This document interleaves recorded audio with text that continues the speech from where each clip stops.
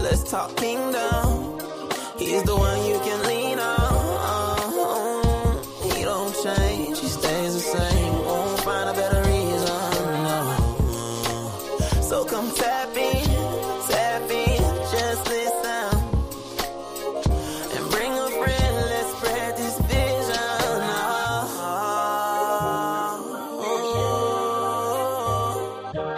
Let's talk kingdom. He's the one you can lean on. He don't change, he stays the same. Won't find a better reason, no. So come tap in, just listen. And bring a friend, let's spread this vision.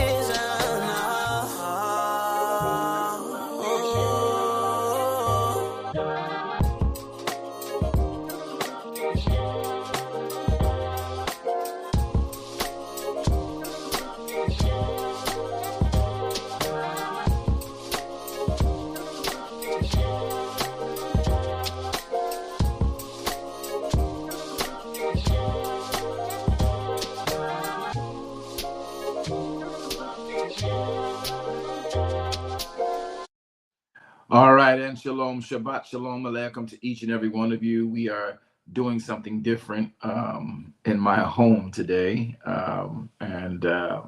Though I'm resting with you guys, I need you please to make sure if you're coming in on the Facebook feeds or the YouTube feed that you would please hit the heart sign, like sign, make a comment. If you're coming in on Clubhouse, again, you don't have to share it on Clubhouse. We're just here. This is a lifestyle. But we are trying to do something different. However, if you are noticing a quality of sound, please, I want to make note of that. If you hear it not as in the quality we're used to, I'll be okay if you let me know about it later, not on broadcast. All right, everybody, we're going to get started. This is yours truly, Apostle V.W. Jones. I'm here today to study and to share what the word of Elohim is in and for our lives. Let's take a moment to pray before we get into what it is that we're going to talk about today. Father, thank you for the day, the time, the space, the place. Thank you for life, help, hope, and strength. We love you. We honor you. And we're asking you right now that you will be with us for your glory, for your name, and for your praise. We give you our lives. We surrender all that we are to you. And we're asking you to be glorified in all things done and spoken. So today, whatever it is you would want us to do, however it is you want us to roll, we ask you to teach us so that we might know you in the fullness of your strength and the power of your word and all things that are you. This we ask in the precious name of Yahushua HaMashiach. We all say we live for you, your word, your will toward us is everything. Have your way in us, in the name of Yeshua HaMashiach. Amen. All right, everybody, so glad to have you with us. We're going to get started. Welcome to our study points.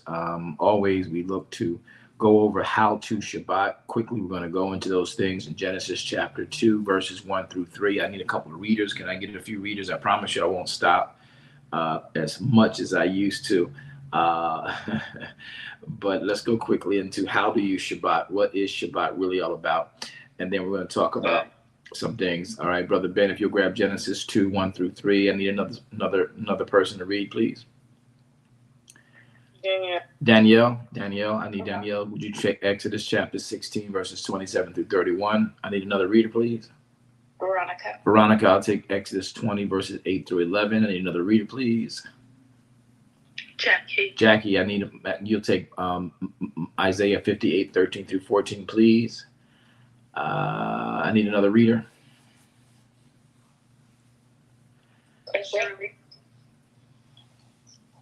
I'm not hearing your names. Chrisla. Hi, Chrisla. Shalom to you. Shabbat shalom.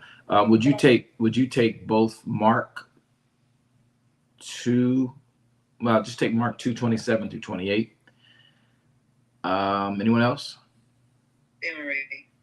See Marie, I'm gonna need you to take Luke 6, 5 through 6, please. And do we have another reader? I got that one. All right, let's get started, everybody. We're going to talk about these things. Good to have you all with us, no matter where you're coming from and calling from, whether you're on the West Coast, East Coast, Central US of A, Southern America, or whether you are in Canada, you are in any of the beautiful nations of Africa, um, the islands, the Caribbean.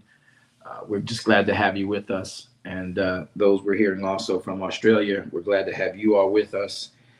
And hoping that you all are edified in the teachings from today. We speak Shabbat Shalom over your lives. If you've already come out of your Shabbat, which I don't think everybody has yet, but some may be at the edge of it.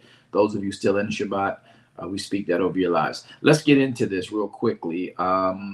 So would you please, let's start with Genesis 2, verses 1 through 3. Brother Ben, would you mind reading that for us, please? Shabbat Shalom, everyone.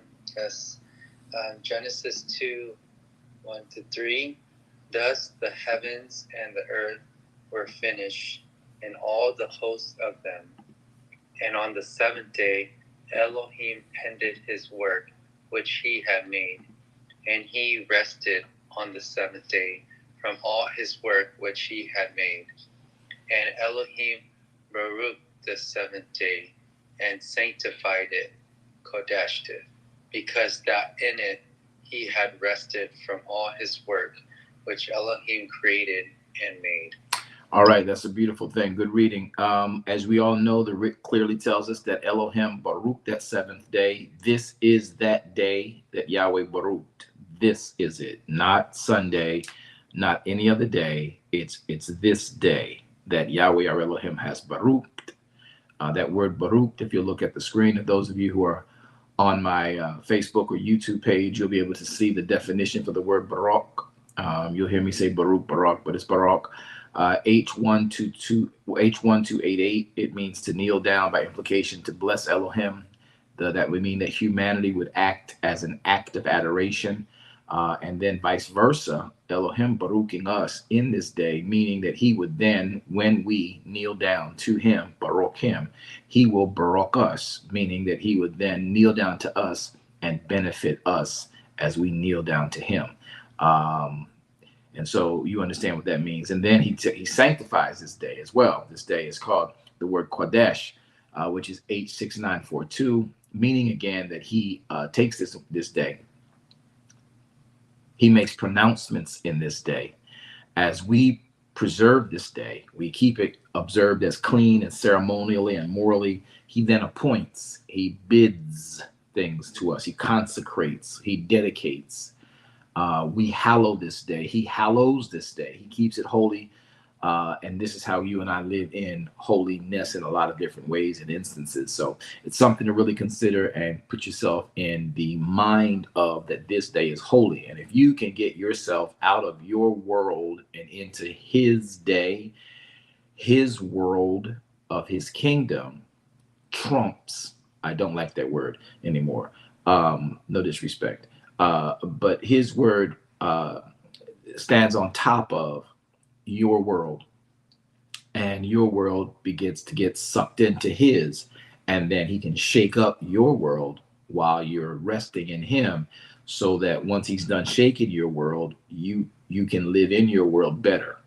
You can learn how to adjust to it, understand the dynamics of it, see a bit clearer, get enlightenment due to it. Anything pestering you, bothering you, frustrating you, Yahweh can help you see through it with the eyes of his wisdom and not with your intellect, though needed. You need intellect, right? You have to sharpen your intellect, but your intellect means nothing in his plan for your life other than a tool whenever he needs to use it, because his plan is why you're on the earth, not yours.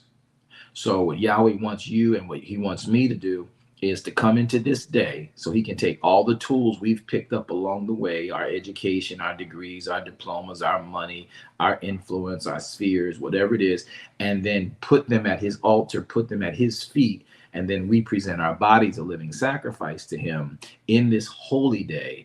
Then his kingdom embraces our world, right? And then helps us to leave this day going back into our world, having him shown us guided us, enlightened us, encouraged us as to how to operate in that world. Now, he doesn't embrace our world, meaning he just takes whatever we do. No, you bring to him who you are and what you are. He shows you how you're supposed to be with regard to that. All right. So that's something good to realize and understand. Do I have a second reader out there? Who's my second reader? Danielle. Danielle, you have the passage, I think, of Exodus chapter 16. Yes, 27 through 30. Exodus chapter 16, taking this through this so that we are in a order of one chronology of what the writ says and how he wants us to do these things. We're teaching and showing you what Shabbat is. Many people want to know, and why we Shabbat. And then they want to know, more importantly, how do you Shabbat? Well, that's why we take this moment in Sabbath to show you what Shabbat looks like, what Shabbat is, and how you practically accomplish it. And many people think that it's about all being super duper spiritual. Well, if you're going to be spiritual about Elohim, the only way for him to be pleased by you is for you to obey him. And many of us running around here being spiritual, acting spiritual, being hailed as spiritual, are the most incompliant, non-compliant people on the planet. So yeah, you spiritual, but are you compliant to his word where his spirit leads you? Or is that another spirit leading you into and out of the house of Elohim? So today, if you understand the compliance of his word, and if his word is spirit to you, then you're going to learn how to Sabbath. And you don't Sabbath by going into a building.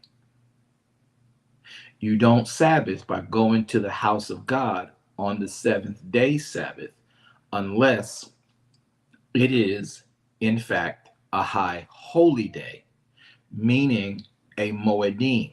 That's Leviticus 23. So we say we're spiritual, but we don't obey the word, which is spirit. I don't know how that works.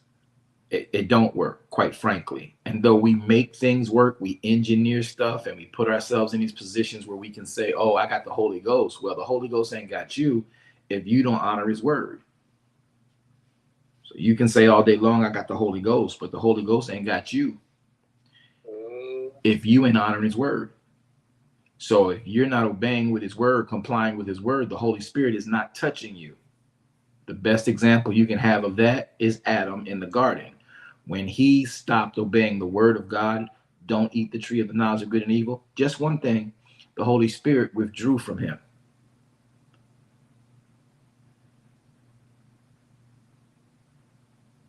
So true. Amen.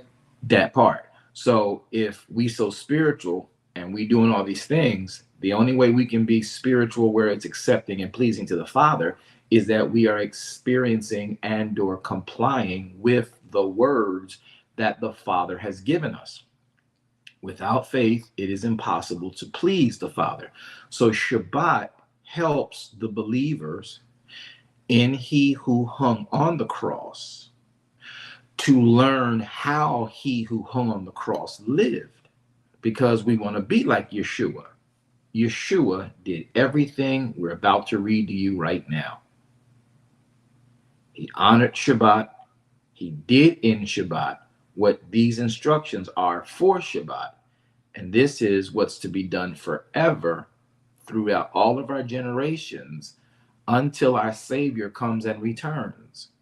Again, you're in a space of this particular broadcast. If some of you are viewing with us internationally, have been invited to check out our YouTube, our Facebook page, or even on Clubhouse. We're not here to try to preach to you. We are here as believers in this. This is our lifestyle, and we're rehashing this. We're rehearsing this within ourselves. We're not here to try to compel you to do it. We're not here to argue with you because you do or you don't do it. We're here living it because that's the instruction to do it. And oh, how beautiful it is for brethren to dwell together in unity. It is in this state of unity that Yahweh commands the blessings. It is in the state of unity that Yahweh commands the blessings. That's why we're gathered. You're welcome to hang out with us, but if you don't, like what is being said before you chew it out and spit it out, rather, and think that we are just some crazy group. Then we ask you just to go back and line it up with the written, see what it says. So to help you do that and facilitate that for you, we are willing to, again, we always go through this. We just live this. This is our lifestyle.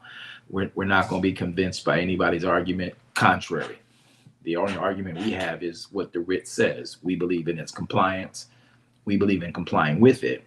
And we believe in its benefits upon compliance. So, I don't know who that was for. I've never had to do that before, but there you go. So, new reader is going to take us to Exodus Shemot. The Hebrew word for Exodus is Shemot, chapter number 16. And before they read verses 27 through 31, I want to give us a real quick backdrop of what happened on this day. So this day is the day before the Torah was given. Israel has been delivered from Egypt. Pharaoh has been drowned, his army in the Red Sea. Israel has been free. They've just about run out of bread. Matter of fact, they did. And then they started to complain. And then Yahweh says, all right, Moshe, I hear them complaining, even though they won't complain to you. They're complaining behind your back. And they're talking to each other because this is all new to them. These are slaves just being freed. And as y'all know, we can get beside ourselves because we don't know what to do, especially when we've been such a slave for so long. We're told what to do. Now we're out here, ain't got no food. We were told to leave Egypt. We did. We were told to make unleavened bread. We did. We were told to eat that last meal we had in Egypt, ready, roll. We did. Now we out here. We saw miracles. We saw the water open. We saw Pharaoh's army dead. We heard the word of Elohim promise us. Okay, cool. Now we're free.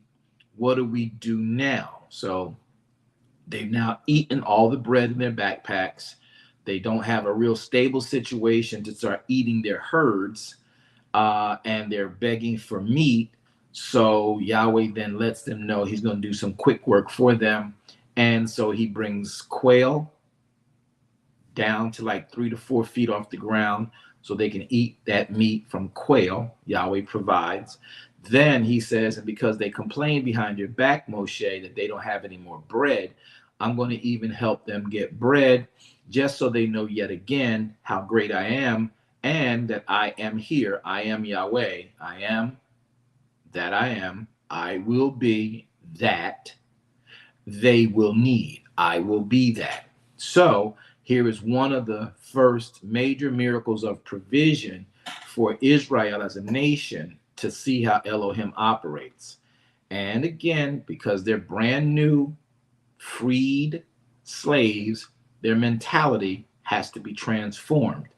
They may be physically free, but they are not liberated in their mind to the life of freedom because they've been 400 years a slave. So Yahweh's patience, he tells Moshe, I'm not going to kill these ungrateful people. I hear them arguing. I hear them complaining about you. They're talking about you and Aaron like y'all did this. So what I'm going to do is this. So when I get down to verse number 26, I want you, Danielle, to pick it up. So let me just grab Shemot, chapter number 16, Exodus chapter 16, and I will start at verse 16, and we will read down. When I get to 26, you pick up, Danielle. Verse 16 says, this is the thing which Yahweh hath commanded. He told them to gather of it every man according to his eatings, 1 omer for every man according to the number of your persons. You guys take that, every man, for every person that's in your tents. Verse 17, the children of Israel did so, and they gathered some more, they gathered some less, and when they did meet it with an omer, they gathered, he that gathered much gathered nothing over his mount that he needed, and he that gathered little had not any lack. They gathered every man according to the eating in their homes. Verse 19, Moshe then said, let no man leave until the morning. This is a very interesting piece. He says, let no man leave until the morning. Okay, let no man leave what you gathered until the morning. So that means, like, don't eat the leftovers on this day. Don't eat the leftovers. Whatever you get today, you cook it today, you eat it today. Don't leave anything over for tomorrow. Verse 20, notwithstanding, the people did not hearken, they did not obey the voice of Moshe. But some of them, thinking they weren't going to get bread tomorrow, they kept it over until the morning. So Yahweh, again being patient, causes the bread to turn to worms, and he just calls it also to stink. So when the whole territory starts stinking of this foul scent, and everybody's screaming because they got worms crawling on their countertops or crawling in their bags where they try to stuff the bread from yesterday so they can have it today. Y'all understand the mindset here? Yes, sir. Yes, sir. The story reads a little bit different, don't it? Yes. So the mentality of the slaves, now freed, having experienced a little bit of lack, now having a miracle happen, that they get some bread, they make some bread, and then they're told, I'll supply your bread every day. Don't keep what I gave you today for tomorrow. Don't do it. On the days that you have to work, I will provide your need. Somebody should have got a prophetic utterance right there. Somebody should have got an actual revelation right there. And so this is why we even pray the prayer. You might not get the connection until now. As Yeshua told his disciples to pray, they said, teach us how to pray. Yochanan taught his disciples how to pray. Won't you teach us how to pray? And so Yeshua says, pray on this wise. Yahweh our Elohim. And he goes on to give them the prayer, which are in Shamayim, Kodesh. This word right here, Kodesh, from that word, Kodesh. Kodesh be thy name, holy, sanctified, providing, bidding, comforting is your word. Ooh, that's so deep. Kodesh be thy name. Your kingdom come, your will be done in this earthen realm, just as you have it in Shamayim, the heavens in which you reside. Watch this. Watch this. Look at the next words. When y'all get it, I want y'all to type it in and say, give us this day. When you get it, he says, Yahweh our Elohim, which art in Shamayim, Chodesh be thy name. How will it be thy name? Thy kingdom, thy machlek, come. Thy will, your Torah, be done in this earthen vessel, my body, just as you have it going on in Shamayim. Give us this day our daily bread. See, Yeshua understood that prayer because he understood what took place in the days of Moshe. Yahweh was trying to provide their daily bread. Y'all get that? Yes, that's good. Are y'all learning? Okay. Yes. I want to make sure we're getting that. So he said, give us this day our daily bread, and then also forgive us of our trespasses as we have trespassed, for the way we forgive us of our trespasses as we forgive those who trespass against us. And then lead us not into temptation, but deliver us from evil. For thine is the kingdom, the power, the glory forever. This is why you must read Torah. If you read Torah, you better understand the prayer of Yeshua. Just because you're a New Testament Christian and you believe in Jesus, you believe in Yeshua, does not mean you understand what Yeshua is saying and where he gets it from when he says what he says, because most of what Yeshua does, he speaks in parables. Someone should write this down. Parabolic teachings are Yeshua showing you practically the way to keep Torah. Let me say it again. Parabolic teachings are the way Yeshua is showing you practically how to keep Torah.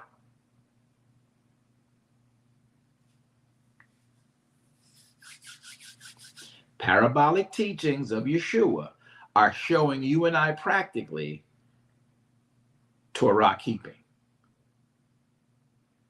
Make that particular one a quote. I hope y'all get that. I hope it makes sense to you. Can you repeat it one more time? One more time. I just said it 3 times. Shalom, shalom, shalom. Thank you. I'll do it. Only because I love y'all. Okay. Yeshua's parabolic teachings are his Yeshua's parabolic teachings is Yeshua's way of practically showing us Torah keeping.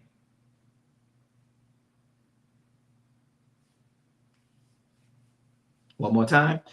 Parabolic teachings of Yeshua is his way of showing us practically Torah keeping, how to keep Torah.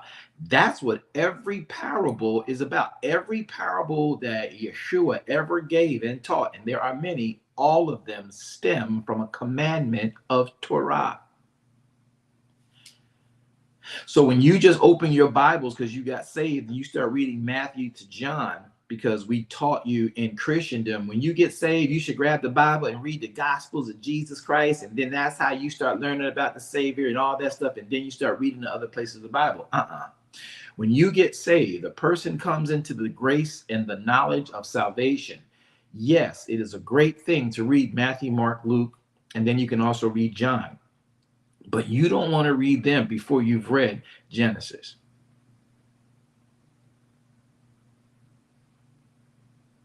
Because those books come from Genesis. So when you read those books, you never think to go back to the beginning, except now you can have a history lesson so you can make a good presentation at the church play or the church program, or a dissertation about a subject the church may want you to give. And so you can show that you've read your Bible. You might go back to the Torah. You might go back to the Old Testament to say, there was another verse back in the old antiquated passages of the Bible that speaks about this important subject we're living today. And that's what we've really done wrong in propagating the Bible. And that's why Shabbat is supposed to help us know the word, which is found in the Bible, so we can understand the stories of the Bible. So let's get to this next part. All right. Now, I find this really important because when you read what Yeshua or what Moshe's experience is with the children of Israel, I want you to remember the mentality. Remember the mentality. 400 years slaves. Israel was in Egypt. Pharaoh told them when to eat, when not to eat. He told them to make brick, don't make brick. He told them to push brick, don't push brick. Rough, tough taskmaster for his own glory, for their own praise, for their own build of their Egyptian empire. Israel was basically a tool. Whenever he wanted something done, he used these slaves to get it done. Sound familiar, Americans? Anywho, so the mentality of a people now freed, having possession of their talents, and now having the ability to keep what they make and build from it and with it for themselves. Completely different mentality than what it was just 3 days ago while they were in Egypt before they crossed the Red Sea. You don't just shift because now you're free. Your mentality doesn't just shift. You may want to be free. You don't want the shackles. You don't want the fetters. You don't want the whip. You don't want the isolation. You don't want the torture.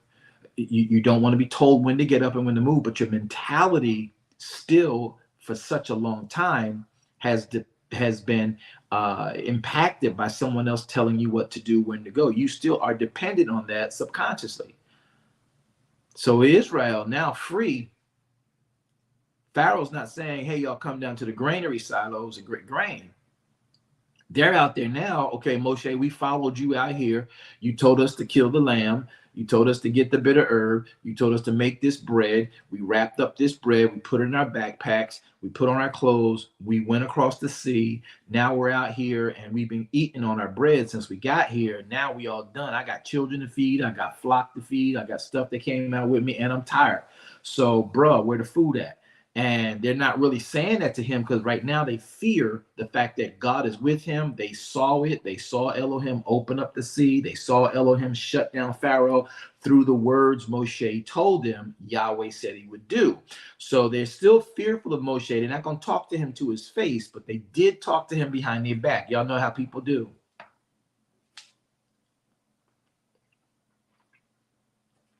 They ain't going to say it to your face, but they're going to talk about you behind your back, even though you're leading them into liberty. That's how they'll do you. Watch your back. It ain't so much about watching your back. It's just about knowing what's going on behind your back. Clearly, I ain't got to watch my back. And that's where I made my mistake in ministry. I was watching my back. And Yahweh was like, and this is what he told me when I first understood this story. He said, they were talking about Moshe. They were talking about Aaron behind Moshe and Aaron's back.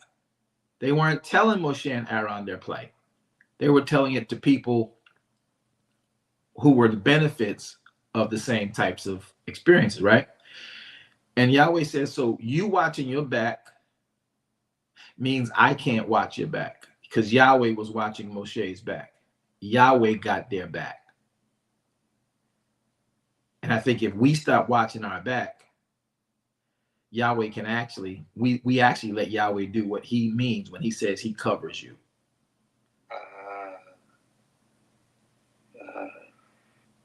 So when you understand that, it becomes different, and your ministry change, your life of ministry, your life in Christendom changes, because you realize that really I'm just supposed to do what you say do. And if the people follow, they follow because I'm leading. I'm not a leader because I said, everybody come to me. I'm a leader because I actually obeyed the word and did the word. And people like, oh, that's how you do it. I'm like, yeah, I'm doing it this way. Okay, I'm going to follow you doing it that way. Okay, cool. Well, let's go. And you have traction. You got momentum. You got movement. You have a movement now. But it wasn't because the leader was like, I'm the man. It was like, I'm just going to do what he said do, and this is the way he's saying to do it, and they're seeing your success at it, so that's how you became a leader. Now, if people are following me who watched me do what the word said to do to get out of where we were, then they're following me out. I'm not asking them to. I'm just doing it, and they're seeing my level of success at it, and they're doing it that way. And then when they see different shifts, they may see how we adjust, because we're being conscious and paying attention to the instructions to be consistent with them. That's what a leader does. That's how a leader works. That's how a leader walks. Okay. And so when you understand that, you find yourself in a position that, okay, that's what leadership is about. Because the leader is in the ship that we're all in, and we're all rowing, including the leader. The leader isn't the one sitting up there talking about row, row, row, row, unless we just need cadence, because people in the back following the same example can't hear what the example is doing. Now you have a row team and someone saying, for cadence sake, row, row, left, right, left, left, right, left, so that everybody, no matter how far, as long as you are in earshot, you might not be in visual sight, you can still say synchronized. See, this is where we got it twisted. We act like the person doing all the speaking is bellowing out orders. The speaker, the leader, is really, once he realizes that people are following that example, just trying to keep us all doing it the same time, the same way. Can somebody just write in cadence? Okay. So when we're doing this as people or a person or two who have been seen as doing it successfully, others will follow. You're going to have haters following too, because haters, though they want out, they see people migrating to this successful way. They themselves will adapt to that way, but they still low-key hate that people not following them. And then they become judgmental.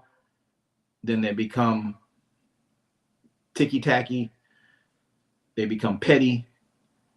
And don't even know where the heck we're going, but just can't stand somebody following somebody that's not them. Did y'all know that's the core root of insurrections? Okay. Now I know. So when you're doing what you're supposed to do, when you're doing your job, I want everybody to say this. I mean it. I want y'all to all say this. Daphne, Danielle, you're going to read. I want everybody to say this. I want y'all to really think about this. I want you to say this from your hearts. When I do my job, Yahweh got my back. You just look forward doing your job. You don't need to be looking back over your back to see who not following you, who is following you. You do your job. You keep moving. Yahweh will cover your back. Everybody say it on count of three. When I do my job, Yahweh covers my back. 1, 2, 3.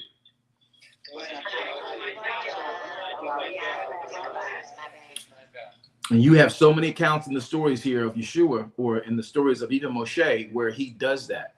There was another time when Yahweh was when things were going on, and Miriam, who is Moshe's sister, who became the prophetess of the camp, was not pleased with a decision that Moshe, her brother, did, i.e., he married an Ethiopian woman. And though she may have liked Sephora, it didn't work out with him and Sephora the way it should have. And he ends up marrying another person. And Miriam, granted, she loves Elohim. Miriam, thinking she got clout and rights because she's the one who put Moshe on the Nile River. She's the one who helped Yoshabel and Amram pitch the actual basket that they put Moshe in. So she's like older than Moshe, and she's pitched this basket. So she knows her brother. She is partly responsible for her brother, in her mind, having some success. And when she don't like something, her brother need to pay the heck attention. So her head is Moshe leading all these people. Well, I'm the one who got Moshe out. I'm the one who, me and mom pitched this tent. I'm the one who was his low-key babysitter, and the Pharaoh's daughter chose me and had me go back and get mom so mom could breastfeed Moshe. So Moshe need to be listening to me. Now Moshe, 50 years later, is overseeing all these people, and he made a choice, and he is now with another woman. But Miriam, she don't like the choice Moshe made. Did y'all know that that storyline existed? Amen. Yes, sir. Y'all didn't know that existed. Y'all saying amen, but y'all did not know that existed. I did not. I didn't realize. You don't realize where Miriam's mind was when she talked about her brother, who is now the leader, and she don't like a choice he made as leader. She knows he's powerful in the Father, but she don't go to him directly. She talks about him to her other brother, who is a leader in the kingdom, Aaron, and her and Aaron hold this conversation about their leader, who did not ask to be their leader. He was born that way. He didn't ask. He did not get up on his IG page and on his Facebook page and on his YouTube page and say, y'all follow me. I'm the man. I feel it in my innermost sprite that God has called me to bring y'all out of y'all fight. He did not get up and do that. The man was really pushed into being a prince, pushed into being the prince of Midian. Now he's being told by a bush that's burning and will not turn to ash. What's really going on? Come up here, take my shoes off. Who's talking to me? He didn't ask to be who he is. And yet, though Elohim has used him in these ways, she now free from her slave masters.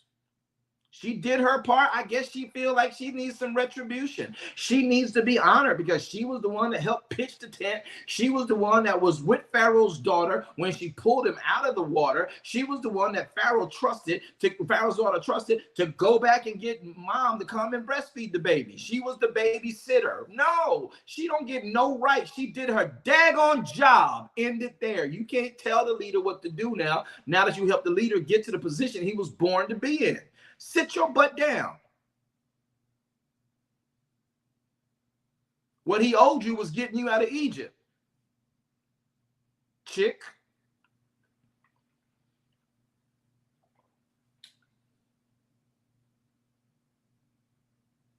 Did I sound angry? Just a little bit. So at the end of the day, at the end of the day, she doesn't like a choice he made.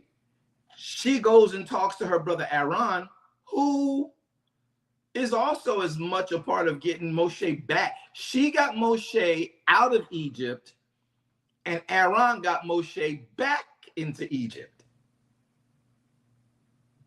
So she now is like, well, God talks to us too. Why he think he the only one to talk to God? She's not mad at Moshe because of the fact that Yahweh speaks to him. She's mad because she don't like the fact that he married some chick she didn't care for. That's his personal life and his personal business. Mind yours. Now she want to flip it. Well, God speaks to me and he speaks to you too. Why he think he the only one? And so now Yahweh, listen, Moshe never knew Miriam felt that way. Moshe never knew Miriam and Aaron would entertain a conversation with each other after all they've been through like that. And so y'all when I get into character on these pieces, I start living them out. Okay, so y'all don't think I'm angry, but the issue should bring us to a state of ooh. So here's what it is. Moshe has no idea that Miriam feels this way. No idea. Aaron, his prophet, would feel that way. And he's holding it. This is why y'all got to be careful. This is why you don't have to watch your back, guys. Aaron showed his colors. You never know how close, who in your close circle low-key don't know how to deal with you. And they will entertain conversations of perspectives about you when they shouldn't. But it's predicated on the fact that, though I'm glad to be a part, I really don't know how to handle this. Moderators. So everybody got to understand, you don't know who in your close chest has the ability to pull a Lucifer on you. Maybe I might know it better if I say it this way. Who in your close group will pull a Udis on you?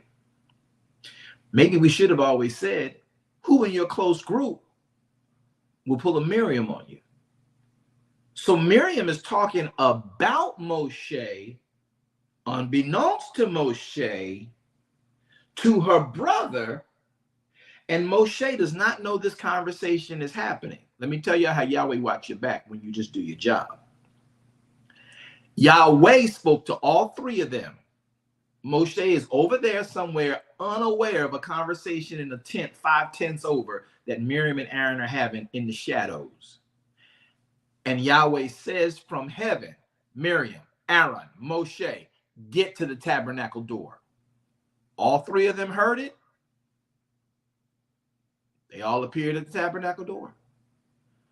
Moshe pulls up. Hey, Miriam. Hey, Aaron, what's up? Oh, he called y'all too? Okay, cool. Wonder what it's about. Miriam is like, you think he heard us, Aaron? Aaron's like, girl, I don't know. You talk too daggone much. I told you keep your mouth shut. Every time you say something, I get in trouble. That's why you could sit there with some babies used to get me in trouble all the time. Why am I here, God? Why am I here? Why am I here? I should have said something. I know I should have said something. See, y'all got to understand, this is what happened. All three of them are called by Yahweh to come to the tabernacle door, and the only one who don't know why he's there is Moshe. They know why they've been called there. Moshe knows nothing. You do your job, Yahweh will cover your back. Don't be worried about who gossiping about you, who's saying what about you. Yahweh will show you. And he will show you in a way that they expose themselves, and in a way that even though they deserve death, you who they stabbed in the back, it'll be your prayers that keep them from the demise they deserve. And by the time it's all over, they'll have a much greater respect for you and your name next time. So when you understand what Yahweh does here, he brings them both. And then he immediately doesn't even let Moshe start talking, because usually when they call to the tabernacle of the saints, Moshe is like, oh, Father, we come before you. He's like, boy, be quiet. Listen, do you know these two jokers, your brothers and sisters? Yeah, your prophet and the prophet to this house and the high priest, the Gadol Kohanim, are entertaining conversations about you that I haven't dealt with you about, like they me. Oh, you don't like this version? Let me tell you about it. Wrote a song about it. Like to hear it? Here it go. Miriam, chick, come here. So you felt you could talk about Moshe behind his back to Aaron. And Aaron, you're ignorant behind. After all you've been experiencing at a much higher level than Miriam, you felt it was okay to even entertain this conversation. Huh. Well, let me tell both of you, because I heard what you said, Miriam. Miriam, what you said was, I speak to you and I speak to Aaron. And why does Moshe think me talking to him is different than me talking to you? Well, let me tell you, little girl, come here. I talk to you in dreams. I talk to your brother in visions. I talk to this man right here face to face.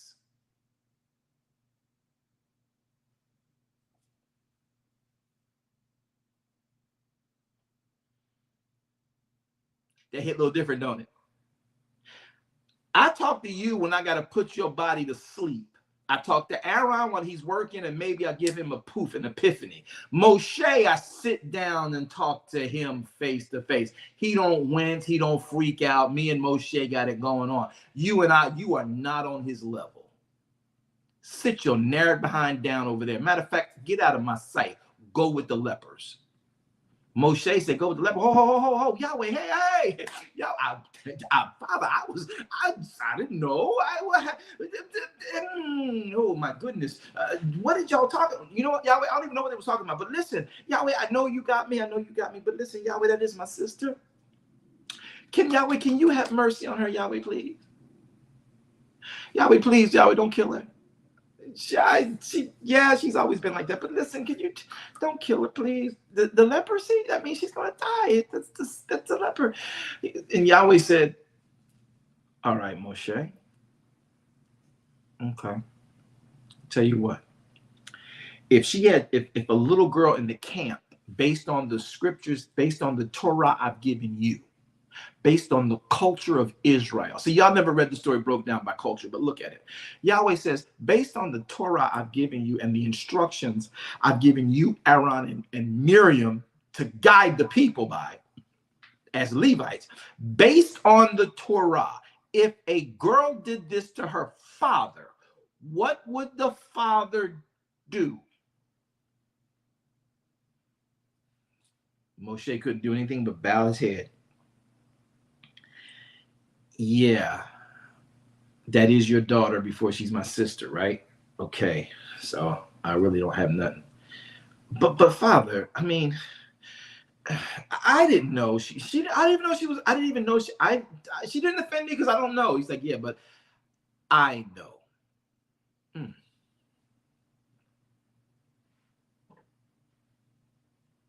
Yahweh says, I tell you what. This is why Moshe is called meek. Danielle, I'm coming to read. This is why Moshe is considered meek. M-E-E-K, not weak. M-E-E-K. Meek. Wait a minute, did I spell that right? I better learn how to spell meek. It is. That's right. All right. Gentle, right. M-E-E-K, right. You know what it is? I don't know why something like Meek Mill flashed in my head. Sorry. So anyway, so Yahweh, this is why Moshe was considered meek. Let's look at the power that Moshe has right now. Moshe could have been in his feelings and remembered all the times that through the camps and through the travels that she had something slick to say and be like, you know what, Yahweh, if you gonna kill her, go ahead, do what you gotta do. And she don't like my wife, so she just made my life difficult anyway. So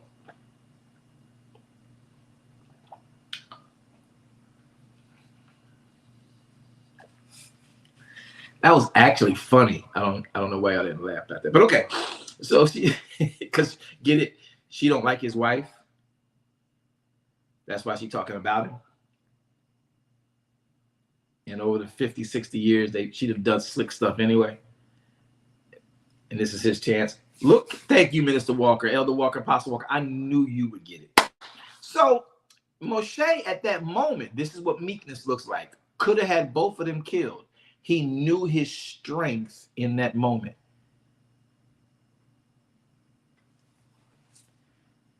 And he didn't want that for her. He could have just walked away and let Yahweh do what he gonna do because he's Yahweh. He was like, Yahweh, would you? This is real intercession. Yahweh, would you please? Could you please? She goes through. She gets on my nerves. She does, but she's still my sister, Yahweh. And it's not so much the blood and water sister, it's that they have been through much. Moshe is still grateful to her now that he knows the story of how he got out of Egypt, how he got into Pharaoh's house. So now he is handling this in a way that is very meek. He knows his strength. He does not execute his power. And he asks Yahweh, using his power now to benefit someone who does not deserve mercy. These loose lips of this loose chick could have sunk the entire ship and brought division in that camp worse than Korah and Dathan ever could have. So when you are honoring Yahweh, Yahweh don't have to.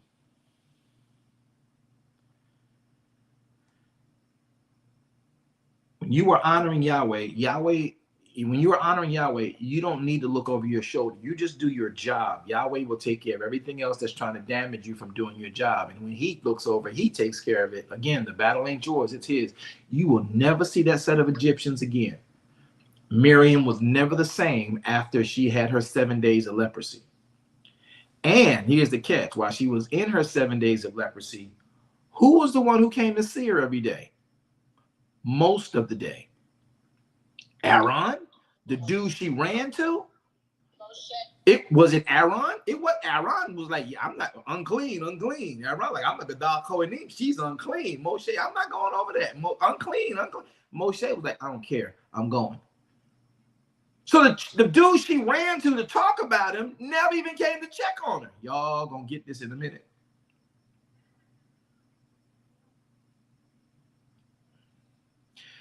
But the dude she talked about and literally looked to usurp authority with and possibly bring division in the camp is the one who went to make sure she was okay, even though she deserved what she got. See, I understand this, and yes, this is not just a role play for me. This is real for me so many times. And the people they went to talk about me to, they went to destroy my name and my image and my degree and everything too. They left from there like, oh, you got busted. Oh, you in that. Oh, you know, it ain't work. It's not worth it for me anymore. You know, that's done now. You know, that's over that. I'm so over there now. And while they were damaged in the mess, I'm the one who went back and said, look, I forgive you. Hey, let's get you back in your house. Hey, let's keep your car. Hey, let's keep food on your table for your family and your children. Come on. Look, you said it. Fine. I don't know how you feel about it. As long as you got it right with Yahweh, I still can't see you hurt. See, if you never lived that, you don't understand that storyline.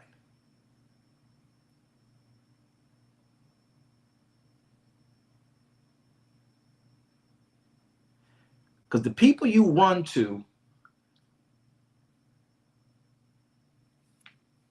in a moment of your anger, this is why you should filter everything through the word of Elohim. Y'all make that a statement. Filter every thought you have, good, bad, ugly, indifferent, judgmental. Filter it through the word of Elohim and determine how you should with this thought you have. Either do it righteously or do it unrighteously. But before you do it, filter it through the word, which is righteous. This way you know whether Yahweh says this is how the kingdom operates or not. And if you carry on to do it contrary to the kingdom dictates, then you know you mean to do harm. So be prepared when the boomerang comes back.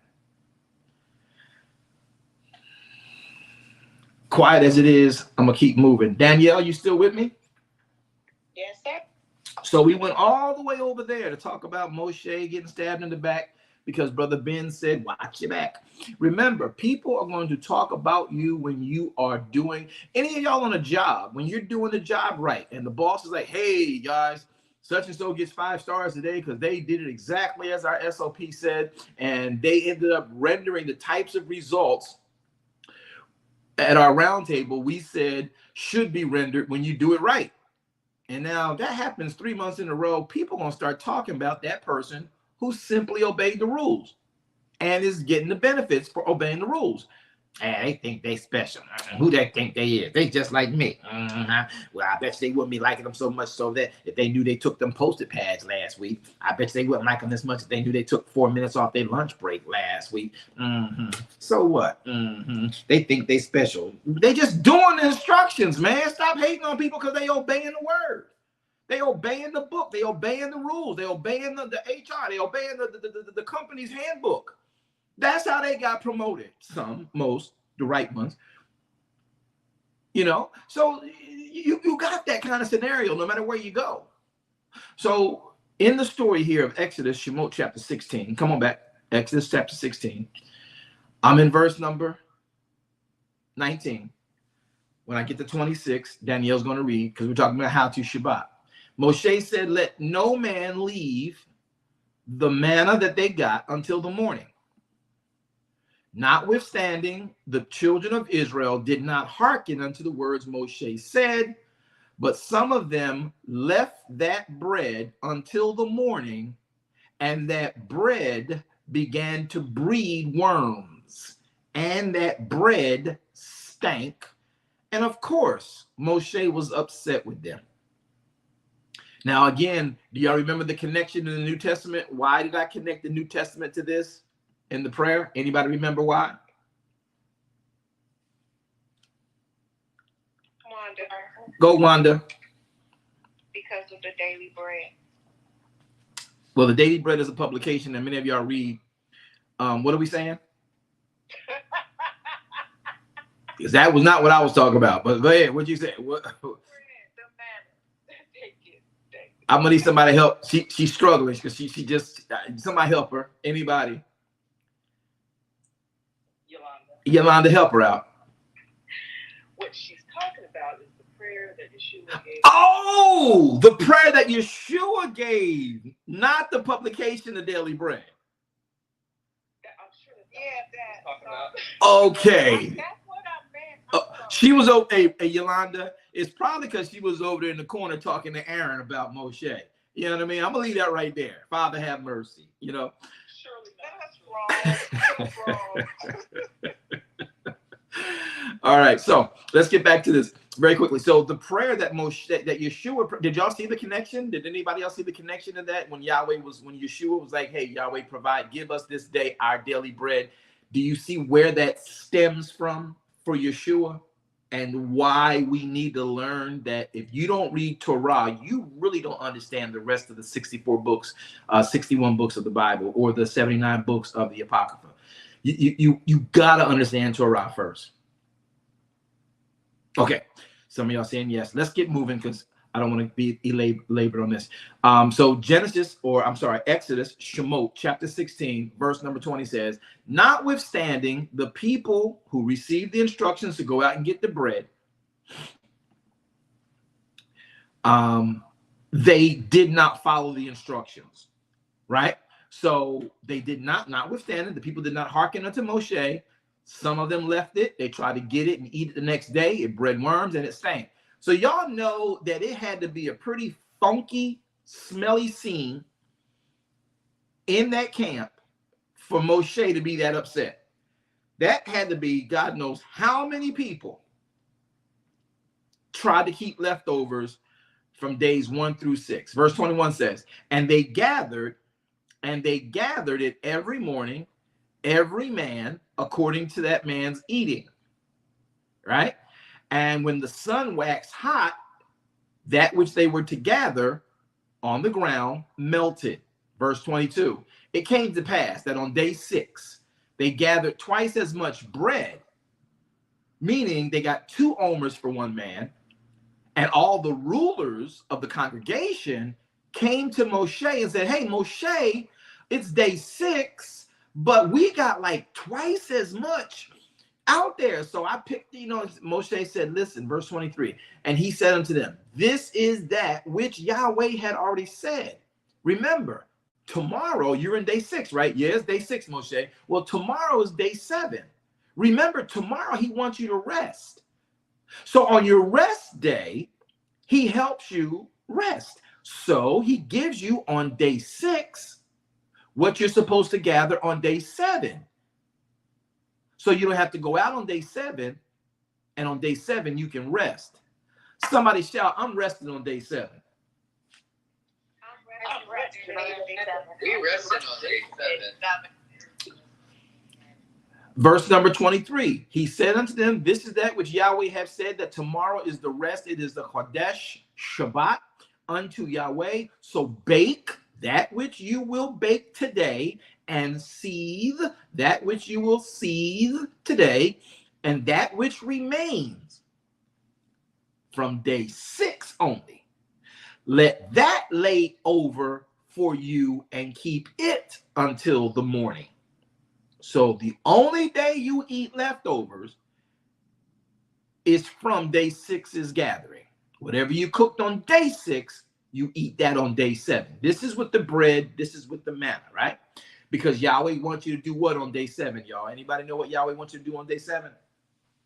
Rest. He wants you to rest on day 7. So now look at this, verse 24. So they laid it up until the morning. They had leftovers, just like Moshe had told them to do. And it did not stink. Neither was there was no worms in it this time. Oh, maybe because they obeyed the word this time. So there was no worms in it this time. And it didn't stink. Verse 25. Moshe said to the elders and the people, hey, y'all, eat that, your leftover from day 6, today. Why? Because today is the Shabbat under Yahweh.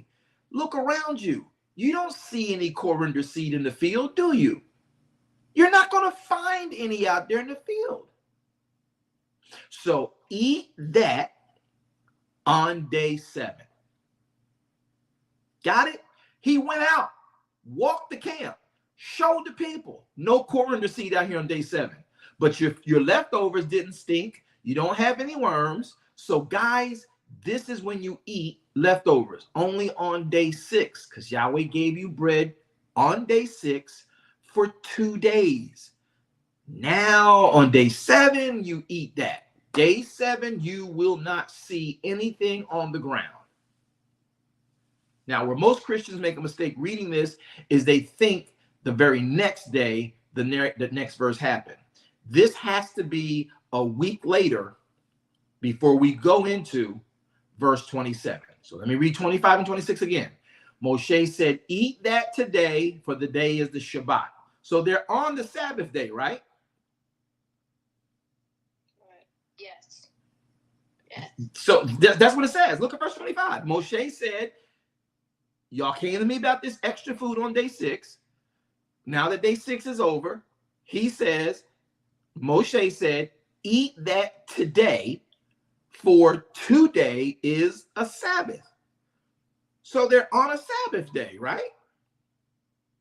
Right. Then he says to them, today, look around you. You don't see any of what you saw the other day on the ground, do you? You're not going to find any of this bread seed on the ground. This is the Sabbath. Then he tells them, 6 days you gather it, but on day 7, it's the Sabbath. There will be none. Verse 27, and it came to pass. This is later on, at least 7 days later. Okay? Go ahead and read for me. Okay. Shabbat shalom, everyone. And it came to pass that there went out some of the people on the 7th day to gather, and they found none. And Yahweh spoke unto Moshe, how long refuse ye to keep my commandments and my laws? Hold it. So if you read 27 like she just read it, it came to pass after Moshe told them last Sabbath. He showed them last Sabbath. There is nothing out there on the ground, guys. Yahweh is not putting anything out there for you and I to get. He's not putting out there. Look, on day 7, you rest. Next week comes. These jokers is out there on day 7. There's a reason for this emphasis. Would you read 27 again for me, please? Yes, sir. And it came to pass that there went out some of the people on the 7th day to gather, and they found none. And Yahweh spoke unto Moshe, how long refuse ye to keep my commandments and my laws? See, for that the Yahweh had given you the Sabbath. Therefore he giveth you on the 6th day the bread of 2 days. Abide ye every man in his place. Let no man go out of his place on the 7th day. So the people rested on the 7th day. So he said simply and concisely, Yahweh said, he's upset that you guys have not honored the instructions I gave you. Verse 29, Yahweh has given us the Sabbath day. I need anybody who gets this to say, thank you for my gift, Yahweh. Thank you for my gift, Yahweh. Only 5 people got that? Let me move on. Help us, Father. Thank you for my gift of Sabbath, Yahweh. Thank you for my gift, Yahweh. So verse 29 says, Yahweh has given you the Sabbath. And because of that, he gave you on day 6 bread enough for 2 days. Verse 29, can you read again for me, D? Yes, sir. See, for that Yahweh has given you the Sabbath. Therefore he giveth you on the 6th day the bread of 2 days. Abide ye. No. Don't just slide by that semicolon there. Don't do it. Don't do it. Don't do it. Don't do it. He is saying, I gave y'all bread on day 6 for 2 days. That semicolon right there is a command. He goes on to say, because I gave you bread on day 2, on day 7, I want every man to abide in his place. Let no man go out of his place on the 7th day.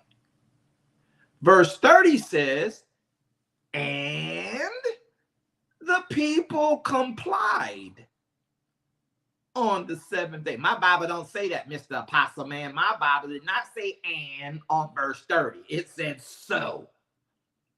All right, let me help you. Verse 30 is an actual response to verse 29. So in the VWJ translation, properly interpreting 29 and 30's interactions, it's an and. It's an and for me. You ain't got the, it's an and for me. And the people rested on day 7 because verse 29 said, you don't leave your house on day 7. So the people are like, okay, cool. We don't go out on day 7. That wasn't funny. I thought it was funny. It was funny to me. It was funny. So when you understand that Yahweh never did away with the Torah, and no matter what you know about the New Testament, no matter what you understand, and you've now been living because of the New Testament is only a proofing of how the Torah was to be carried out. Remember what Messiah said, y'all. Messiah says, I did not come to destroy the Torah, nor did I come to destroy the prophets who propagated the Torah. I came to show you how to live the Torah. So if you live in today and you trying to be like Jesus, then you need to do what Jesus did. And half the crap we do in church ain't what Jesus did. Yeshua kept Torah. Yeshua kept the Shabbat.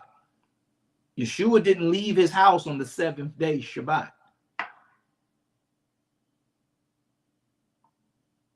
Say what? Yeshua never left his house on the 7th day Shabbat. Let me ask a question to the general mass. Would Yeshua ever disobey Elohim's word? No, he would not. Let me ask another question.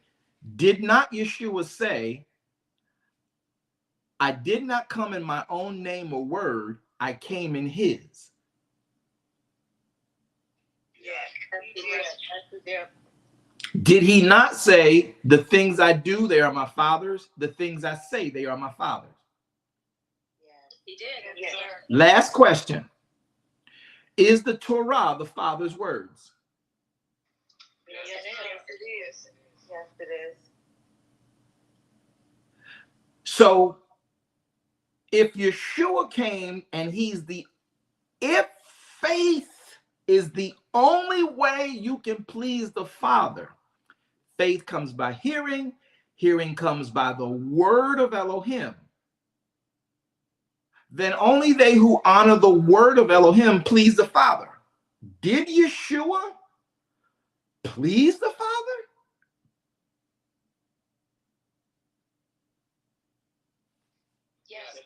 Yes, he did. Absolutely, unequivocally. He pleased the Father. He ding, ding, ding. He wins. He pleased the Father. And we're supposed to do like he did. Well, guess what? To please the Father, you obey his words. Yeshua would never disobey Elohim. So, verse 29. These are the words of Yahweh to Moshe, and Moshe from Yahweh to the people. See that Yahweh gave you day 7. See that Yahweh gave you on day 6 bread enough for 2 days. Because Yahweh does not want any man going out of his property line to gather manna on day 7. So the people rested on day 7. Did they go to the tabernacle on day 7? No, sir. No. Oh, they didn't go and shake their tambourines down at the church, down at the tabernacle, just a half a block away? No. Oh, they didn't go and jump and shout and scream and cry, hallelujah, glory to the Lamb on the day they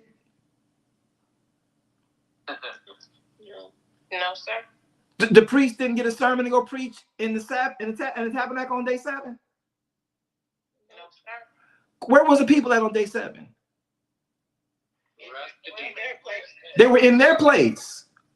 Was they in Yahweh's place on day 7? No, their place. Yahweh was there. So whose place was they in on day 7? Their place. So they didn't go to the house of God that Moshe made on day 7, right? Right.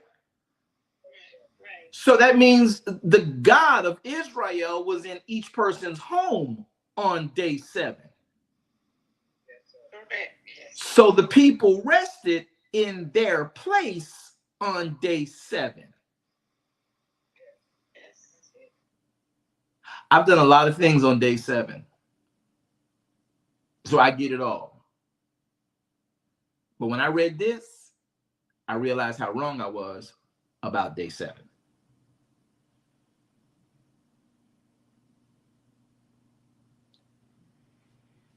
They did not go have church on day 7.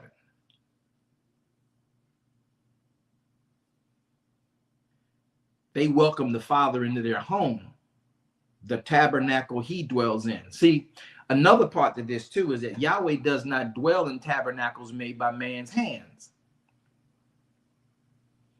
Does he? No, sir.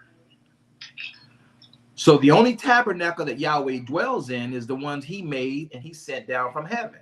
And that's you and that's me. So he doesn't need us to go to the tabernacle he had man make with human hands. He wants to come into the earth to rest in the bodies and the tabernacles he made. No man made you. I don't care. I don't care if there's a clone from some science lab that has now lived to be 37 years old. Yahweh ain't living in that clone. No, he ain't. Amen.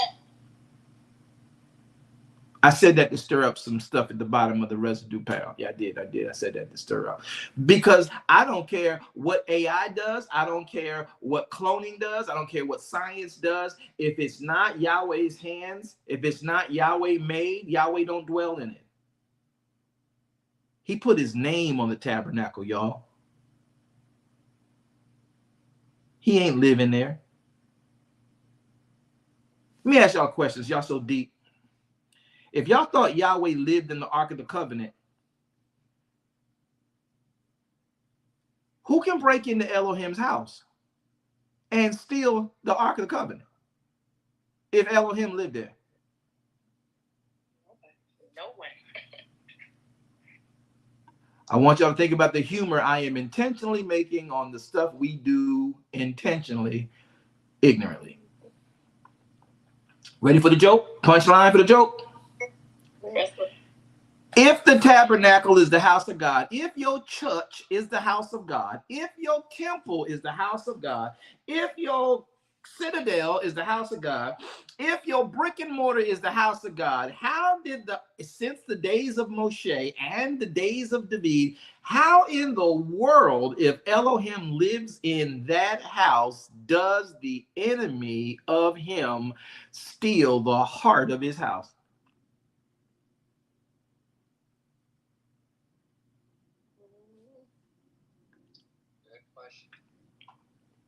So is it the house of God?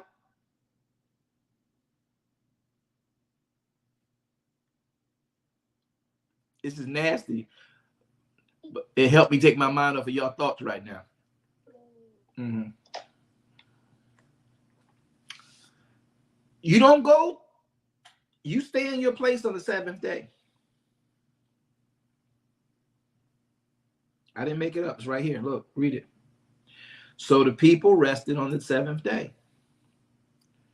Let no man go out of his place on the 7th day.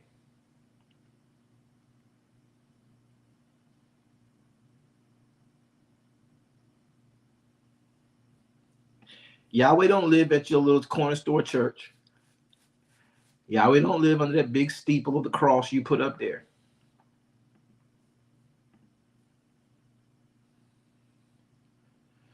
Whew.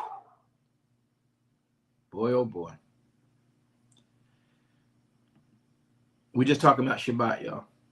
We're just talking about Shabbat. We're just talking about Sabbath. We're just talking about what Yahweh wants us to know and understand, and how we do it the way he designed it. So in the Sabbath, I want you to pay attention to you. I want you to pay attention to it. I want you to get it. I want you to realize it. I want you to see it.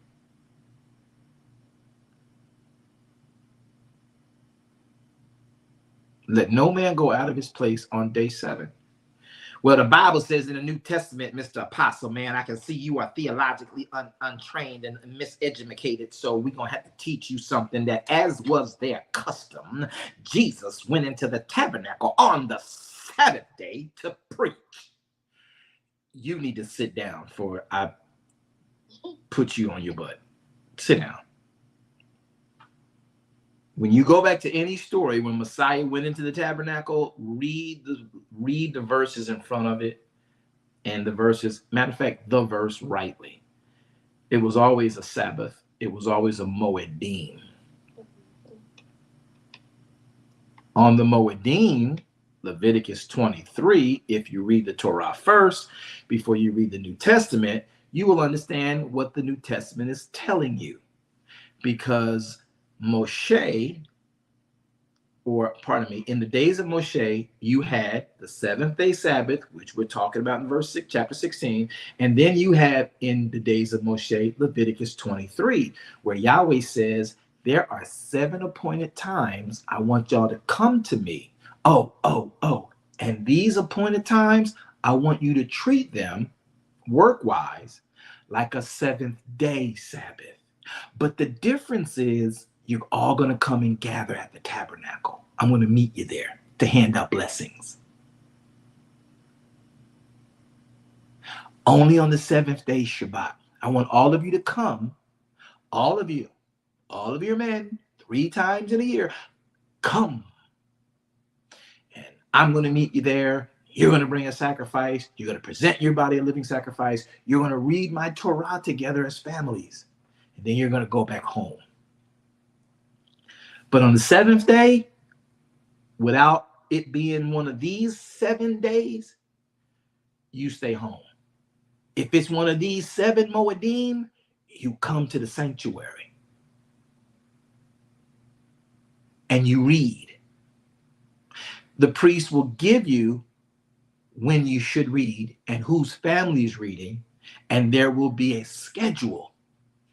That's what my Levites are responsible for. Okay? Torah, New Testament. You don't know New Testament until you've read Torah. You read it. You read the New Testament, but you don't know it. You like, woo, Father, I almost said something. I got permission to say this. All right, I got permission to say this. Now, y'all know if I get a secular song, it means something. Listen, you read the New Testament and you never read the Torah, but you read the New Testament because you're smart. You're not, nobody's dumb, right? Well, yeah. And so you read it. You have knowledge of what Yeshua did. You got knowledge of the record of where he went, but you don't know the why he did where he went until you read Torah. So technically, even though this rapper called himself the king, he wrote a song with these lyrics, and I have permission to interject them here right now.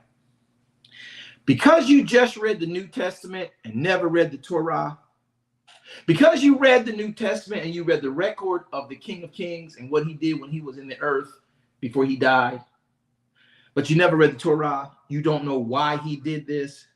So the risk that you and I run, who just read the New Testament and don't understand the Torah as to why he did in the New Testament what he does, you run the risk of him saying when he see you, Remember, because you didn't read the Torah, but you read the New Testament. Remember, when you see me on the street, you don't know me.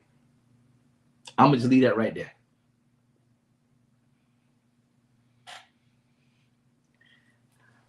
I see everybody on my platform saved.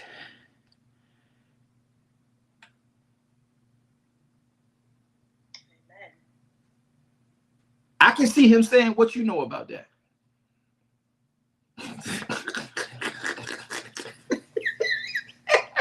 See, looking at Jesus like the 10 virgins. 5 virgins were wise, 5 were foolish. The 5 who did see him, he like, what you know about that? You got that oil, you got that you got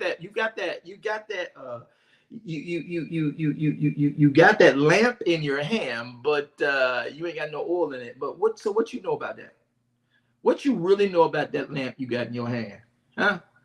Well, we got the lamp. I'm coming. I'm supposed to have it, but you know me. And they knocking on the door trying to get in. He like, if you knew me, you'd be on this other side of this door. You would not have had this door shut on you if you knew me. So remember, when you see me in the streets, you don't know me. Okay, how much you dress like me, put that lamp on your hand, got your tallit on, you don't know me.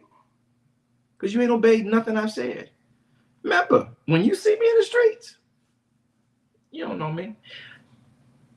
That's what a person reading the New Testament, never reading to understand the Torah, runs the risk of having Yeshua say to them when they meet him.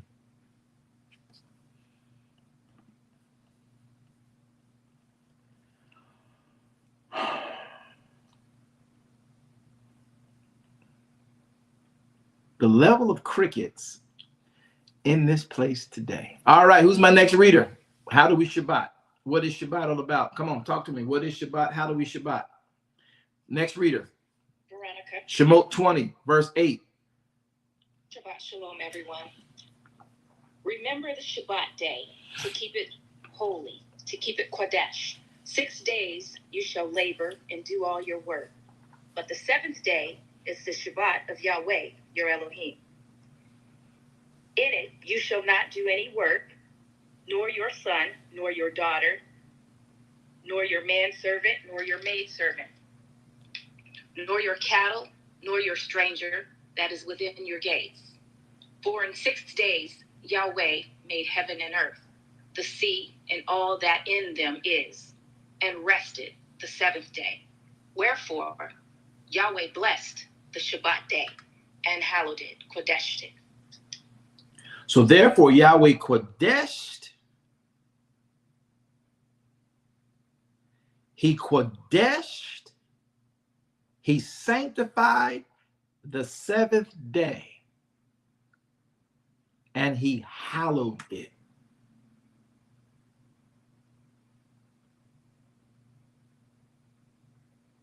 And these are the things that people must understand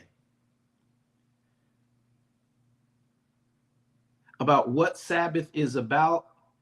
And no matter how many times or ways you try to put this to it, mix this in with it, set this up and say we do this now, Yahweh is the same yesterday, today, and forever. Do y'all know that when Messiah comes back in the millennial reign, we're still going to be keeping Shabbat? We're still going to be keeping the Moedim. We're still going to be doing Pesach. We're still going to be doing Shavuot. We're still going to be doing Sukkah. We will be in Sukkah. We will be doing these feasts even after the rapture. At least until the millennial reign. How do you know that? Because Messiah said to his disciples, Matthew 26, 28. You can go there and read it. Matthew 26. You can go and read it. He says, I won't drink this cup, eat this meal with you again until I return. Well, when he returns, what's going to happen? The rapture. But he's not staying to do the meal. No. He's coming to take them that are his, go back. 7 years later, he's going to come back. Then he reigns in Jerusalem, which will be the capital of the world, and he will be dictating all of our banquets. Every single solitary thing you see in the Torah, everything you've seen him say and do, he will be honoring and he will be doing. He's telling you, I'll be eating this meal again with you when I come back. Alex. So everything that Elohim does for us, and we need to make sure we understand what he wants from us and why he wants it with us. Because there is nothing that Yahweh, who is our Elohim, wants greater for us other than to comply with his instructions. Your salvation is hinged on his word. Our problem is we keep reading the Bible thinking the Bible is his word. Let me make it clear for you. The word of Elohim is found in the Bible, but the Bible is not the word of Elohim. There is a portion of all that literary work that is the words Elohim gave to humanity. Then the remaining portions of that literary work of the 66 books or the 84 books, Bibles, whichever one you got, those remaining books give you testimonials and records of who obeyed the words given to humanity or disobeyed the words given to humanity, and what happened to them, and how it played out for them, and how they got redeemed when they returned to the words. So the Bible contains the word of Elohim. The Bible is not the word of Elohim. Does that make sense, Zion? Yes. Yeah. All right. I think I heard two names. Moderators, who's the two names? And then I got to get ready for my next reader. Chrisla, go. Shabbat Shalom. We were talking about the Ark of the Covenant. I was wondering, what was the point of the Ark of the Covenant? Was it a representation of his presence? You want me to really mess you up? I'm not sure you're ready for this. Okay. Because I don't want to, if I do this, I'm going to have to open this up. Should I do this, Yahweh? We could do a study. Okay. And that's a whole different group of people you need for this. Listen. Okay. Ark of the Covenant. What's in the Ark of the Covenant? Everybody can help. This is a joint study, y'all. Come on. Y'all too quiet. Y'all too quiet for a Sabbath. I'm sorry. Say your names and give me what's in the Ark of the Covenant. We got 3 items in the Ark of the Covenant. Somebody give it to me. Veronica, go. Give me one. The rod, Aaron's rod. Aaron's rod. Thank you, Veronica. Somebody else, give me something. Danielle, go. The bread. The bread of life. Okay, the bread, the manna. Okay. Did I hear Alex? Yes, sir. All right, Alex, go. The mercy seat. No, that's on top of it. That's on top of it. I'll let that come as well. Okay, I heard Wanda. The 10 Commandments, the stone, the tablets. The Torah. Yes. Okay, the tablets, the Torah, the scroll, whatever. Okay, great. Okay, Daphne, what were you going to say? What Minister Wanda said, the tablets. Okay, fine. So we have the word of Elohim inside the ark. We have the bread, the holy, the bread from heaven, Acts 16. We have the manna that does not stink or draw worms, right? You have the manna. You have the manna in the ark, right? All these millennia, right? Then you have the rod that Aaron had that budded. Resurrection is its name. So with the Torah, you have the word of life.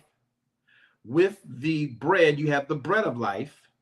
And with the rod, you have the resurrection of life. On top of this ark is the mercy seat, right? That's the mercy seat where Elohim's hearing your prayer. There'll always be a aroma, a scent. We'll talk about this later. So what else is about the Ark of the Covenant that you guys can think about when it comes to how was the Ark of the Covenant built? Does anybody know? Alex. All right, Alex, go. Give me something. The two cherubim on each side. Okay, that's the mercy seat. All right. Next, anybody else? Patricia. Patricia, go. Go for wood overlaid with gold. Okay, go for wood, and it's overlaid with gold. Okay. All right. Anyone else? Wanda, go. There were rings placed on it to put the staffs through. So you had the O-rings on the side of it to carry it, right? Okay. Anyone else?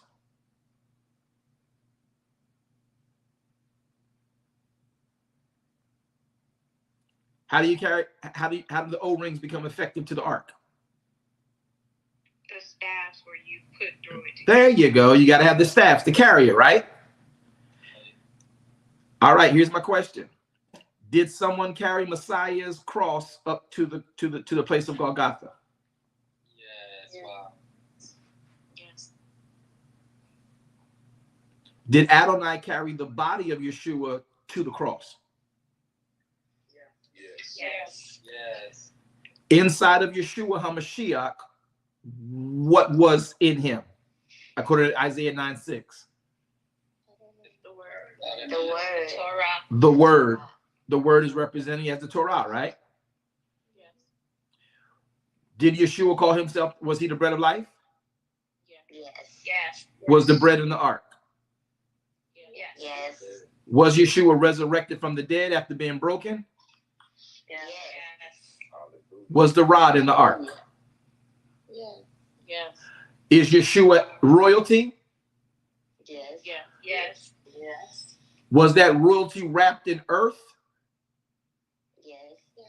The gopher wood being the earth, Yeshua the person, the human being dirt. Come on, Apostle. Listen, is Yeshua your mediator who goes before the mercy seat on your behalf? Yes. So what is the Ark of the Covenant again?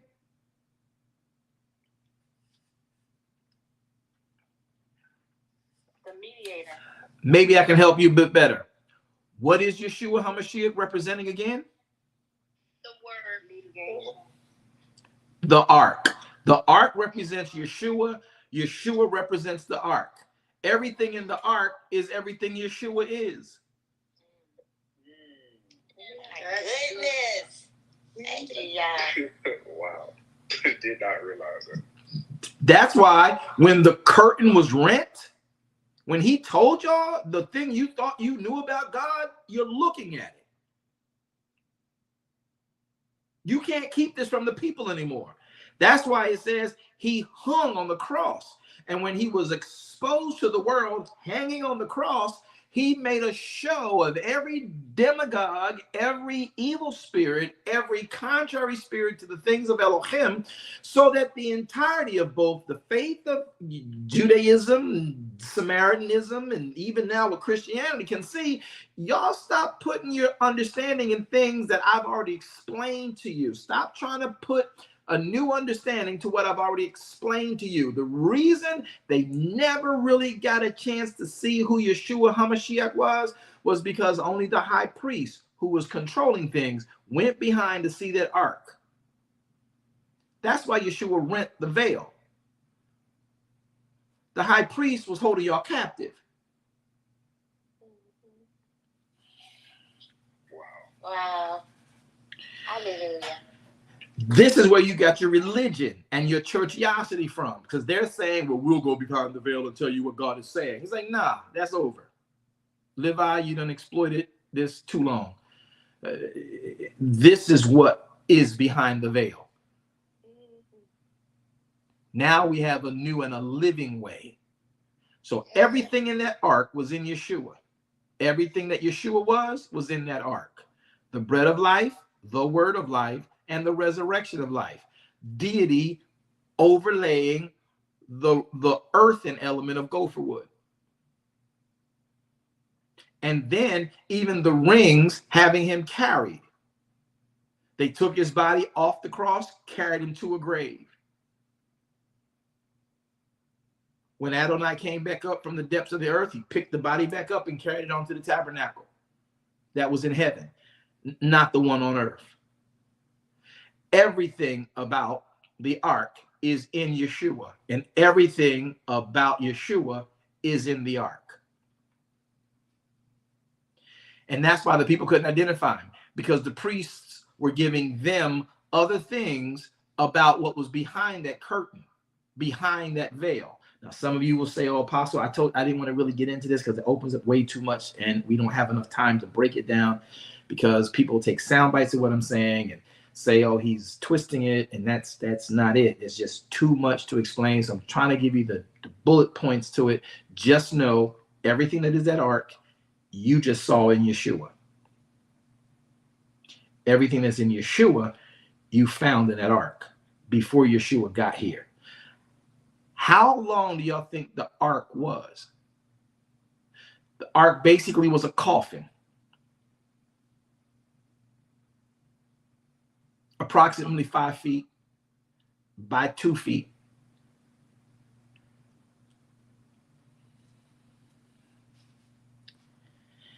Ben.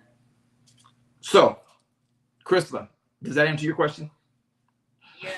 Good. I was expecting that answer. That's good. Thank you. I know, that's what I'm trying. I wasn't trying to get into it because now I still got to make sure a whole nother teaching gets done shortly, because I'm going to have theologians that people say, well, go listen to what he said. And what he talk about, you're going to think I'm talking off the top of my head. I just prefer to really lay all of that out for you so you can't misunderstand it. Right now, I'm open to anybody saying whatever, but there is validation for each point we've made. And it's in the Torah and then found in Revelations. Okay.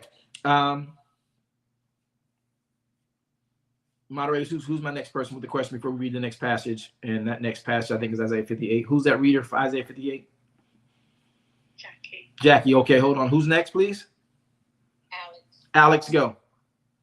Shabbat shalom. Shalom. I wanted to ask regarding the millennial reign in Isaiah 66, is that like a picture of the feast being kept during that time?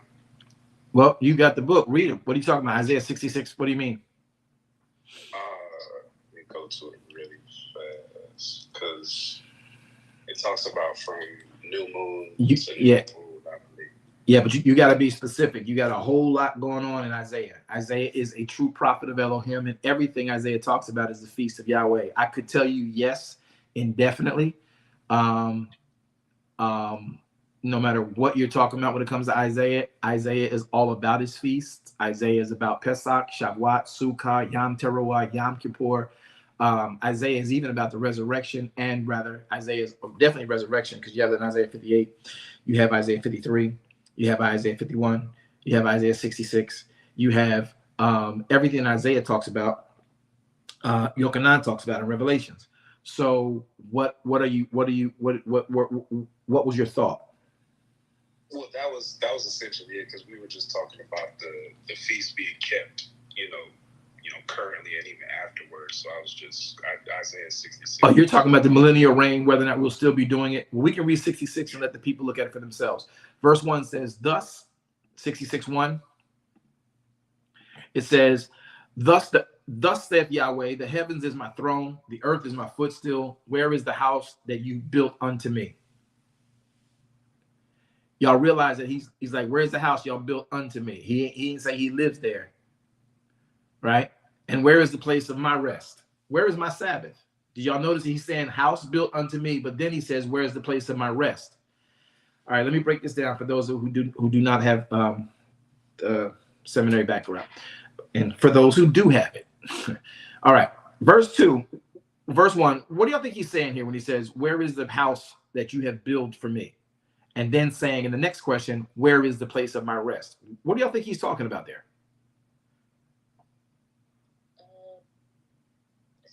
This is Chrysler. Is he talking about what Solomon, the temple that Solomon built? Okay, he's being sarcastic with him on one end, talking about where's the house, because it got crushed, it got taken. Israel is now outside of Jerusalem. The temple that they built to him got decimated. Where's your house you built for me? He's being sarcastic. Second verse, the second part of the verse. Where is the place of my rest? What's he asking for here, y'all? Keeping his Sabbath. Sabbath. Cute, close. But what is he saying? Where is the place of my rest? The empty tomb where he is not. He is Negative. Good try. That's good. That's good thought, but that's not where he's at. He is here. There's no tomb yet. This is Isaiah. There is no savior yet. When he says, where is the place? That's good, bring in. But he says, where is the place of my rest? What is he talking about, people? The seventh day. What day are we keeping his? No. Where, not when. Where is the place of my rest? Come on, Zion. Alex. Veronica, go. Is he talking about us? Exactly. Israel, when listen, y'all, when the prophets have to come to Israel to tell them, you guys are so far away from Elohim, he's being sarcastic to them. The place you thought made you holy, the temple that I let Solomon build, that y'all got so caught up in that you began to worship it rather than me, now you got conquered and that place has been crushed and demolished. Where is that place you made to me? Because you're not obeying me. I let them come in and ransack it because you look at that more than you look at me. And by the way, where is my place of rest? You thought that was it, the temple? Where is the body? So that means that he's telling them, none of you have let me come into you on my Shabbat.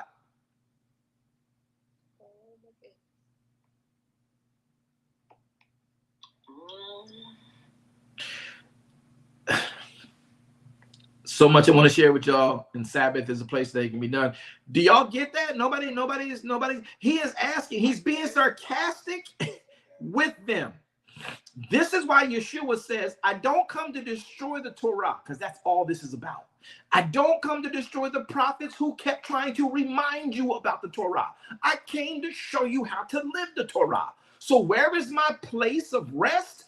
Where are the people who are supposed to come and let me in their life every seventh day? And where are the people who are supposed to come to me on the days of the 7 appointed times I've asked for? If you don't believe me that's important, go ask Paul what he meant in Romans when he says, present your bodies a living sacrifice. Brethren, I beseech you, I beg you, by the mercies of Elohim, that I, by the way, have experienced, that you would present your bodies. I know in Rome, I know under what we do at Halakha, we have allowed ourselves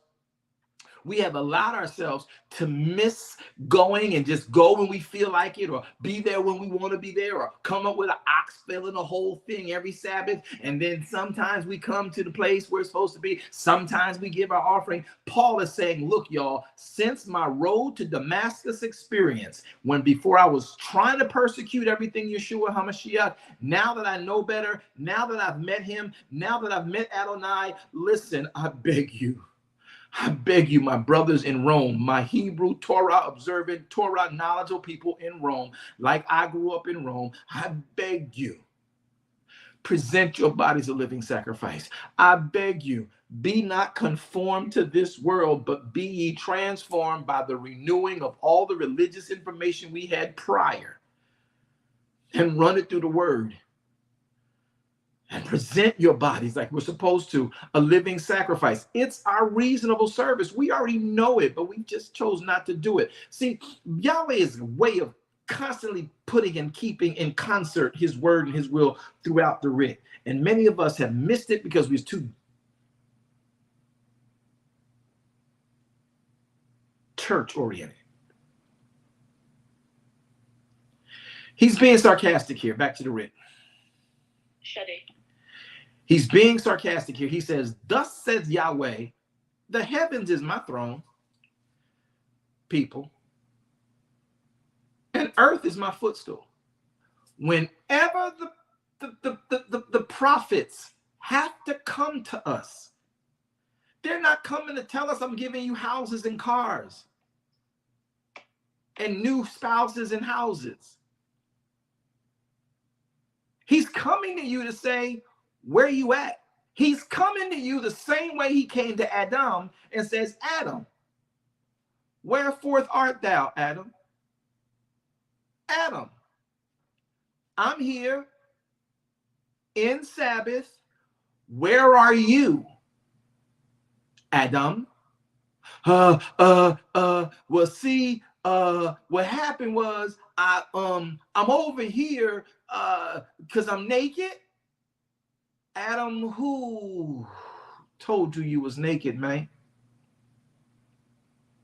This woman you gave me, she gave me the fruit, and I ate the fruit. Now I see her in a different light. So I put these fig leaves on us. And I knew you wouldn't like it because you didn't make it, but here it is. I don't want you to see me like this because I know I'm wrong. I don't know why and how, but I know I'm wrong.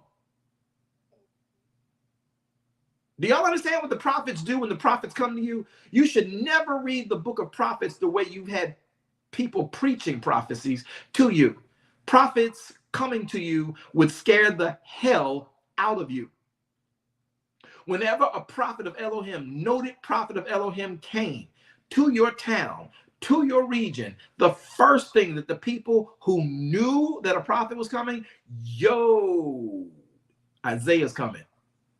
They didn't run after him and say, ooh, man of God, what you see? Man of God, tell me what God gonna do for me. Man of God, can you pray for me? Man of God, can you do this? Man of God, no, they didn't go, oh, man of God coming, y'all, let's line up. He gonna prophesy to each of us one by one. There's 120 of us. He gonna prophesy to the whole altar. He gonna just fill the whole church and let him prophesy. Just bring your $39.95 in your own CD and he'll record your prophecy and give it back to you and let you go home and read it and rewind it in your ears all the time. When you get a prophecy from Elohim, the prophet forgets it.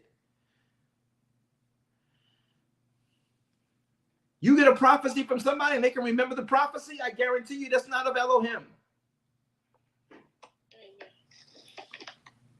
Because when a prophecy goes forth, the person bringing the prophecy, literally, please understand this, the person giving the prophecy literally is commandeered. And when they're commandeered, they are being used of Elohim. They do not remember what they told you. I've prophesied many a times, and I cannot tell you what I prophesied to one person from the next to this day. And if they don't remind me, I still might not remember what it was they were talking about because I am not he has commandeered that vessel. Me. Y'all better stop playing with these people talking about, remember I prophesied to you last year that God was going to do this. You run. Because they about to ask for your checkbook. I'm sorry. All right now. I'm sorry. So true. I'm sorry. Y'all didn't like that? That's what Sabbath do for you. It opens your eyes. Listen. Yeah, that's the truth. I love Sabbath. If someone can prophesy to you 8 months ago and come back and tell you what they prophesied to you, you need to go quickly. If you did not know at the time they prophesied to you whether this was of God or not, the fact that they reminded you of it when they came back and saw you the next time, yeah, now you know it was not of Elohim. All right.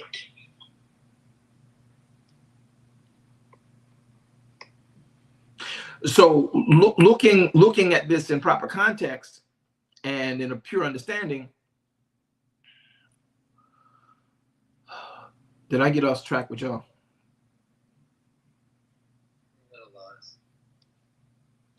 Ben, did you say you lost?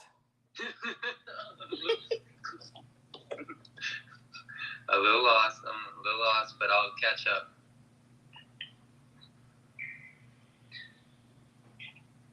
Okay. Let me bring it back then. Verse 1. Microphones, please. Mute your mics, please.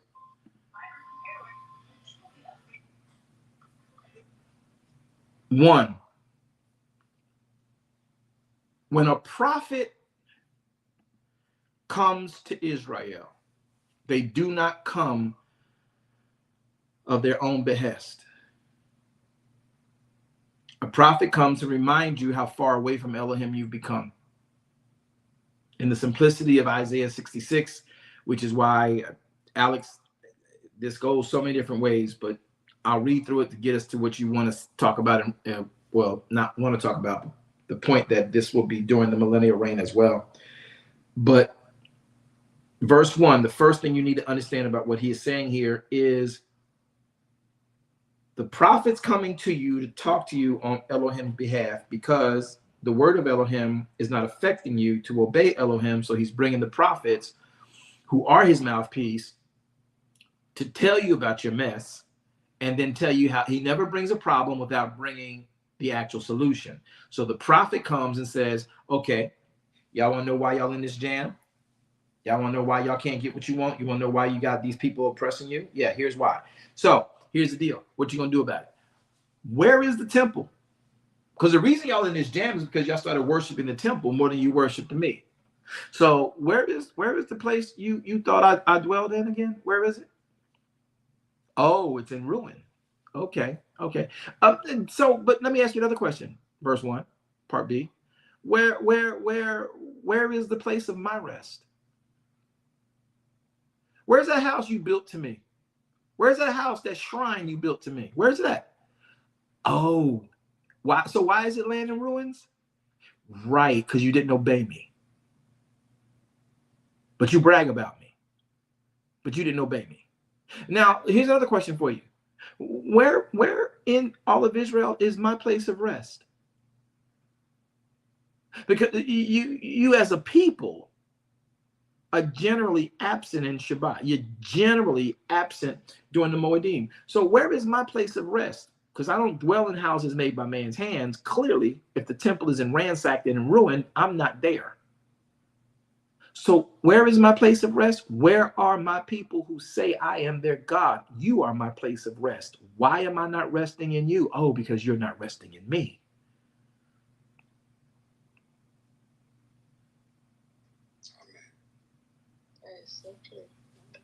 Amen.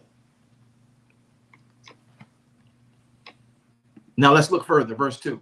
For all these things hath mine hand made, and all those things have been said, says Yahweh. But to this man will I look, even to him that is poor and is of a contrite spirit, and trembles where?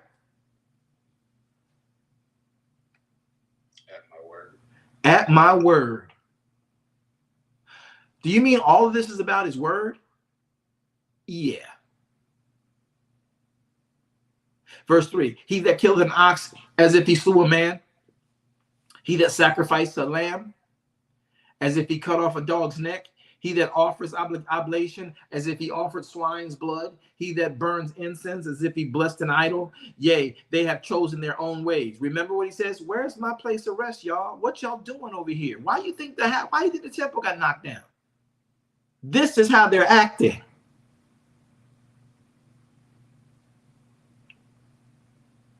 Yea, they have chosen their own ways, and their soul delights in their abominations. Verse 4 says, I also choose their delusions and will bring their fears upon them. I'm the one doing it. Because when I called, can y'all read those next three words?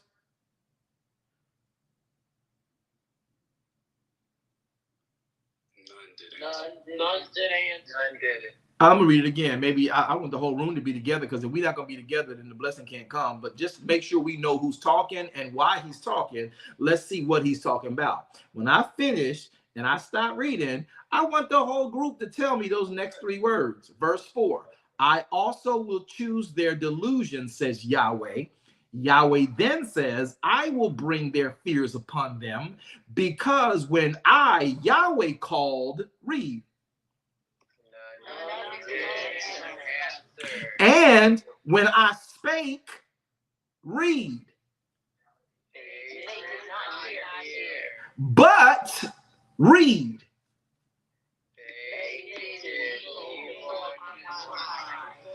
Oh, can I tell y'all that this is about Sabbath? Can I show y'all how we know this is about Sabbath? The next piece says, and they chose that which I delighted not in. What does Yahweh delight in? His word. What do you and I delight in today? Shabbat. All right, thank y'all. Go on mute. Verse 5 says, Hear the Torah of Yahweh. You that tremble at his Torah, your brethren have hated you, that cast you out for my name's sake. They said, let Yahweh be glorified. But he shall appear to your joy, and they're going to be ashamed. A voice of noise from the city, a voice from the temple, a voice of Yahweh that renders recompense to his enemies. Before she travailed, she brought forth. Before her pain came, she was delivered of a man-child. Who hath heard such a thing? Who hath seen such thing? Shall the earth be made to bring forth in one day? Or shall a nation be born at once? For as soon as Zion travailed, she brought forth her children. Shall I bring to the birth and not cause to bring forth? Says Yahweh. Shall I cause to bring forth and then shut the womb, saith Elohim? Rejoice with Jerusalem. Be glad with her, all ye that love her. Rejoice for joy with her, all ye that mourn for her, that you may suck and be satisfied with the breasts of her consolations, that you may milk out and be delighted with the abundance of her glory. For thus saith Yahweh, behold, I will extend peace to her like a river, and the glory of the Gentiles like a flowing stream. What's going to be coming out of that area of Jerusalem when Messiah returns? A river and a flowing stream. Hello. Then shall you suck, and you shall be borne upon her sides and dandled upon her knee. As one whom his mother comforts, so will I comfort you, and shall be comforted where? Oh, not in Israel, in Jerusalem. Did y'all know that y'all around here praying for the peace of Israel is not what Yahweh told y'all to do? Wake up call. All these people telling y'all to pray for Israel. Israel is not what Yahweh wants to save. How dare you say such a horrid thing? Just read the writ. He does not tell you to pray for the peace of Israel. He tells you to pray for the peace of Jerusalem. I'm learning today, sir. I'm going to go back when more people say they learn. I might talk about that better, but nobody else seemed to be interested in that. Oh, no. I am learning today. We be sending billions to Israel. And it ain't for Israel that Yahweh wants us to pray. We're not supposed to pray. We're not praying for Israel. I will bless them that bless you. That's cool. But your prayers are for Jerusalem. There's a reason your prayers are for Jerusalem.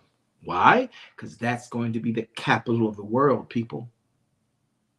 That's where the King of Kings is coming back to, people.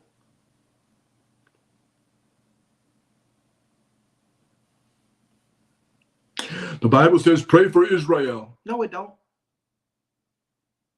No, it don't. It says pray for the peace of Jerusalem. That happens to be in Israel. But right now, the nation of Israel is not Israel.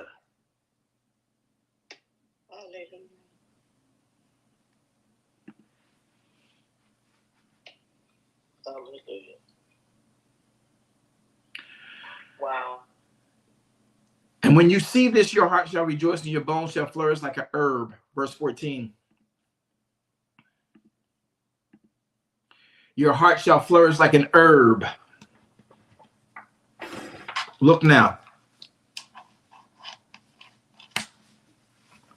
Your bones shall flourish like an herb, and your hand and the hand of Yahweh shall be known toward his servants, and his indignation towards his enemy. And behold, Yahweh will come with fire, his chariots like a whirlwind, to render his fury, his anger, and his rebuke with flames of fire, and by the sword will Yahweh plead with all flesh, and the slain of Yahweh shall be many.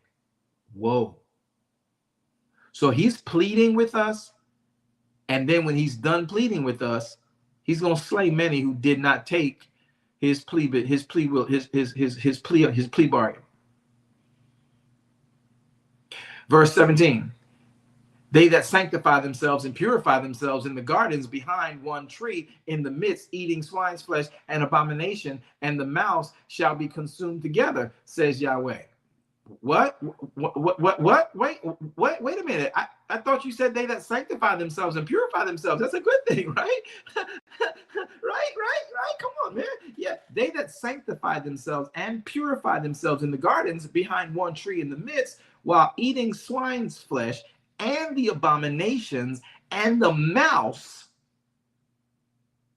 Yeah, well, they shall be consumed together, says Yahweh. Y'all know he's talking about the church, right? Because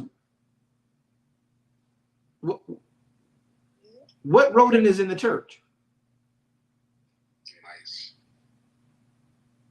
Okay, I'm gonna leave y'all alone with that. Verse 18. That's just me having fun. That's just a joke. It's just me having fun. Verse 18. Y'all didn't get that? Y'all quiet as church mice? Okay. All right. Verse Verse 18. For I know their works. I even know their thoughts. It's gonna come. And it shall gather all nations and all tongues, and they shall come, and you're going to see my glory. I will set a sign among them, and I will send those that escape of them unto the nations of Tarshish, Pul, Lud, draw the boat to Tabal, Javan, and the isles, all far off, that they have heard of my fame, neither have seen my glory, and shall declare my glory among the Gentiles. And they shall bring all your brethren for the offering unto Yahweh of all nations upon horses, chariots, litters, mules, and upon the swift beasts to my holy mountain in Jerusalem, says Yahweh, as the children of Israel bring an offering in a clean vessel into the house of Yahweh. And I will also take of them for priests. I will also take of them for priests. And so that means that Levi got fired.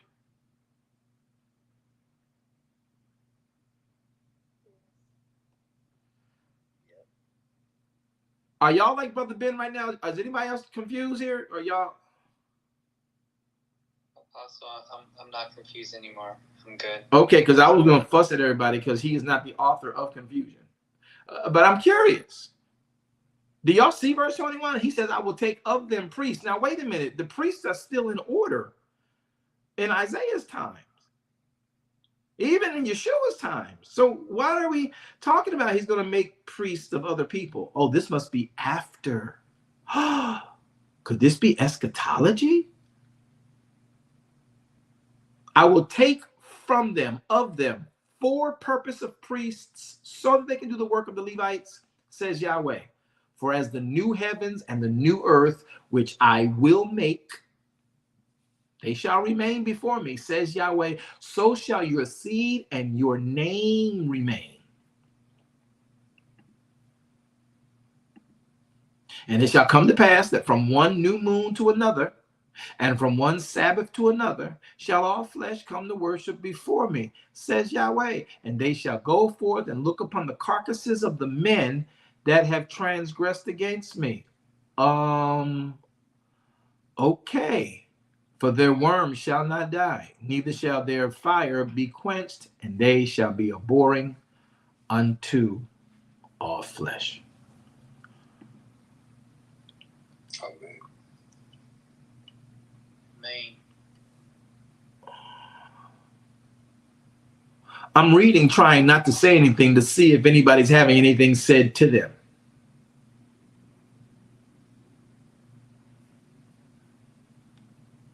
All right, pressing on. Thank you, Alex. So yes, there is a connection there, but this is, of course, the times of the millennial reign, because you're gonna be going in and out. People don't realize it when you read these last these last two verses here. Let me help y'all with the last two verses. I'm just waiting to see if anybody knows something. I know I taught eschatology twice to this group, but let me see if y'all can pick this up. All right, so and it shall come to pass, verse 23. Verse 21, and it shall take, I'll take from them to be priests and to be Levites, says Yahweh. For as the new heavens and new earth, which I'm going to make, shall remain before me, says Yahweh, so shall your seed remain. because your name is written in the Lamb Book of Life at this point, for those who obey his word. Get it? Your seed and your name remain if you're written in the Lamb Book of Life during the new heaven and the new earth. Okay. 23. 23. And it shall come to pass that from one new moon to another new moon, which means there's still going to be new moons, because during this time of the millennial reign, you're still going to have these issues. You're still on the same earth. The signs of the times are in the lights of the sky. Now, verse 23, it shall come to pass that from one new moon to another new moon, from one Sabbath to another Sabbath, shall all flesh come to worship before me, says Yahweh. That's going to happen. Those are your feasts. Verse 24, they shall come forth and go and look upon the carcasses of the men that have transgressed. Well, coming and going to Jerusalem during the time of the millennial reign, you still have the people who have not made the rapture, who are still living in unrighteousness on the earth, while those who came back with Messiah on the cloud, him taking the throne in Jerusalem, him making those who died in righteousness now rulers over the earth, but they will be ruling over those who did not make the rapture. If you died in the earth before the rapture, you went to hell. If you did not die in unrighteousness at the rapture, you will remain on the earth. And then those who come back with Elohim, with Yeshua, will be ruling over those people domestically on the earth. People don't get that that's what he's saying, and I don't know how you can't get it. But we think when the rapture takes place, we're just going to whisk out of here and go on to glory and just be in heaven. No, you're not. Matter of fact, you're only going to be in heaven if you make it during the rapture for 7 years. After that, you're coming back to this earth. Then he's going to do away with this earth and bring a new heaven and a new earth. And by the way, the new heaven and the new earth will not have sea. Like you said, oceans and seas. It will not have seas. So you're not in heaven. You're going to be on a new earth and a new earth and a new heaven. You're not going to be in Shemayim with him. You're there for the 7 years if you go at the time of the rapture. You're coming back at the time of the millennial reign. And from there, you don't return to heaven. This earth will be destroyed. The new heaven and earth, you'll occupy. That's the writ. Can't get away from it. All right, moderators, who's next on cue? Next we have Spencer. Spencer. Shabbat Shalom. Shabbat Shalom, beloved. I'm sorry. Let's see. You guys are hard to be here. I can't hear you guys. I'm turning my mic up. Go ahead. Say it again. Shabbat Shalom. Hey. I wanted to go back to when we were talking about the tabernacle and the instruments and materials used for it.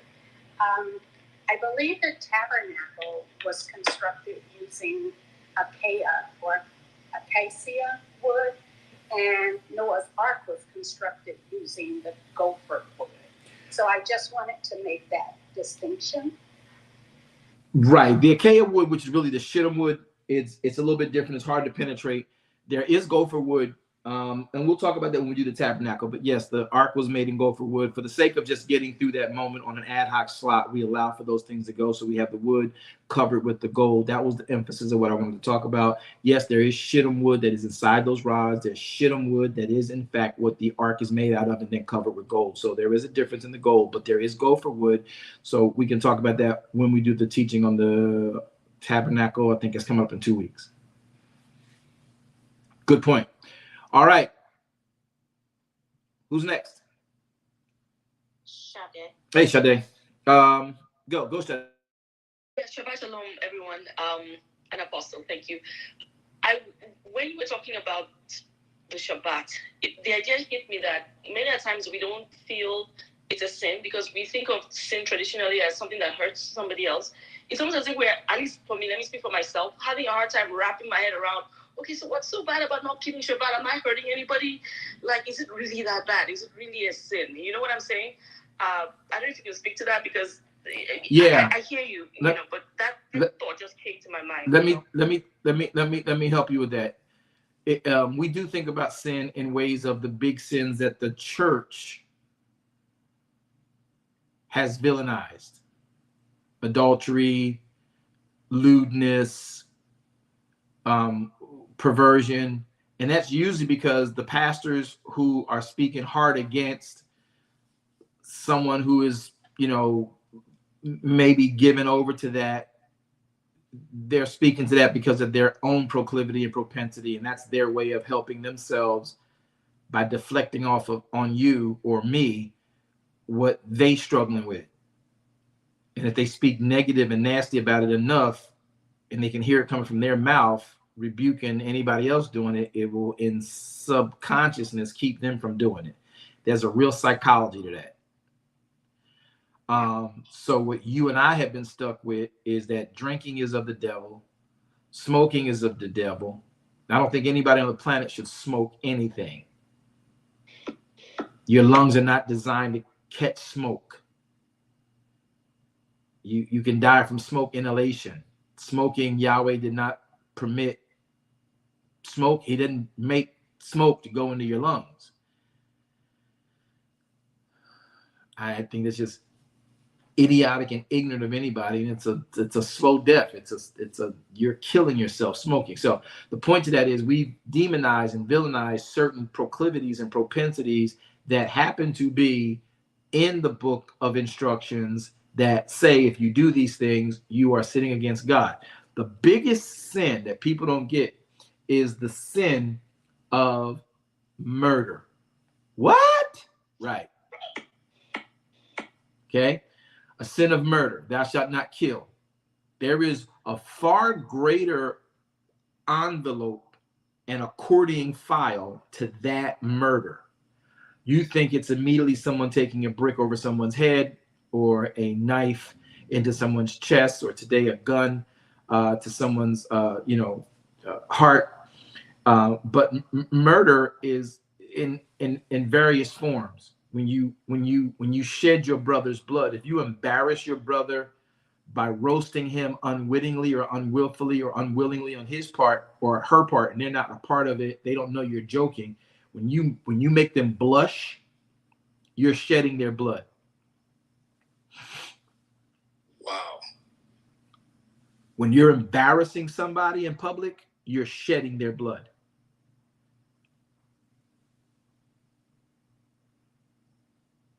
When you're talking about them behind their back and then they find out from somebody else who carried the bone, you shed their blood. You've murdered your brother. Now, beyond that, we've thought that murder is just a simple task. So one thing you don't realize is when you smoke, you're murdering yourself. When you are gluttonous, you're murdering yourself. You're committing basically a slow suicide. Your smoking will eventually catch up to you and damage everything that Yahweh gave you for life, by damaging those mechanisms: your lungs, your liver, your kidneys, your blood. When you are gluttonous, you are consuming overly fatty stuff that gives you visceral fat, that messes with your cholesterol, that messes with your blood pressure, your sugar levels, your diabetes. And you can say to me, through a whole bunch of other areas about the medical of that, I'm not interested. I just want to make sure you understand that the murder goes deeper than you think. So I did all of that to bring you to this one point about murder.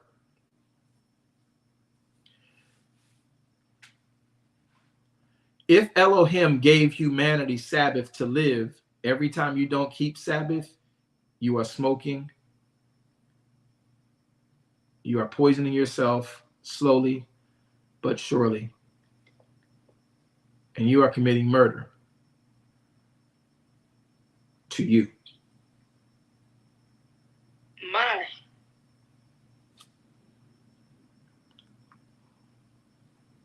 I have never seen it that way before. That's amazing that not keeping Shabbat, not resting, we're actually doing harm, murdering ourselves. To yourself. Yes. Wow. Thank you, Apostle. It's something that we look over because of the way that people have preached about the typical narrative about sin. And it is the first commandment.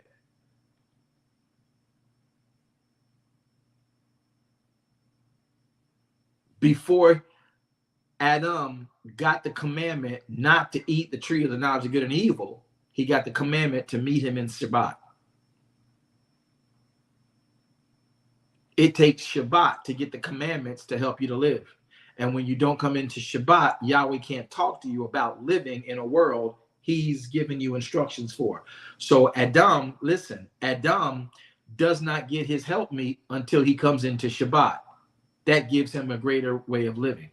Adam does not get the instructions with regard to the tree of the knowledge of good and evil until he's in Shabbat, because he doesn't even know the trees until he's in Shabbat, where Yahweh can tell him the trees, the animals, the creeping things, the sea, the signs in the sky. All of that is given when Adam comes into Shabbat. Shabbat was given as a vessel and a mechanism for life. And when you keep yourself from that, you are killing yourself slowly. I can't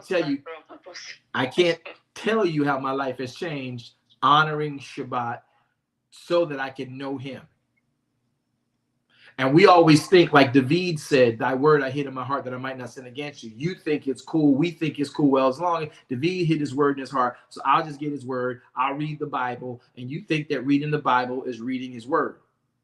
And you think that reading the Bible and reading the stories about Yeshua and reading the stories about John and reading the stories about Paul and evangelical, all that stuff, and reading the stories about, Hezekiah and the stories about, Nahum and Ruth and all that stuff, that's keeping his word in your heart. That is not keeping his word in your heart. That's reading the Bible. That's not a bad read. It's a great read. But if you don't know the word, then you don't understand the Bible. And therefore, the issues that are recorded in the Bible for testimonies of your help can't help you because you don't know the reason those stories actually existed. You and I, in modern day, just hear the story and then make narratives to preach from the story what we could do today in modern times, not realizing that what happened to those people at the record was based on something from the instructions.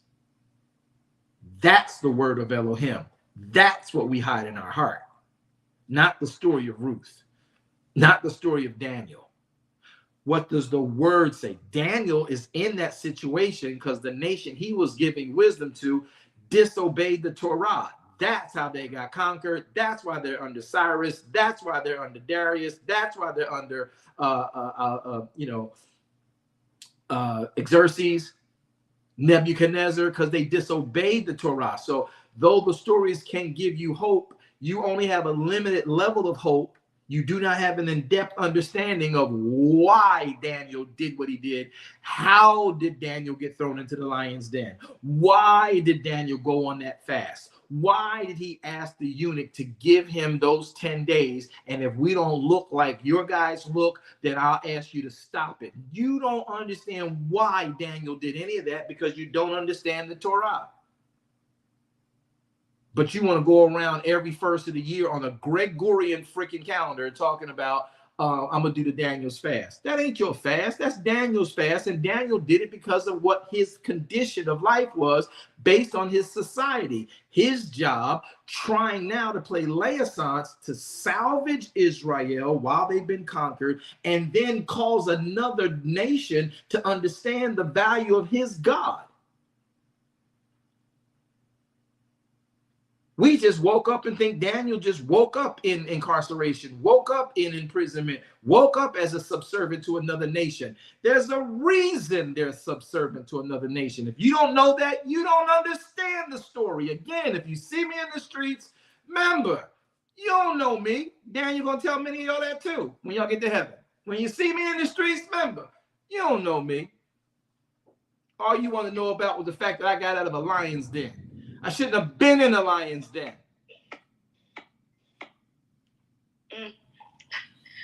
Your whole answer was fire, Apostle. Thank you. Hope we could answer that. Hope that helped. Very much so. Thank you. Good.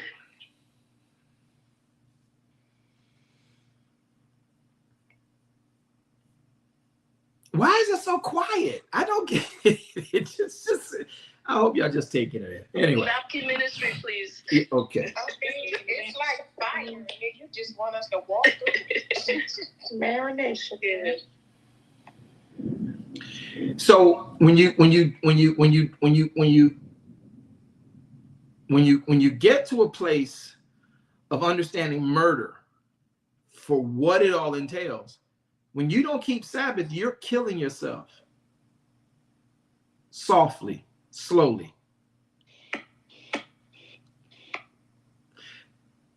Let me give you another thing about not keeping Sabbath. Sabbath is a covenant.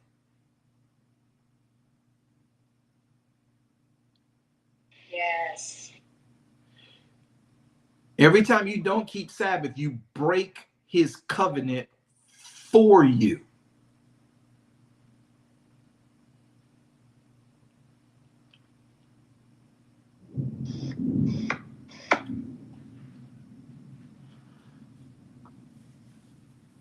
Sabbath keepers live.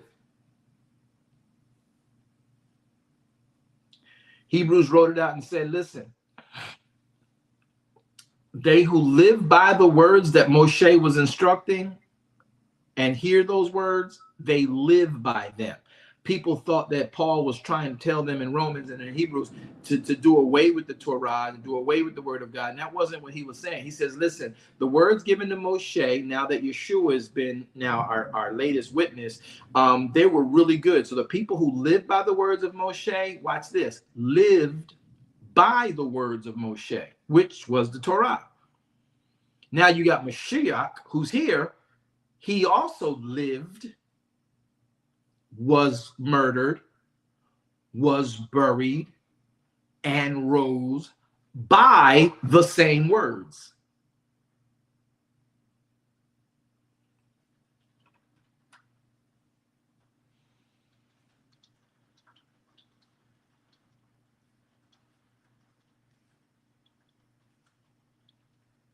Y'all get that? Yes, we do. So when you obey the Torah, you're living. When you obey the Torah, you are receiving.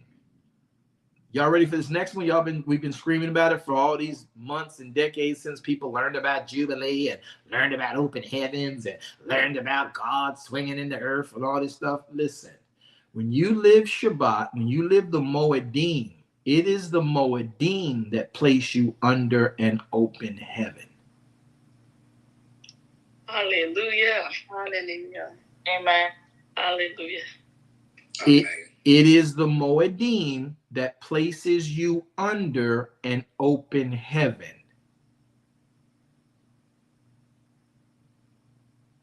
Only the Moedim.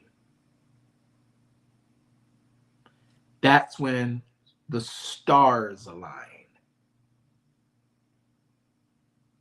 You thinking some Mojo and Cujo and Ujo from some Udi and Obi from some place and witch doctor and vodka drinking, chicken leg throwing, smoke blowing,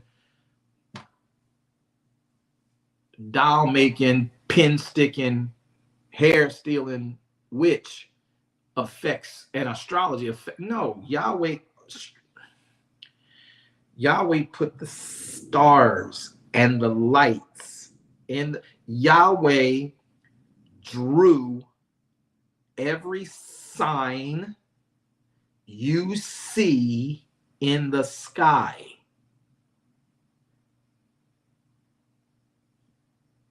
Amen. Your horoscopes made them repurposed.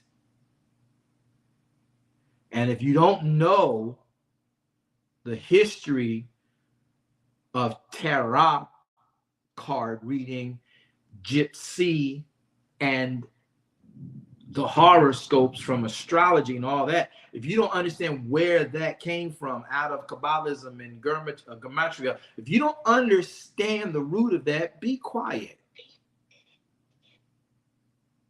And it might benefit you well just to go back to read the first chapter of the book of Bereshit. Read it. Then you'll understand. You can't look at your palm and determine your future. You can't look at some cards and determine your future. You can't look at some stars and determine your future.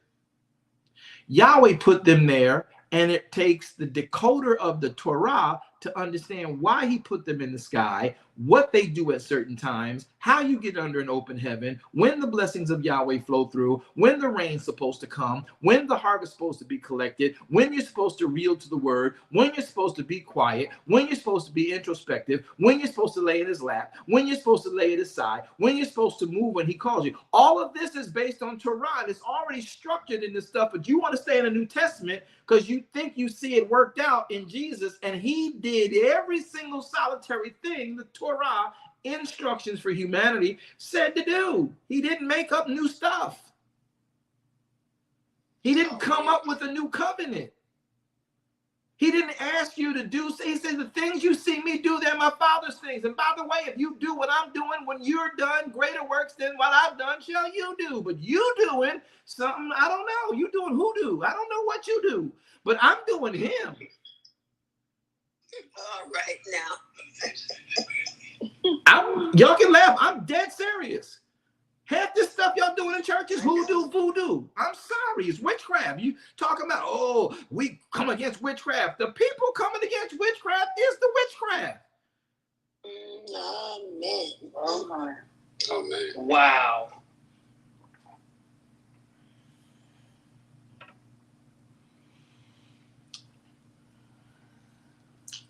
One glad morning, when this life is over, I'll fly away to a place. Okay, I'm back. All right. I hope that answers your question, Sade. Next. That was powerful. Thank you, Apostle. Thank you. Yahweh alone be praised.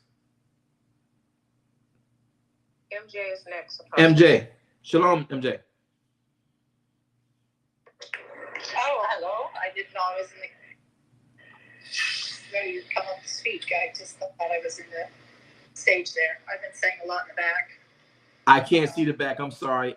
Everything from that moderators do the back stuff. We don't get. If you got something to share and to say, come on off microphone. Tell me, because I can't go back and read the things in the back channels. I got too many platforms to look at. What you got?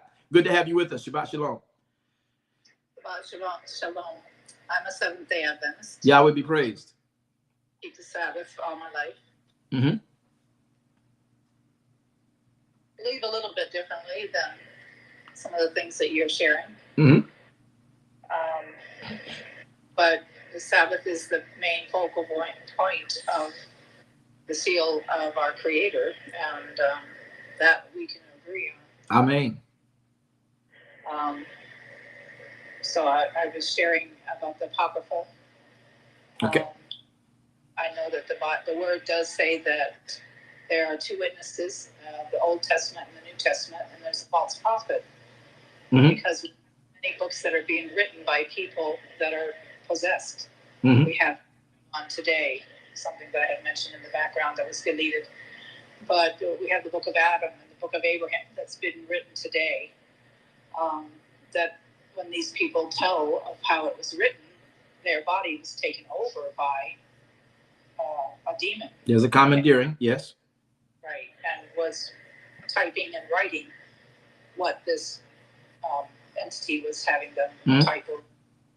So this is what the Apocrypha is, why that was left out mainly was because it didn't go along with the flow of the Old Testament foreshadowing Jesus's sacrifice that he did for us, and had nothing to do with the flow of the New Testament that was showing the fulfillment of God's work that he did and through his sacrifice and life here on earth for those 30 years that he was here. And so that's the one thing with the Apocryphal that the one church entity that's like the main mother church uses as their reason for purgatory and hell, everlasting burning, and eternal damnation and eternal torture. This is not part of God's word. That's not how our God, he wants everything to be final. He doesn't want us to be in heaven enjoying heaven, or back here on earth and enjoying earth and knowing that our loved ones are somewhere rioting in pain. Mm-hmm. So this is something that's put forth in the, I don't know if it's Idris or the Maccabees. It's one of the books. Yeah, it's Idris. But the point to that is the Apocrypha, for me, the Apocrypha nor the 66 books called the authorized King James version of the book and then translated down into all the different. I own every translation on the planet, literally. I'm not joking. And all the transcripts. So again, while you'll always hear, and I'm glad you're here, one of the things that we believe in is, and coming out of some SDA worship myself, having worshipped on the Sabbath in my earlier preliminary years, I understand the entire dynamic of SDA. I got some of my greatest scholars and colleagues from there. And again, because of the construct, just as with Protestant Christianism, though SDA is Protestant Christianism, still it has its component where it believes that Sabbath is what you do, and then Christians believe that part believes that Sunday is Sabbath, or Sabbath can be any day. All of that, all of that to me. I just need everybody to believe in He who hung on the cross. If we're going to believe on He who hung on the cross, here is what He did. Right. Sabbath is a time when Yahweh has sanctioned for all of humanity to come and understand Him. Now, when we in fact got back from Rome, i.e. Roman Catholicism, and through in part through the Protestant movement of Martin Luther, which was not about anything righteous. Martin Luther's movement was about money. It had nothing to do with, oh, we're disobeying God and these 95 tenets. He just used that to get his complaint and his movement accomplished. So in the Protestantism, somewhere down the line, then suddenly there was an argument to get back Sabbath keeping. And then when we got back the Sabbath keeping, we did Sabbath our way as we had been incarcerated. Well, I would say. Hold that thought. Where we got that back, I'm gonna give you the floor. We got that back via getting it back, and we're so glad that we got back Sabbath, and the fact that we don't have to do it on Apollos Day, Sunday. Right. Many don't understand that. So, but the issue that we've done wrong, or we have not, I think, properly considered for the sake of a construct that will galvanize the people for movement's sake, to gather and worship. I am not against SDA. I'm not against any of that. The issue of the Apocrypha and the issue with what we do that makes us so divided within the groups that say we believe in He who hung on the cross are basically because we have not taken Torah to heart. So when we open up books like the Apocrypha or the 66 book authorized version of the Bible, Elohim is not interested in our care about those writings as much as He is interested in our care about what He gave us. And that are those first 5 books. Bereshit, Shemot, Vayikra, Bamidbar, and Devarim. Those are that's our faith. The other books. That's the history of the Israelites. And that's foreshadowing. Just like all the minor prophets and the major prophets are all foreshadowing of what Jesus' work was going to be in the sanctuary in the last days. Actually, the minor prophets and the major and the minor prophets, exilic, post-exilic, and pre-exilic, all have only ever reminded Israel of Torah. Never an issue of the foreshadowing, even though Isaiah, the eagle-eyed prophet, was able to tell us what in fact would happen. He also told us why Israel is where they were. Now, Israel isn't, I think our biggest problem is that we think that Israel is a group of chosen people who were chosen to do something that they were not actually chosen to do. What Israel was chosen to do by Elohim, clearly chosen from Abraham, the entire lineage and the storyline to Abraham, is that Yahweh saw and chose from that man Abraham, his seed, as he promised, a people who would show all the world how to be reconciled to the Father. And that is why Yisrael was chosen. So Yisrael isn't any different or better than anybody else on the planet, other than the fact that they are who was chosen to show every other nation on the planet how to come back to the Father, because Adam ruined that. Adam messed that up. So the second Adam coming through Israel would be the purpose for the choosing Israel. And that's how Yahweh prepared a body. But that was the tribe of Judah that he ended up coming through. Jesus, Israel, taken on the curses of Deuteronomy 27 and 28 because they refused to serve God, and they went on to serve all the pagan entities that are going on around them, the gods and whatnot. And that's why the tribe of Israel was spread and scattered all over the earth. Well, in essence, it's the reason that Israel was chosen. So when we look at what he does with Israel, the rest of the world can see Yahweh's intention, the Creator's intention of all humanity. The Torah is not a book to Israel. The Torah is a book to humanity. Come on. It is a book. It is a book to humanity. That book is the instructions for humans to be reconciled back to the Father. That's actually a part of the prophecy from Bereshit, Genesis chapter 3, verses 15, when Yahweh, at the time of the transgression of Adam, says, I'm going to redeem you, but I'm not going to use Adam's seed to do it. I'll create a second Adam. That's why Yeshua was born without the seed of humanity, but through the dirt of the womb man. So like the first man, he plants seed in Eretz, in Adoma. And therefore, you have Yeshua, who is a second Adam. You have Adam, who was formed from the Adoma. And that's where that likeness comes from. So when we look at all these different books, the Apocrypha, the 66 books, I've learned that the element that Elohim wants us focused on is the Torah. Without that, the books of the Apocrypha, the reason that most of them, let me touch that caveat very quickly. The reason that most of those books, all those 18 books, got snatched, one is because the books have no ending.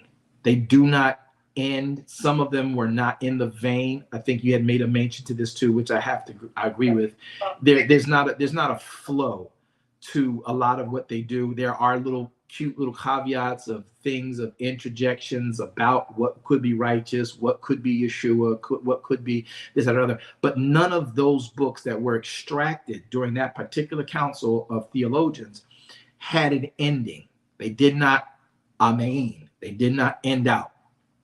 So removing them, I thought, was wise. But when we take, even if you don't want to use the Apocrypha, which I choose not to, I prefer not to, but I don't recommend people not read it. You read what you want to read. People read porn and act like we so saved. At the end of the day, you read it, but don't let it bear anything above what the Torah says. So now we got this argument: do we read the 66 books or do we read the 84 books Apocrypha? I don't care for either. I want those 5. The other remaining 61 books of the 66, the other remaining 79 books of the 84 books, that's commentary. The Torah is where you understand who Yeshua HaMashiach is, why Yeshua HaMashiach came, and why Yeshua HaMashiach is coming back. All of that is explained, expounded in great detail through those first 5 books. Then you start reading the records of who obeyed and didn't obey. First Kings, Chronicles, Second Chronicles, Esther. You start reading about Nehemiah. You start reading about the books of Daniel, the prophets, post-exile, pre-exile, exile. Large prophets, small prophets, big. You start understanding what they were saying, why they did, and the greatest story of all is if you read Torah first, and you then go read Matthew, Mark, Luke, and add John to it, you will completely understand the plan of Yahweh from the beginning. And now we can stop a lot of the crazy stuff we do in Christendom, which is really goofy, a lot of stuff that we do. So those are our focuses. So what we do here, and welcome to our studies. You're more than welcome to come back anytime. We don't antagonize. We don't argue. We don't fight. We just live this. This is our lifestyle. We're here to study and to learn. We don't come for anybody, though in the passion of explaining the instructions as should be done, it could appear, that we're coming off, because we also make efforts to joke about the stuff all of us did. From me being a Protestant Christian to me being at one point is Islamic and almost becoming an imam, as well as now back into the faith of He who hung on the cross, to becoming I came back into SDA. So in all of this, understanding that in all of these other caveats, all of these other faith systems, we do way too much. Yeshua never came, with all of my rabbinical friends and my colleagues and peers, we agree, Yeshua never came to establish Judaism. Yeshua also never came and died on the cross to establish Christianity in any render. But he had the prophets, he had his disciples go out and do that and spread the word of the gospel, of his love. And that's where Christianity started, was through his disciples and his apostles. Actually, that's not where Christianity started, but I do know that's the general narrative. That's not where it started. It started even before Antioch. It's just that at Antioch, they were called first Christians, and they were called Christians because they were first called the way. Messiah, I'm the way, the truth, the life, and they were following the way of the Mashiach. And the Greek translation gave way by one of the emperors to calling those people like Messiah. They translated the word from Mashiach in the Greek to Christo. So when they made the translation from Mashiach to Christo, now you have Christians. And that's how you got Jesus the Christ, because the term Jesus really comes from a Latin bed that now takes on a Grecian bed that now got a translation into English, but it was supposed to mean Son of God. Well, the Son of God in Greek is Isus, which is where we got what we repurposed now and called Jesus. But we don't want to talk about that. That gets too ugly and sticky, and people, I don't like having a fight with that. But that's where that comes from. So Christianity is the story of our Savior and the convincing that it was to one emperor in Rome, and him hearing the story post crucifixion and saying that's such a righteous story. But he then took that story and canopied it over all that Catholicism was. And Catholicism means multiple faith systems in one. And that's what Rome and the Roman Greco rule was all about. So when that particular emperor decided to deem Christendom to be this. They covered all of their Nicolaitan and Laodicean and who was that? Astaroth, the Easter, and the Christmas. They grouped all of that under this. That was the Christians together. Repeat. So that uniting the pagans, because he was a pagan and became a Christian, and then he wanted to unite the pagans and the Christians. The Christians at the time keeping the Sabbath, and the pagans keeping Sunday, worshiping the sun god. And that's where all these priests came into forming Catholicism, because of the worship that they did to Asteris, and brought all of that into that church. Right, but your Catholicism existed long before any of the translation to Christian. Yeah, so that's where we have the issue. I've got 2 PhDs in religion and world religion, so this is just something that I'm just recapping off the top of my head to you all. But at the end of the day, there are a lot of narratives we've been preaching from our denominations of preference that are relegated to our preferred denomination, and then we share from there. However, at the end of the day, what I'm focused on is no longer about why we're divided, but how do we now come back to pleasing the Father? And the tenets for that are always going to be that without faith, it's impossible to please Elohim, which brings us to this narrow bridge, shaky, with a very lacerated rope holding it up, that faith is not the Bible, but faith is in the Bible. And knowing the difference and delineating the differences of where we find the word of Elohim and what the rest of the Bible means to the word of Elohim, how do we please the Father? Do we please the Father by doing what Paul did? No, Paul did a lot of crazy stuff.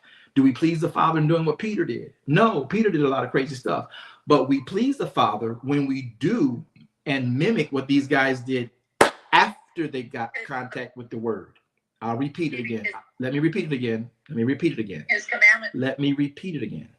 What these men did after they came in contact with the word, unadulterated from the halakha, the Mishnah, and the Talmud of the temple worship of their day. Now we mark those men. What they did prior to that was a great deal of, unfortunately, temple worship. And temple worship does not mean God worship. What were you going to say? No, I was just saying that, the one verse in the Bible says, if you love me, keep my commandments. Yes, that's Yeshua. So that's the Sabbath day is the one big issue that Satan wants to destroy everything that God created. And that goes with gender, goes with the ecosystem, it goes with the Sabbath. And this is one thing that's been under attack the whole time. Yeah. One of the things I'll say, I agree with you that not just well, anybody who knows me knows that I don't give as much credit to Satan as I do to evil, which Satan operates under. And I don't think people realize that Satan is under evil. He's not over evil. And so Satan doesn't actually want to destroy everything Elohim created. He wants everything Elohim created to serve him. But he knows his time is short right now because the end is near. Yeah, he ain't got no.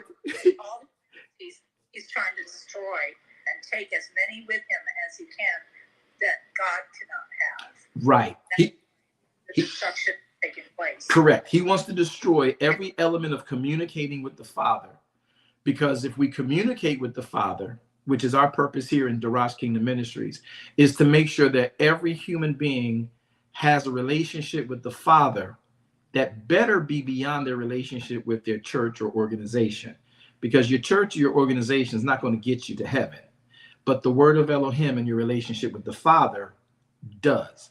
So when we come to that point where enemy of our faith, whether we want to call it Satan or evil, in general, tries to keep and distract our attention from ever keeping Shabbat, just like you said. When you keep Shabbat and you honor Shabbat the way that Yahweh has required it or given it. He was very instructing when he gave Shabbat.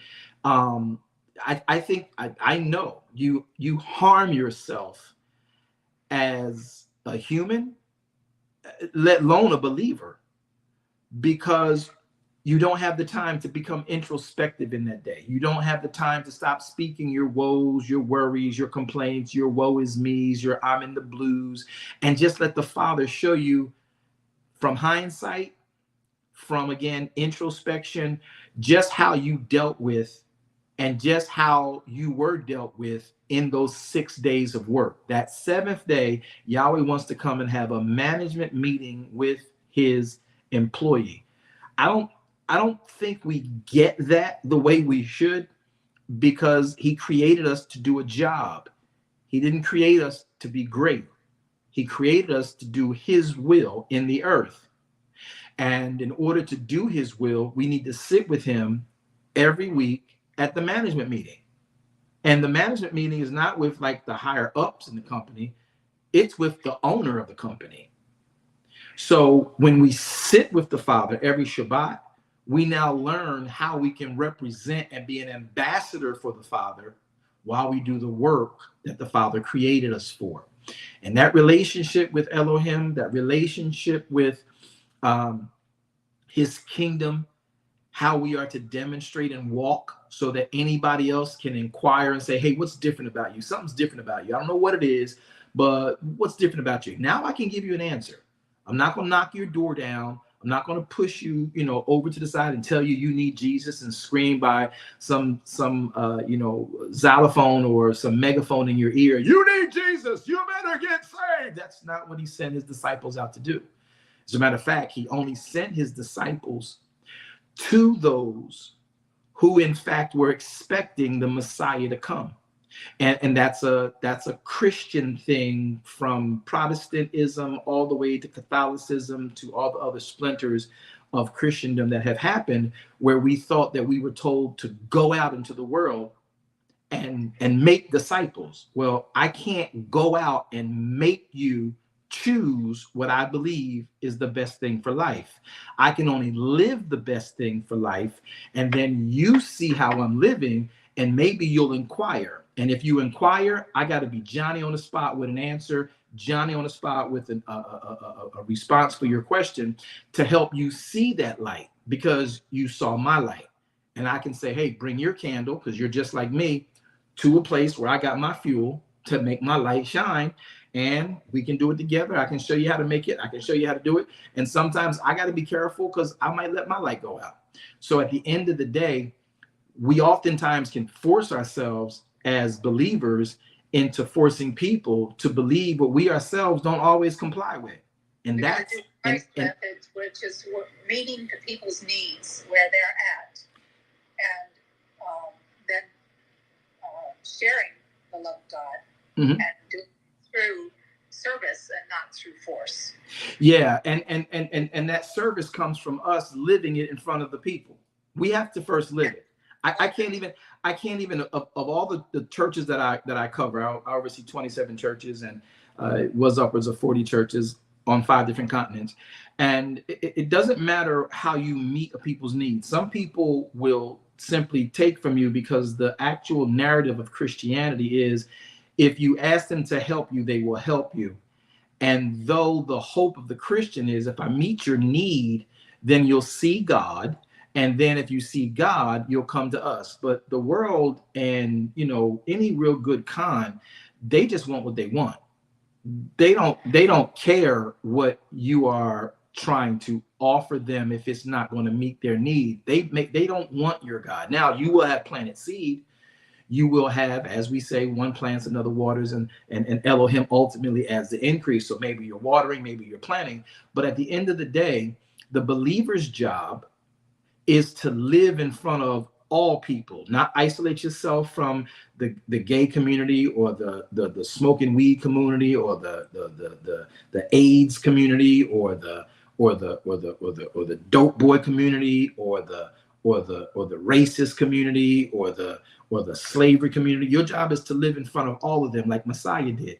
And when they have their own moral moment that they think about something differently, they will come to you, though they fronting on their convictions and want to be, angry and want to be malicious and want to be. Everybody gets that morality check within them. And as long as there is an agent of a better morality in front of them, they know where to go to get that answer. And that's where Christianity sort of kind of pushes the line. And we think that it's our job to go knock down a door and tell you need Jesus, when in fact Yeshua didn't do that. He didn't knock on one door and say, you need me. He sat in front of everyone and they asked him, what's different about you? And he shared with them what he knew. They kept listening, and then they made their decision to choose him. So what he did was, when he told him, as we like to say, this great commission was, and I teach this to a lot of professors in this arena when we're asked to teach, and that is that when you understand Messiah's quote unquote great commission was to his Talmudim, his disciples, as their rabbi. He came to his own. Messiah came to the world to come to Israel, both in Samaria and in Judea. When he comes to Israel, he does not come to the world. He does not send his Talmudim out to the world.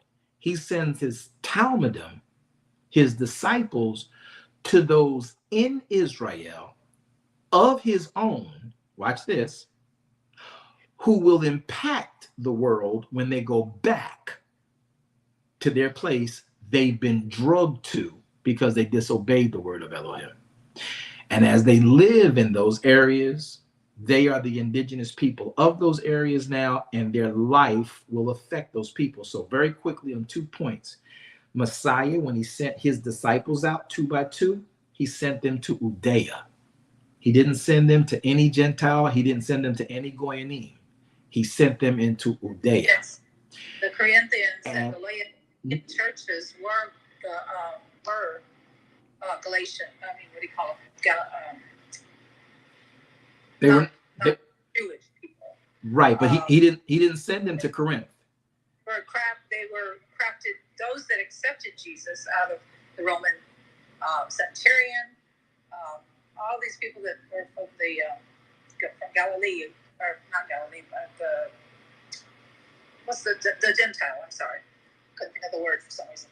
From the Gentiles, it was, they were grafted in because the Israelites refused him. Then he opened it up to the whole world, like we have. Right. Right. But we're not Israelites, but we are grafted in Israelites. Right, and that's what we're explaining, how that happened. So there is no centurion that's not in Judea that's not affected by Messiah, but he doesn't go out into Roman provinces that are not Judea to impact Roman citizens who are Goyanim or Gentiles or heathens. He's dealing with his own, his 12 disciples plus more who went 2 by 2 to every door when Messiah was alive, did not go out of Judean property line. They didn't go to Corinth. They did not go to Galatia. They did not go to Philippi. You can read that in the text. They went to Judea, where Israel is expecting the Messiah, the Omen, to come from. And he tells his Talmudim to take this message with you. Let them know that the Messiah is here. If they receive you, hallelujah. If they don't, kick the dust off your feet. Pull back your shalom. So when we first see this image of what Christendom has made the Great Commission, we realize that Yeshua is talking to his Talmudim, all Israeli blood, and telling them to go to Israeli homes and tell them the Omen is happening. Tell them the Messiah is here. And they then wait for the response of the homes. So he goes to those who are expecting Messiah. He doesn't go to he doesn't go to the emperor of Rome. He goes to his own. Now, once he's about to die, they don't receive him, some receive him, and that's what you have. He said, it'll be worse for them than Sodom and Gomorrah for those who are expecting me now that I'm telling you I'm here, and then you reject me because you heard something from the temple that there's a guy out here acting like he's Messiah. Don't accept him, don't receive him. That's what they were dealing with in that nurture cult, in that culture.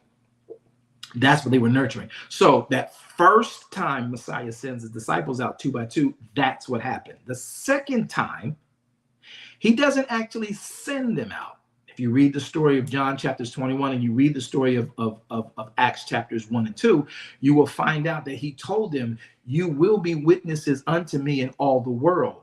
Then he says into Judea, into Samaria, and to the uttermost parts of the world, because Judea and Samaria are Israel. They're just Israel divided. The sad part is that most Christians who read the Bible don't know that because they never read the books of the Tanakh. And they don't know that Jeroboam and Rehoboam had a war and that Yahweh split Israel after Solomon's death. So they think that Judea, the Jews, are Israel, and the Jews are just 3 of the 12 tribes. So Messiah says, you'll be witnesses unto me to Samaria, the 10 tribes, and to Judea, the remaining 3 tribes. And then you will also, by that, impact the uttermost parts of the world. So we automatically assume, because we English, that means they went, Peter, James, John, and Paul went, on these missionary journeys to all these other nations. But that's not what happened. When you read the book of Acts, during the feast of the Shavuot, which has been erroneously called Pentecost, the disciples that were with Messiah, who heard him for 40 days after his resurrection, they went and waited for the 50th day after Pesach, where Shavuot would manifest. They were in the temple, in the upper area of the temple, congregation of the saints. Ruach HaKodesh fell upon them, but they began to speak to all the people who gathered from the Israeli bloodline. That means that every Israeli knew by Torah observance, whether religious or they were just being churchy, they knew to come back to Jerusalem. Devarim 16:16, Leviticus 23. So they came back to Jerusalem. Now, what they got this time, they came back from all these other countries. Well, what other countries did they come back from? Because they had been drug away and taken away by either their forefathers or their parents who disobeyed the Torah. They were under besiege. They would spread about the whole world. And so they just made their lives in those regions. Now, the thing about this is that there were certain nations that would come back. And all these nations were represented here in the time of Shavuot, when the Holy Spirit fell upon them. And we've, again, ignorantly called it Pentecost. Like they spake in unknown tongues. No, they spoke in known tongues. Here are the tongues they spoke in. They spoke in the tongue of Parisians, the Medes, the Elamites, the Mesopotamia, the Judea, Cappadocia, Pontus, Asia, Phrygia, Pamphylia, Egypt, Libya, Cyrene, Rome, Jews, proselytes, Cretes, Arabians, and they spake in their tongues. Now, the disciples never left Jerusalem to go and spread this great message of the gospel. They told it to the people from those areas. And when they all got that 3,000 of conversion, those 3,000 were representatives of all these nations that were the uttermost parts of the world at that time. They went home. Now that they've gone home, baptized by the Holy Spirit, they now are spreading that gospel in their land as the indigenous people hear them speak based on their culture and what they now know of truth. Now, when you see the stories in Acts that Paul and James and Peter went out into Corinth and into Ephesus and into Galatia and into Thessalonica, you are hearing stories of those who traveled into Jerusalem who are now affected by this story, have caught buzz and been converted, gone back to their land in Asia Minor, whatever part that was, and then they're saying, hey, can you guys from Jerusalem bring somebody over here to teach us what we have now become converted to. That's how Paul got sent out. That's how Barnabas and John Mark got sent out. That's how Peter started to travel. So these missionary journey trips are not Peter, James, John, and Paul saying to themselves, we got to go spread Jesus. We're just going to go spread Jesus. We're going to take some shoes and we're going to take some crackers and we're going to take some tents and we're going to go and just spread Jesus. Hallelujah. They didn't just walk around the country with a cross on their back. They went to places that were saying, hey, can you come and teach us what we've now converted to so we can do it rightly? That's how the evangelism element that we have grossly messed up, which is why most faith systems despise Christianity, because we're telling them the way that the Roman Catholic Church did in Roman conquests. They would beat your town, take your money, and then tell you you're going to be subservient to us, and then give you their version of religion to play as liaisons and soften the transition for you. And so that's colonializing. So right now, what we do oftentimes within Christianity, trying to tell Jesus' story, is we are trying to colonialize people into our faith, and we can't do that. Our job is to live it. And people pay attention. And when they see you living, they're going to inquire and ask. And once they inquire and ask, now you have their undivided attention. But if I come to you telling you what you need, how dare you tell me what I need? I am not listening to you, could care less what you got to say to me. Matter of fact, you better get out my face before I push you away. So, but when I come to you and I ask, now I'm inquiring of you. Hey, I'm seeing something you're doing is different from what I'm doing. You're getting different results than I'm getting. Can you help me?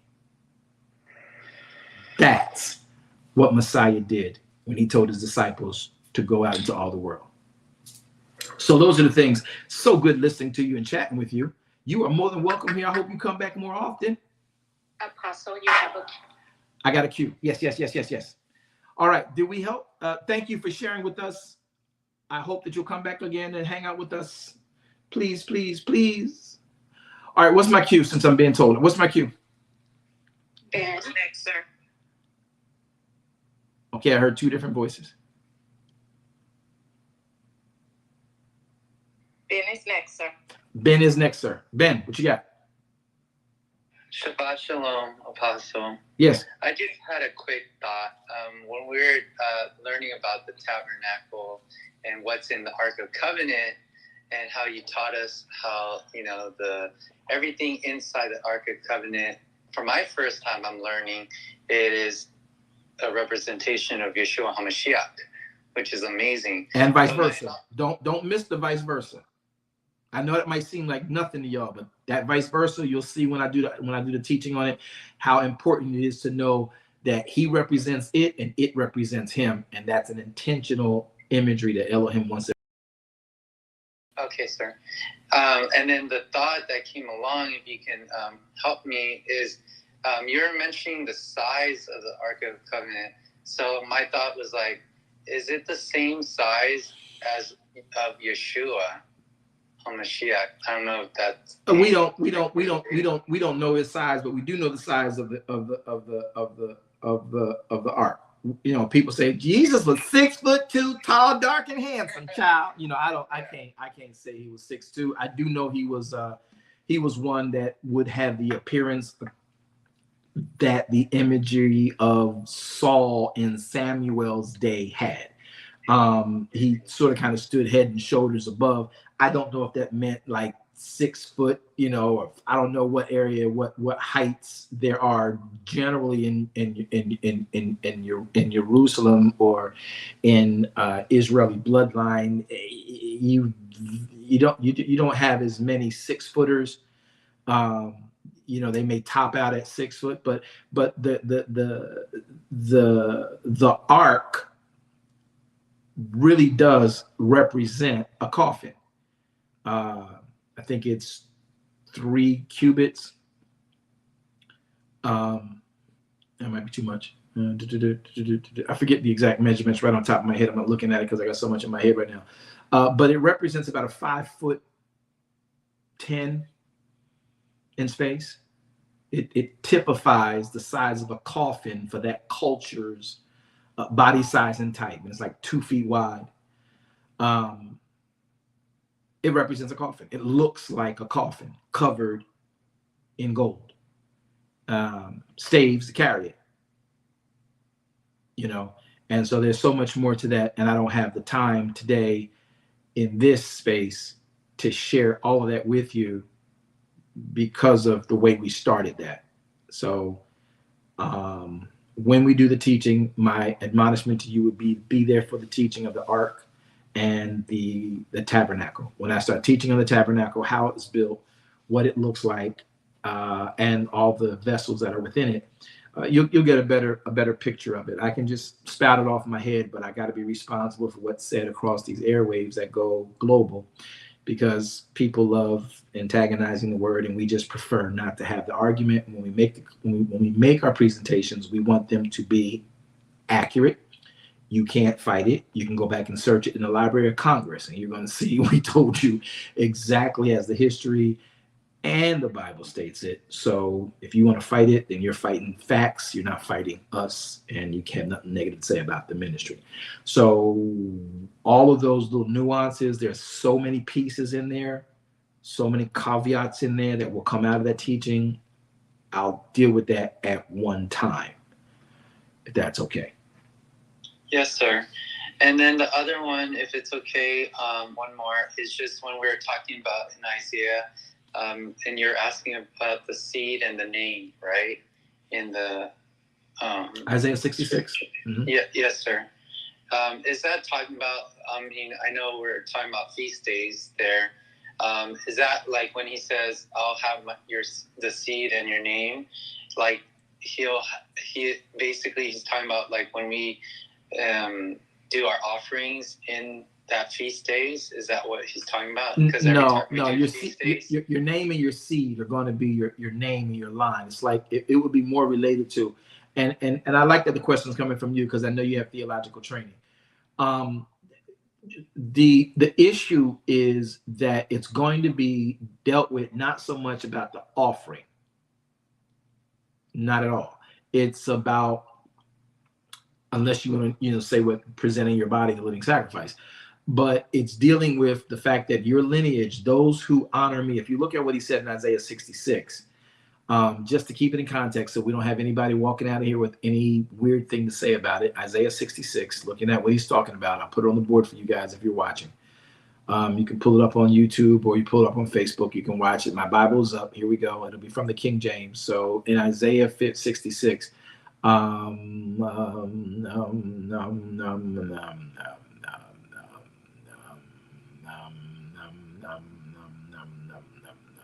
verse 22, sir.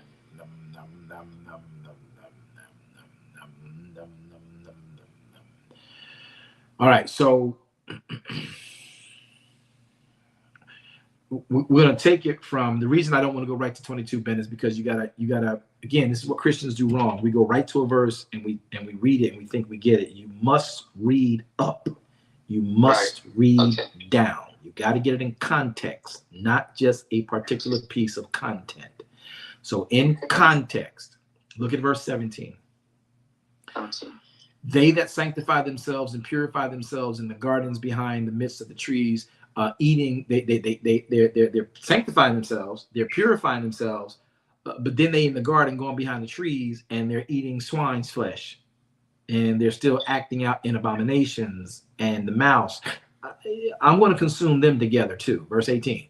For I know their works and their thoughts. It shall come that I will gather all nations and all tongues, and they shall come and see my glory.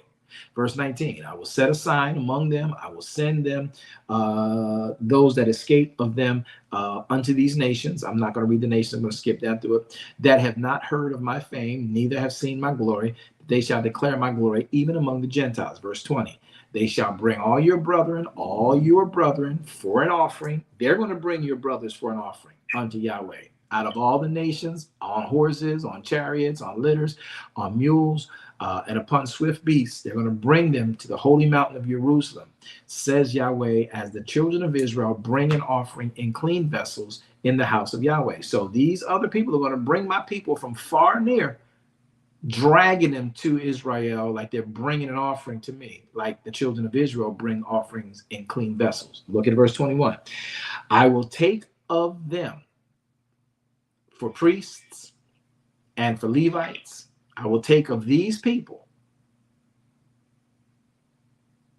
that are not my people. I will take of them for Levites, for priests. Verse 22.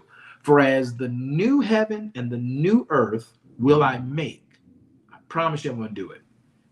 And shall remain before me, says Yahweh, so shall your seed and your name remain. Now, when he talks about your seed and your name remain, he's talking about those of you who have now come back to him and are with him. And at this particular stage, as we deal with eschatology and the way we string this together with Daniel, with Ezekiel, and with Revelations, you will understand that this is the time of and or after the millennial reign, when Messiah is on the throne. At this point, no one can be saved that is not already saved. And those who are now saved, their seed. So if your children are saved and you're saved, then your name is going to remain before me, because you're in this with me. You're reigning with me. Okay. And so that's what he's talking about. It's not about an offering. This is about your seed being your offspring, who has now converted or is now with me and honoring the writ, living in righteousness. And in that prophetic state of time, they will be living in righteousness, under righteousness, and they are in that millennial reign. Like your name is in the Lamb's book of life. It's more related to your name will be written in the Lamb's book of life. Make sense? Perfect. Yes, sir. Thank you.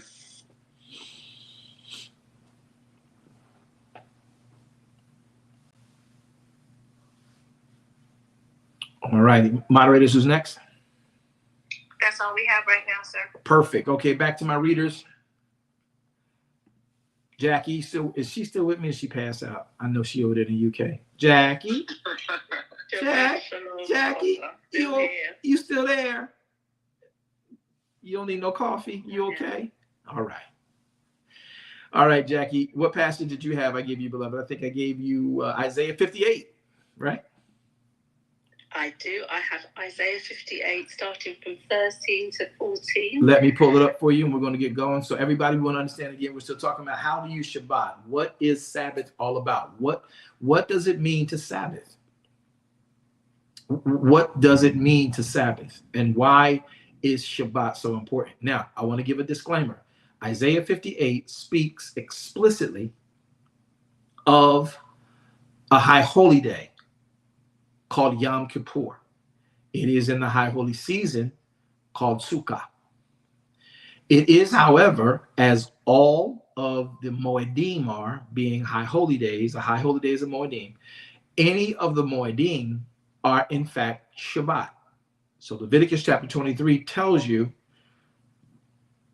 and I'll pull up 23 real quick while she stays at Leviticus. So those of you watching on screen, as I make this transition, Leviticus chapter 23, I want to read verses 1 through 4 for you so you can catch this.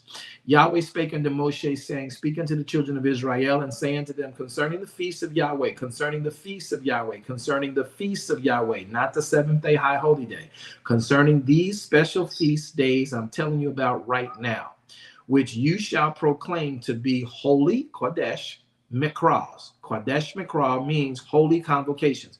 You shall proclaim these to be holy convocations. Even these days I'm about to tell you are my specific feasts.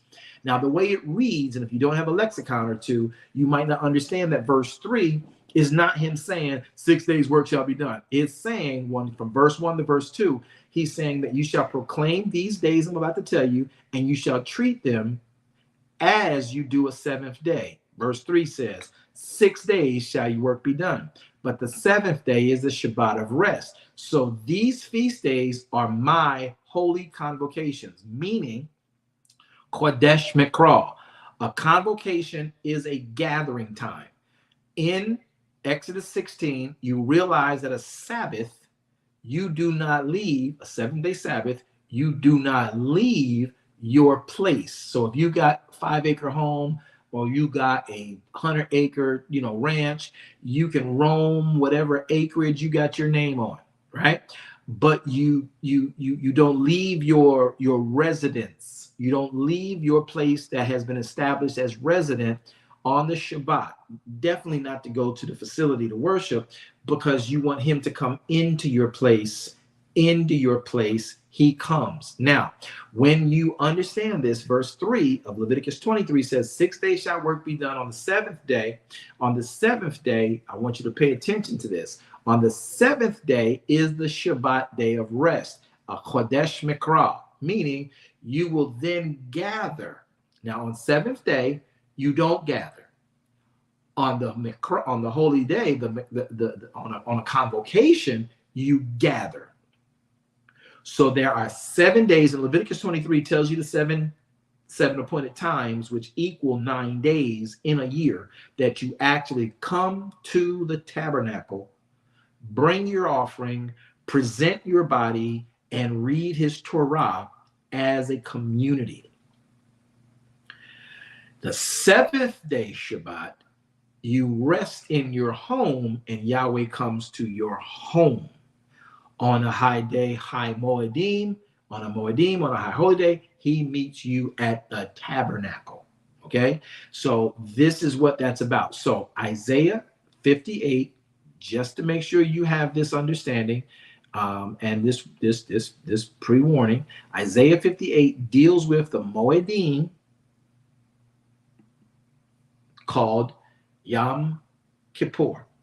If you read Isaiah 58 verses 1 through verse 12, you will see he is badgering them about the way they are doing fasts, because the fasts that they are doing are not the fasts according to Yahweh's instructions.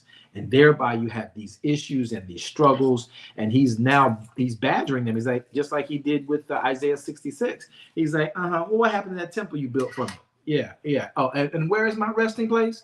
Because I've not been in y'all in a minute. When's the last time you invited me into your home, into your heart, into your world? When's the last time you obeyed my word? That's what he's saying. So he does that same thing in Isaiah 58 that he did in 66. Well, I should say in 66 that he did in 58, which he also did in 51, which he also did in 42. So here's the point. So this day is specifically dealing with the high holy day, and he's specifically dealing with how the Sabbath should be kept. Not just this one, but all Sabbaths. So verse number 13, Minister Jackie, what you got? Yes, it reads as, if thou turn away thy foot from the Sabbath, from doing thy pleasure on my holy day, and call the Sabbath a delight, the holy of Yahweh, honorable, and shall honor him, not doing thine own ways, nor finding thine own pleasure, nor speaking thine own words. Then shalt thou delight thyself in Yahweh, and I will cause thee to ride upon the high places of the earth, and feed thee with the heritage of Jacob thy father, for the mouth of Yahweh have spoken it. So if you turn away your foot on the Sabbath day from doing your own pleasure on my holy day, and if you will call the Sabbath a delight. Anybody in here call Sabbath a delight? I do. I delight in Shabbat, Yahweh. I delight in Shabbat. So he says, if you will call the Sabbath a delight, if you will call the Sabbath Kodesh of Yahweh. Now, because it just says holy, and you and I being English, and we're reading from an English book of writings, or an English writing translation of a book, we think we know the definition. Well, this word holy, you really need to pause every time you read it and go back and read the Hebraic meaning for it every single solitary time. So he says, if you will call the Shabbat delight, call the Shabbat holy. That word is Kodesh. That word is sacred.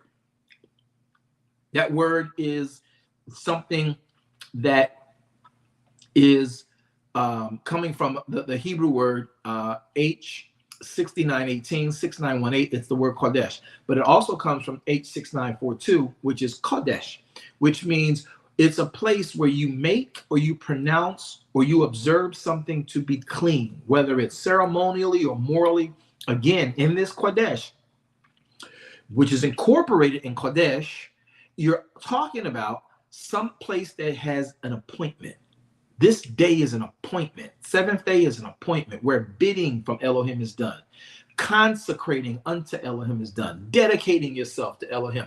Not defiling, because there's a flip side to that as well. But you're hallowing, meaning you're being kept holy. You're keeping yourself in a holy place. You're rising to a holier state, a place of holiness. You're keeping or preparing yourself, or you're proclaiming holiness. You are literally purifying and trying to be as one who is sanctified, holy.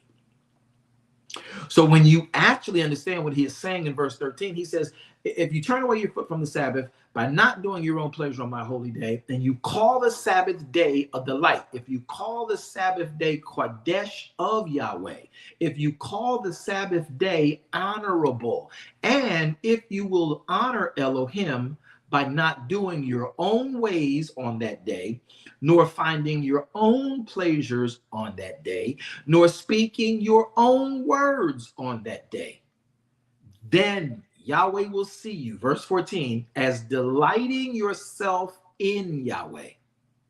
And then Yahweh makes a promise: I'll cause you to ride upon the high places of the earth. I'll feed you with the heritage of Jacob. The mouth of Yahweh Sabbath hath spoken it.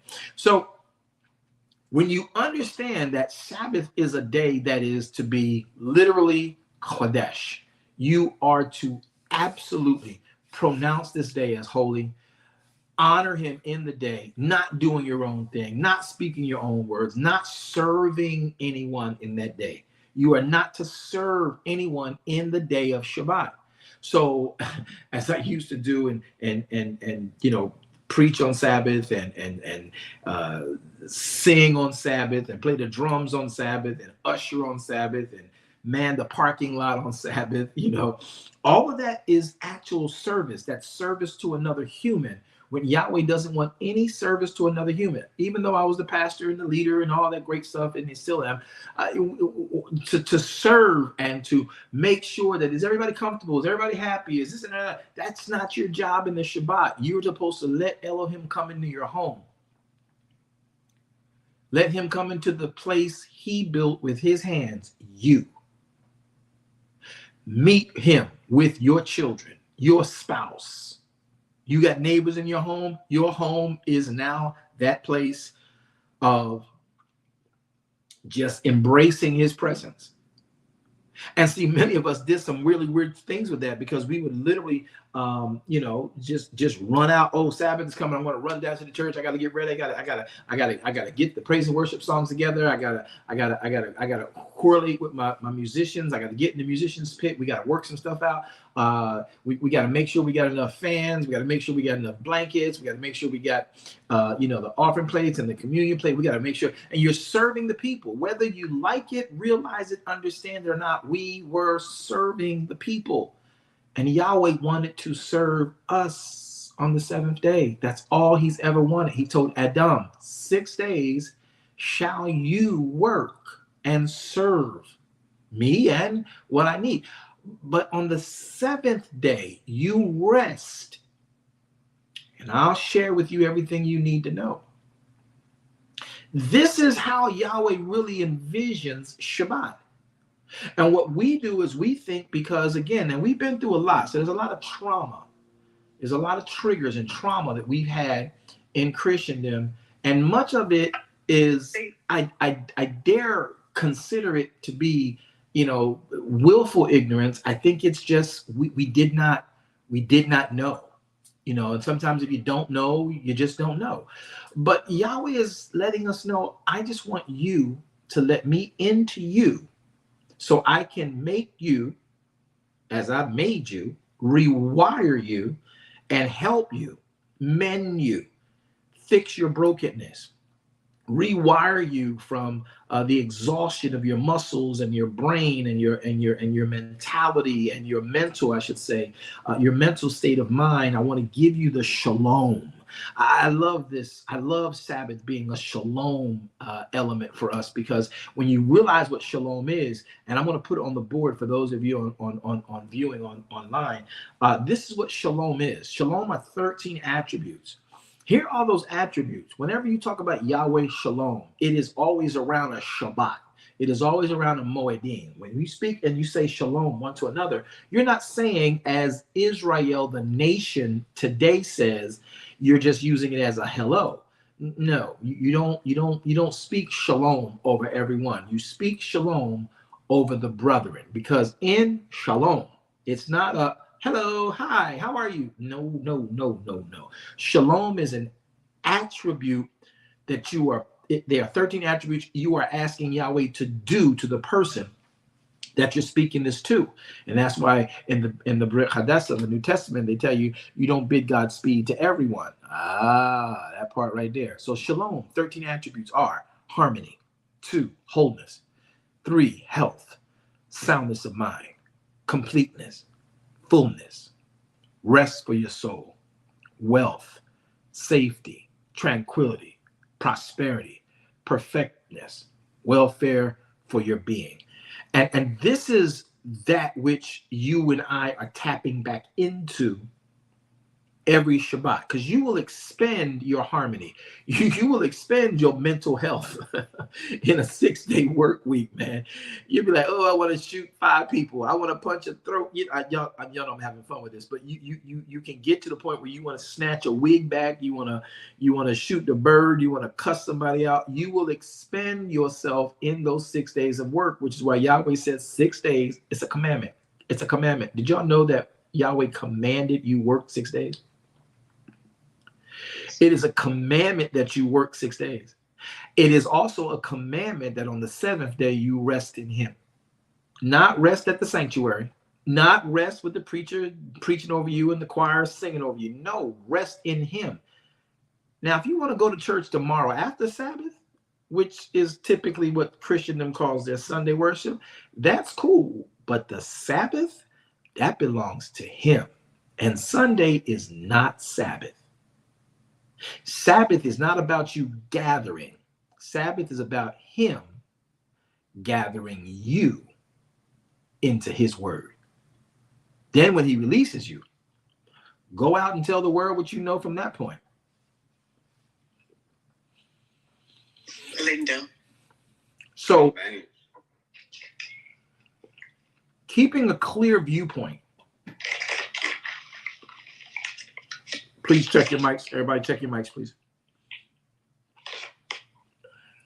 Keeping a clear viewpoint of what his word speaks about and what his word instructs us to do can sometimes get a bit convoluted, because we can be born into something that is our conviction, but because we were learning from those who were teaching us our conviction and who have shown themselves to be loyal to that conviction and probably really great people, but we never really vetted the convictions ourselves, though they are good models to keep. At the end of the day, Yahweh, good people ain't gonna make heaven. All good people not going to heaven. Compliant people do. And I'm not talking about, oh, we're not saved by works. I'm not talking about doing works. I'm talking about you complying with his word,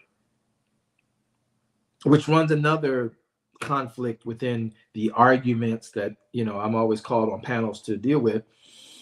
And that is, well, are we saved by works or not? Are we saved by grace or not? What saved always? Whatever. Listen, here's the catch. Well, we're not saved by works. No, you're not saved by works. But faith, without faith, it's impossible to please Elohim. That's right. Without faith. Okay, well, the Bible also says faith comes by hearing, and hearing comes by the word of Elohim. Yeah, that's right. That's right. So it also states that faith without works is dead. Right, because faith are the instructions of Elohim for the human to please him. Faith is not a feeling. Faith is an instruction. And the instructions are written in the Torah. And when we comply with those instructions, oh, well, you can't keep the law. You can't do the law. Do you wear cotton and do you wear polyester where you're not keeping the law? Okay, understand the dynamics. There is a dynamic to all of this that we're talking about. Without faith, you cannot please the Father. How do you think Messiah ended up pleasing him?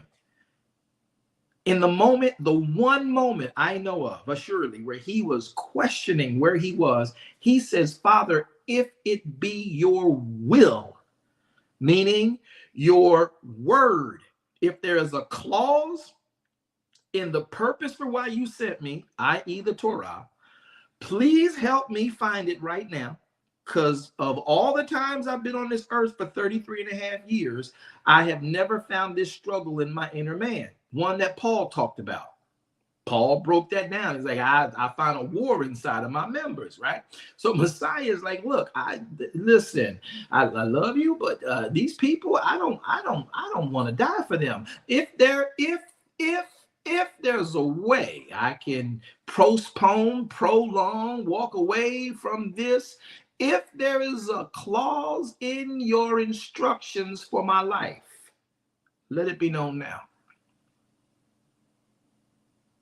But that's my will.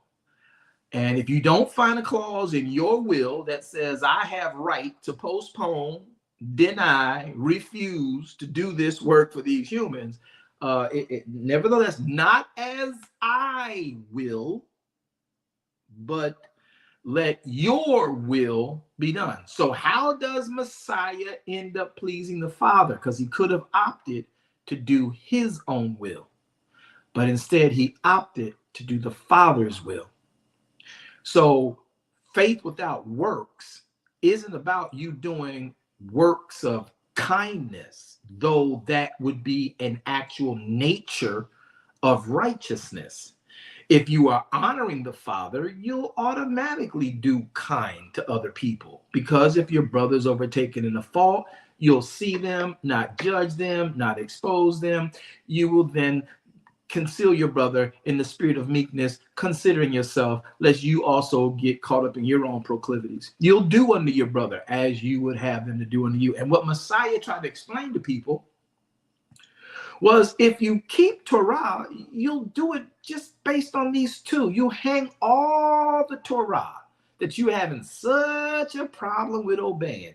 You'll hang them all on these two things. You'll honor Yahweh with your whole heart, mind, body, and soul, which means you will honor his word. If you love him, you're going to keep his commandments. And the second one, if you do these two, you got the whole Torah right in your hands. He says you will love your neighbor as you love yourself. You can hang everything about the Torah on those two. If you do those two, you're doing the Torah. Now, see, you don't need 613, just them two. Well, the first one covers the 613. If you honor the Father with your whole heart, mind, body, and soul,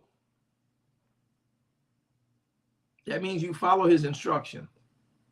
And if you love him with all of you and you worship the ground he walks on, as it were, you are going to know the words, know his likes, know his dislikes, not transgress against him, understand what that means, what that looks like when it's done. You'll make the dinners he's prepared. You'll be there for the appointments he's set. That's the thing. So when we begin to understand what Yahweh wants out of us in Shabbat, he just wants us to let him teach us. He wants us, don't come into Sabbath talking your own words. when you if you're going into Sabbath and you're trying to prepare a sermon, I'm talking my own words. If I'm singing a hymn, I'm singing my own words. Yes, I can lace them with his Bible, right? The Bible we call the Christian Bible or whatever, you know, and lace some of the familiar passages in it and sing it or preach it. But I'm still serving, and Yahweh doesn't want me serving the congregation, trying to get them to a place of, come on, let's worship God. Lift your voice, everybody. Come on, everybody, worship him. No, not unless it's the Moedim. That's when the priests are in. Did y'all know that in the Torah that the priests did not enter into the tabernacle on the seventh-day Sabbath? Nobody was in the tabernacle on the seventh-day Sabbath.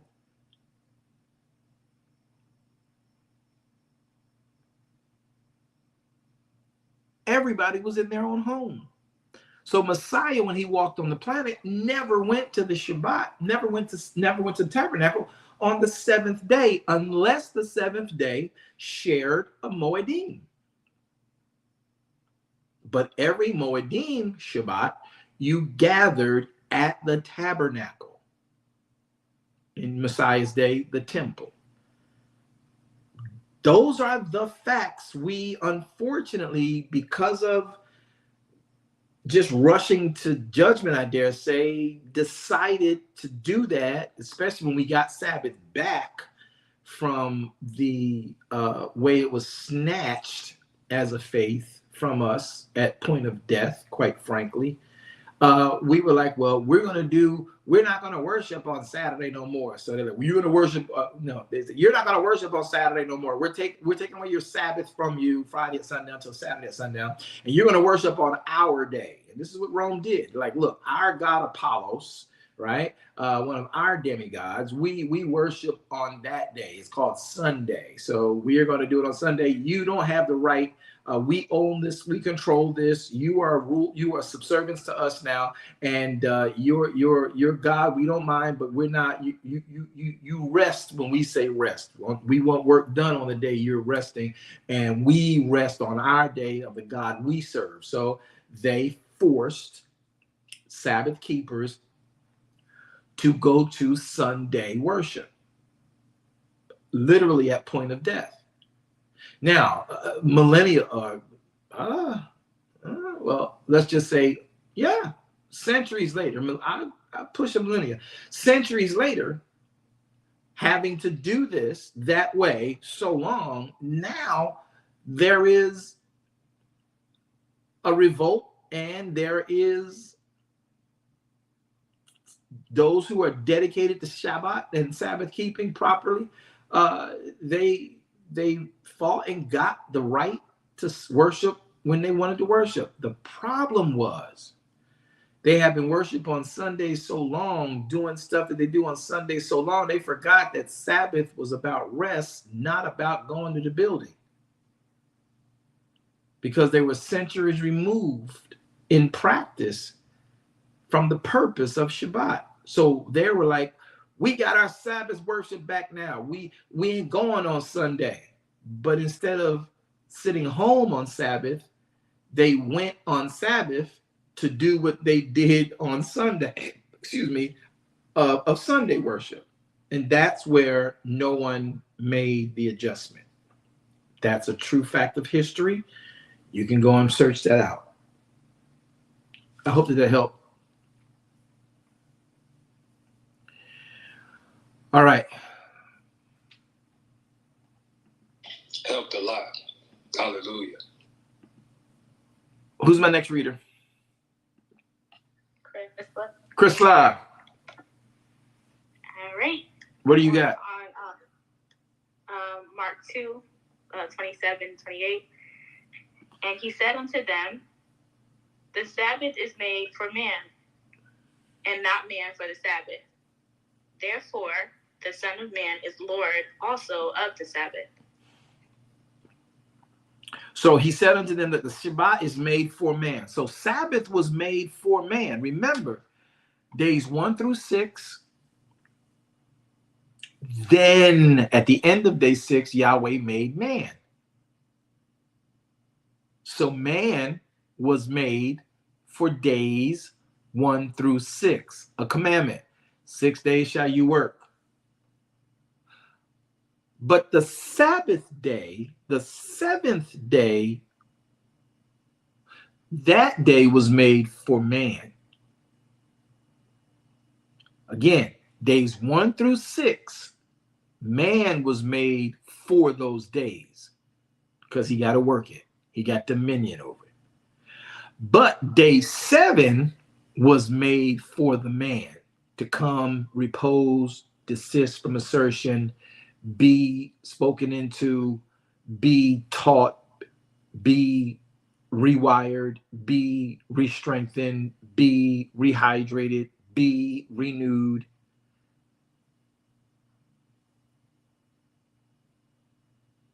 So when these Pharisees try to trap Yeshua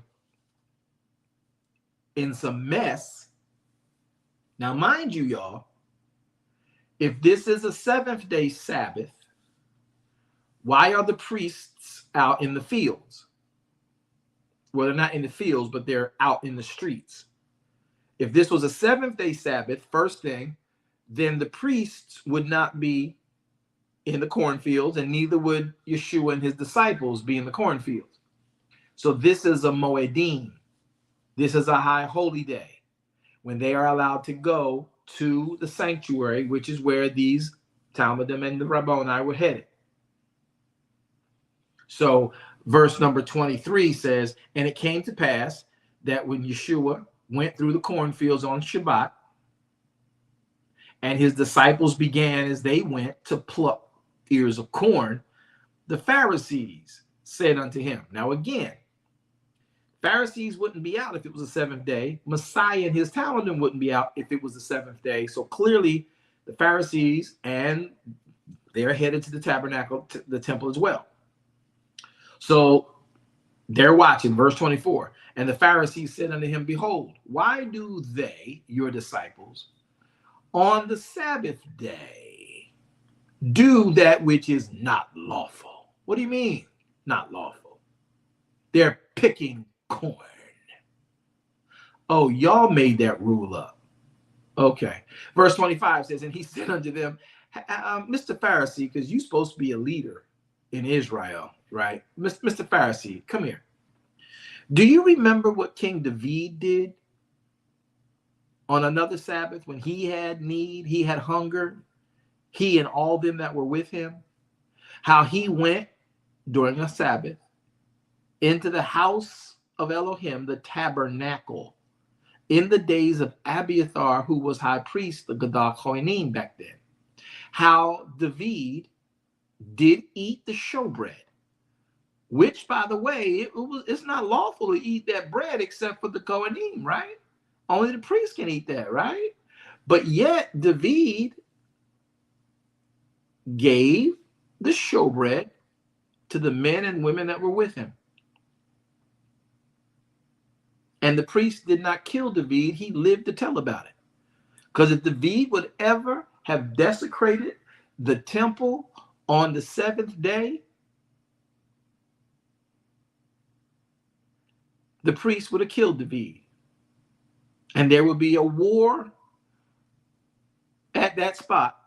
But David, like Yeshua, would never disobey Elohim. So David knew his rights in the Sabbath. Whatever I need, Yahweh restores me. King David was hungry, and the men that were traveling with them, all of them coming to the tabernacle, and all they could do was the showbread.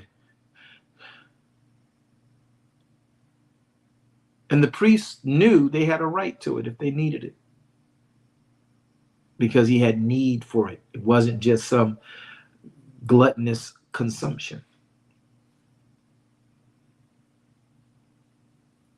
So verse 27 says, and Messiah said unto them, see, guys, Sabbath was made for mankind, not mankind for the Sabbath. Because of that, the Son of Man, you and me, The Son of Man is master also of the Shabbat. So what people fail to realize in a lot of cases is that in Sabbath is when you want to make your requests known to the Father.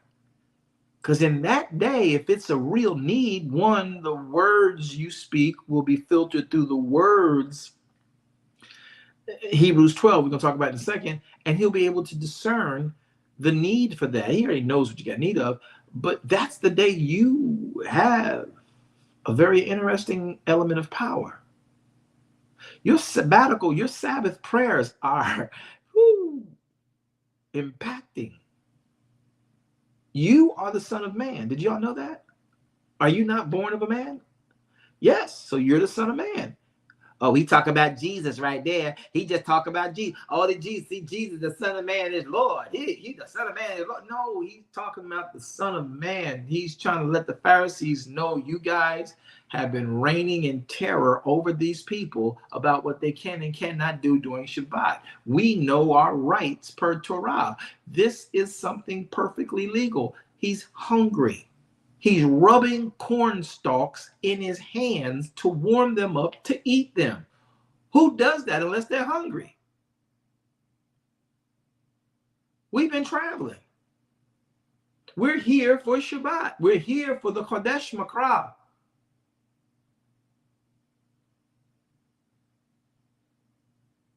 You're not supposed to do that. Who told you that? The halakha. That's what we do here. I'm sorry, that's not what it is. Did you not read, Mr. Pharisee? Because you're supposed to know this. That's what happened there. All right, who's my next reader? C. Marie. C. Marie, go. Where you at? Luke 6? Luke 6, 1 through 7. Luke 6, 1 through 7. Really? Well, that's how I originally have it notated in my Bible you gave us. Luke 6, 5 through 6. Luke 6, 5 through 6. That's what I gave you. Okay. Luke 6, 5 through 6. All right. The shortened version. Okay. And he said unto them that the Son of Man is Lord of the Sabbath. And it came to pass also on another Sabbath that he entered into the synagogue and taught. And there was a man whose right hand was withered. Okay, this whole thing is wrong. So that should have been 3 through 5, not 5 through 6. So I got to get rid of this tile, which is inaccurate. Just a verse off. I want to make sure we do right, because people are like, see, that ain't got nothing to do with what he's saying. That's a whole different change of thought. I wish he'd get his work together. So it should not be Luke 5 through 6. It should be actually Luke 6, 3 through 5. That's what it should be. Luke 6, 3 through 5. I'll make that change. Get rid of these tiles and go from there. All of them are inaccurate, and that's probably on me. So moving through now. Luke chapter 6, verses 3 through 5. Would you read that, please? And Yeshua answered them, said, have ye not read so much as this, what David did when himself was hungered, and they which were with him? How he went into the house of Elohim, and did take and eat the showbread, and gave also to them that was with him, which it is not lawful to eat, but for the priests alone. And he said unto them that the Son of Man is master also of the Sabbath. So, Son of Man is the master of Sabbath. We just read that back in Mark. Thank you for reading Luke. And now we're going to press on to Hebrews chapter number 12. Now, this is what you do, and this is how Shabbat is honored and done in our world. So, these are just passages to support what it is we're supposed to be doing during Shabbat. We're doing both Old Testament, the Torah, and we also do from the prophets of the Tanakh, which are people who speak only Torah. And then we also come to the Brit Hadessa, and we go into Mark, and we go into Luke, because those are the days of Yeshua. He is actually speaking, which is Torah. And then you have the book of Hebrews, where in fact Paul is writing to Torah observant people. The book of Hebrews is to Torah observant people. And that's where he places things, and that's where he pushes all things Torah to the people of, in fact, that faith system. So let's look now at Hebrews chapter number 4, verses 1 through 12. I don't think I want to go to 1 through 12. I think I want to go lower than that, don't I? Yeah, go to 4. Let's go to 4. Hebrews 4 through 12. Hebrews 4 through 12. If you're looking at it on the screen, it's going to come to you right now. Hebrews 4 through 12 goes on to Hebrews 4 through 12. For he spake in a certain place about the seventh day, and he spake on this wise. Elohim did rest on the seventh day from all of his works. Who knows where you can find that passage in the Torah? Say your name. Ben. Go, Ben. Genesis 2. Genesis chapter 2. Good job. This is what he said. This is Paul speaking to Torah observant people, Hebrew people in his day, telling them, in fact, this is spoken of by Yahweh in a certain place about this certain day. Elohim rested on the seventh day from all of his works. Verse 5. In this place again, if they shall enter into my rest, seeing therefore, 6, it remains that some must therein enter in. And they to whom it was first preached entered not in because of unbelief. So the people of Moshe's days, they didn't enter into the rest because they did not believe enough to obey enough to understand. Certain of them didn't. Certain of them didn't. Certain times they did, certain times they did not. But this was a constant plaguing issue. Verse 6 again, seeing therefore it remains that some must enter therein, and they to whom it was preached first entered not in because of unbelief. Verse 7, again, Elohim limiteth a certain day. What's that mean? He limiteth a certain day. He limiteth that day according to the word here. The word limiteth here is the word charizo. And the word charizo is a word that means he marked out or make boundaries for or created a horizon for. It also means to have something appointed or to have something decreed, something to specify. It also means there was a declaration and a determination and a limit. Something there is a limit, something that is ordained. And the word limit here does not mean like, restricted. So at the end of the day, this word charizo comes from the word chorion, which in fact speaks about a line, a frontier, a region, a border, a coast. So the word limits here really means to compartmentalize, but not necessarily restrict. So this limit here is the word charizo, talking about something that is in a space appointed, something in a space decreed, something in a space determined, ordained, specified, marked out for you. So again, he marked out, decreed, specified, declared, determined, ordained things for you and me in a certain day. Anybody know what that certain day is? Shabbat.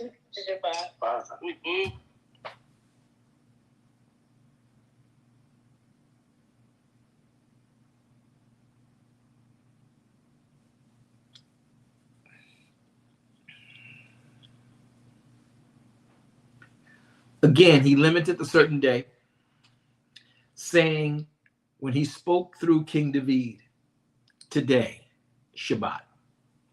After so long a time, as it said today in this Shabbat, if you will hear his voice, that is the Adonai, if you will harden not your hearts. Well, what happens if you don't harden your hearts when you hear his voice? Blessings will overtake you, according to Devarim 28.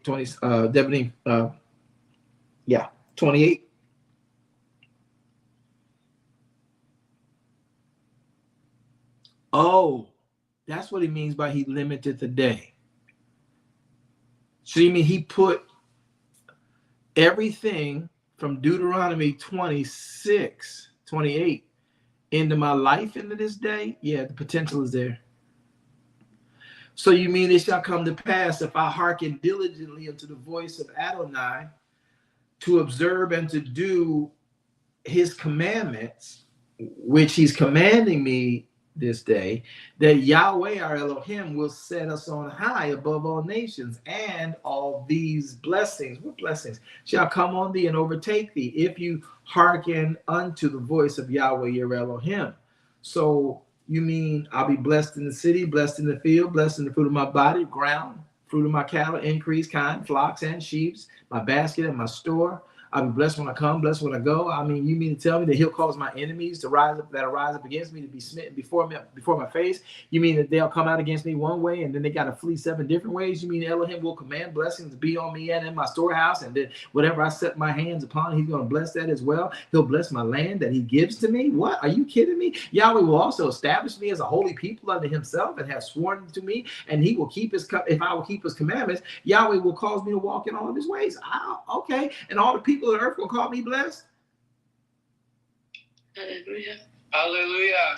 And Yahweh will make me plenteous in goods, and in the fruit of my body, and the fruit of my cattle, fruit of my ground, fruit of my land, and swear unto me the Father will give me. And Yahweh shall open up his good treasure and give me rain from heaven. Wait a minute. Wait a minute. And bless all my work of my hands. How many of y'all got your work in your hands blessed? I have lately, but you know, it didn't come until I started working in Sabbath, not doing my own damnable thing during his high holy day. Oh. Amen. That part. So my relationships with my children got so much better. My relationships with people that was in my life got so much better. My contacts got better. My businesses started to look better. My finances looking better. My bill. Since I've kept Sabbath, all of these things have been decreed in that day. And when I come into that day and I sit down into that day and I let Yahweh tell me about my next work week and tell me how bad I did this last work week, work with me through my introspection, check myself, and be retroactive. Not retroactive, but treat me, be introspective and consider myself and what I've done. You mean to tell me that things get better for me? Oh, so that takes me back to Hebrews.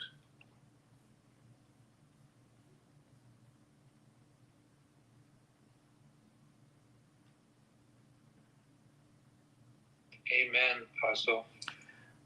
Well, I'm glad somebody out there. Hebrews.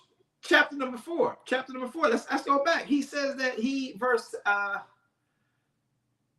chapter 4, he says in verse 7, he says, again, he limits a certain day, saying in the need today, after so long a time, it is said, if you will hear his voice, harden not your hearts.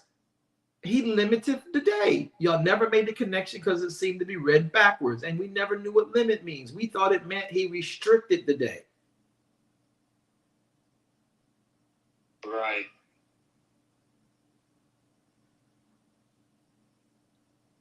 So all this time I've been running around trying to get a blessing down at the church during Shabbat. I was leaving the blessings unattended and uncollectible at home. Amen. Let's go. What? And then by the time I got home, since you wasn't here to get them, nor have you called this day Shabbat, nor have you honored me in this day, nor have you not taken your feet and run and done your own thing.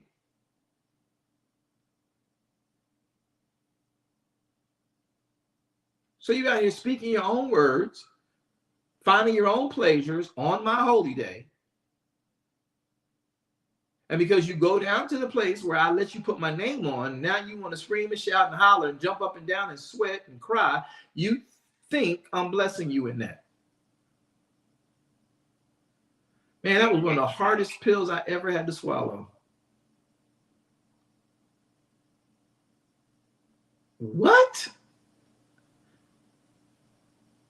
And I can't tell you how much peace and harmony flooded into my life when I began to honor Torah and Shabbat. Just that one adjustment. Hallelujah. Yeah, it is an all praise be unto Yahweh. Hallelujah. So look at verse 8. And then Paul's talking to them like, listen, Hebrews, and those of you who are, Messianic Hebrews and Jews, he says, listen, I know what y'all thought, but listen, this ain't something that was just for the moment. Listen, if Yeshua, as some believe, had given them the whole picture of Sabbath, if Yeshua had given them rest, if he was the end of Sabbath keeping, then he would not have, after he died, buried, rose again, he would not have spoken of another day if he was the end of all Sabbaths. There remains, because of that, a rest, Shabbat, to the people of Elohim. If you are the people of Elohim, come off mic and say, I am the people of Elohim. Say, I am Israel by faith. I am the people of. Amen. By faith. By faith. That's right. I love it when the children say it. So he says, but therefore remains, therefore remains, therefore, verse 9, a rest to the people of Elohim. For he that is entered into that rest, that person should also cease from their own works, just like Elohim ceased from his. Paul then makes this admonishment, verse 11. Let us labor because of what we now know to enter into that rest, lest any man should fall after the same example of unbelief the children of Israel fell from. Here's why that's important. Because in Shabbat, you don't speak your own words. You only speak his word. And because of that, the word of Elohim spoken in that day is quickening. Y'all thought it meant quick. This is the word that means quickening. When David cried, quicken thou me according to thy word. That's what Paul is saying. The word of Elohim is quickening. The word of Elohim is powerful. Verse 12, the word of Elohim is sharper than any two-edged sword. I mean, it pierces even to dividing asunder your soul from any spirit that's attached itself to your soul. And it divides joints and it divides marrow. It's a discerner. The word of Elohim is a discerner of the thoughts and the intents of the heart. Neither is any creature on this planet that cannot be manifested by the sight of the word. But quite frankly, verse 13, all things are naked, all things are opened unto the eyes of Elohim, with whom we have to do. Amen. Man, look here. You mean to tell me I could have been able to pick that joker out who told me he was trying to telling me all them sweet. I could have discerned he was lying if I'd have just learned how to practice Shabbat.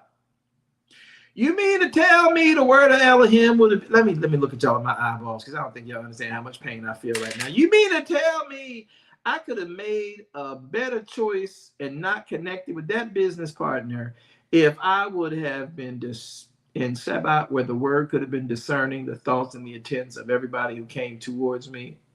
Matter of fact, better yet, shoot, forget them. What about me? I could have made better decisions if I would have let the word discern my thoughts before I put my thoughts into action.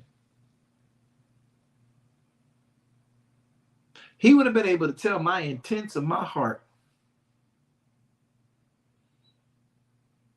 You mean to tell me that the word of Elohim would have done all of that for me? You mean to tell me that the word of Elohim could have gotten this spirit of smoking off of me sooner? It could have got this spirit of low self-esteem off of me sooner. You mean to tell me that the word of Elohim in Sabbath would have quickened me and kept me from states of depression and all this foolishness of feeling insecure, because I would have been quickened by the word of Elohim if I went to Sabbath rather than go to church on Sabbath? Oh, good God Almighty, help me keep my tongue, Yahweh. I need to be calm right about now. Yes. Hallelujah.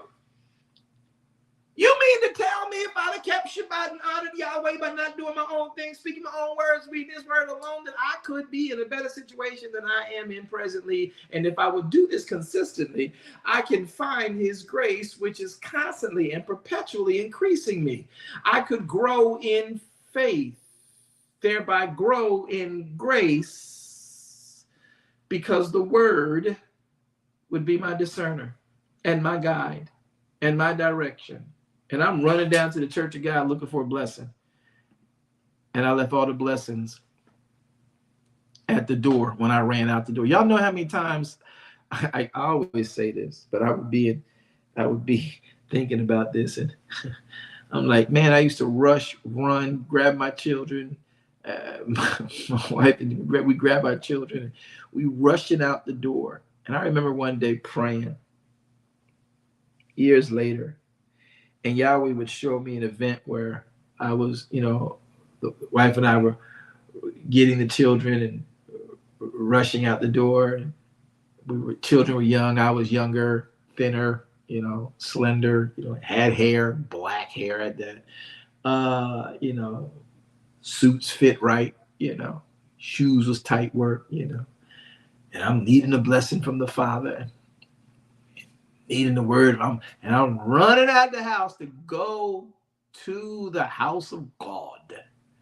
And when I learned that he's been waiting at our door, it gave a whole new meaning to the fact that I stand at the door of your heart and knock.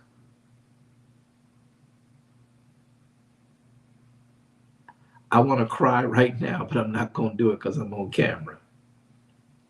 Hallelujah. So you mean to tell me all these times I was running to the house of God on Sabbath, I was running away from God? Wow. And he's standing at the doorway knocking, and I'm like, hey, I'll be back. I got to go down to the house of God. I go down to the church. I got to go down and do all this serving, and I'll be back later, but don't you go nowhere. You going to be here when I get back? And I just run right by him. Like I'm going to actually go see him. And he's like, I came to see you. I don't know, maybe we thought when he knocked on the door, we was late. Oh, I'm going. I'll be in a minute. Hold on. Slam the door, grab the children, kick the dog, throw some milk in the cup for the cat, and run out the house and run right by him, get in the car. And, you think you're going to meet him at the house of God. You were the house of God. You are right now the house of Elohim. Can I get anybody who understands this just to say it, type it in on every thread, speak it in your house right now? Say, Yahweh, I welcome you. Yahweh, I welcome you. Yahweh, I love you. Yes, I welcome you, Yahweh, into this place.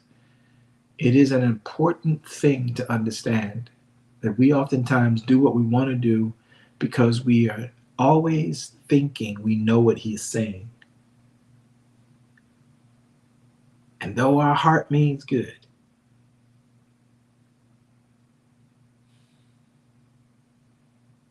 I was given an analogy the other day about a well-intended employee. This well-intended employee worked in a factory, chemical factory.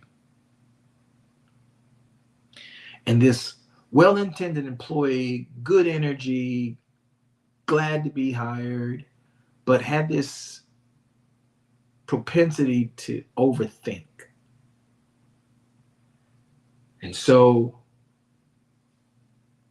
for this employee, along with 2 other employees, was a series of special teachings because this person can be trusted because they are loyal, they're energetic, and they mean good. Somebody say they mean good.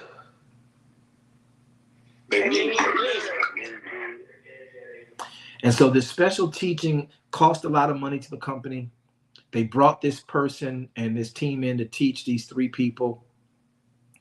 One of the people was just lazy. The other person was there because they was family. And this guy was the one who was really there because he merited and he really just means good. And the company sees his loyalty and they want to reward him and they're going to give him this special training because this is going to be a new position and it's going to make them, really be a part of the company, right? So he's in there and he's like, but he's always over talking. He's always finishing people's sentences. So the GM tells him, hey, just listen. All your job is do is go in here and listen and learn. I know you'll get it because I know once you get concepts, you go with them and then you help people stay on point. You got a good heart, you got a good mind, and you're good for our company. Okay, I'm going to do it, boss. I'm going to do it, boss. Love the boss, love the company, glad they're there. So this one time, the instructor tells them deep into the teaching, all right, but listen, guys, there are going to be 2 bottles that you have to bring in to this equation and pour these bottles in by these measurements every day. Now, every certain days. And he says, now, this one, y'all know what this is, right? Yeah, that's water. He says, y'all know what this one is, right? He says, that's bleach. He says, yeah, but they're both in the same bottles because that's what they are. No, we'll know the difference. One's bleach, one's water. It's like, okay, but they look alike. So one day, the lazy guy, after he's gone, he says, now don't ever pour this in here because you'll burn the whole company down. And there'll be no more. So they all got the same training. Lazy guy training, the family guy gets training, and the new guy that the company loves, and he loves the company. So they're going, and then after a while, the lazy guy changes the position of the bottles, but it's each technician's responsibility to make sure that their staff and their place is in order. So the lazy guy gets off shift, and the good guy comes in for the shift, and they don't communicate. And the lazy guy is used to the good guy always fixing it for him. So the good guy, he doesn't mandate that the lazy guy have a meeting with him as they should, as his protocol, as they shift switch, if they shift change. They have a conversation about what went on during the shift, what didn't go on during the shift, what got done, what didn't get done. And so he doesn't allow for that to happen. He just goes on and does what he wants to do. Next thing you know, dude is there. Everything's running fine. Gets an alert on the machine. He goes over to the machine. Typical alert. So he goes to fill it, and the water and the chlorine, the bleach, in the same bottle were on the table, not on their stands. And so the good guy, being full of energy, trying to get it done, he just grabs the bottle. He's like, oh, yeah, I got it. Okay. He grabs the bottle. He opens the bottle. He pours it in. 30 minutes later, the whole company burns down. The guy meant good, right? The guy's a good guy. He means good. Well, now no one has a job. Insurance is going to take at least 2 years before they can actually assess the damage done because it's a self-inflicted wound by the company. There is no one to sue. So when they finally do get the company back up, they don't hire the guy back. He's a good guy, but he didn't follow instructions.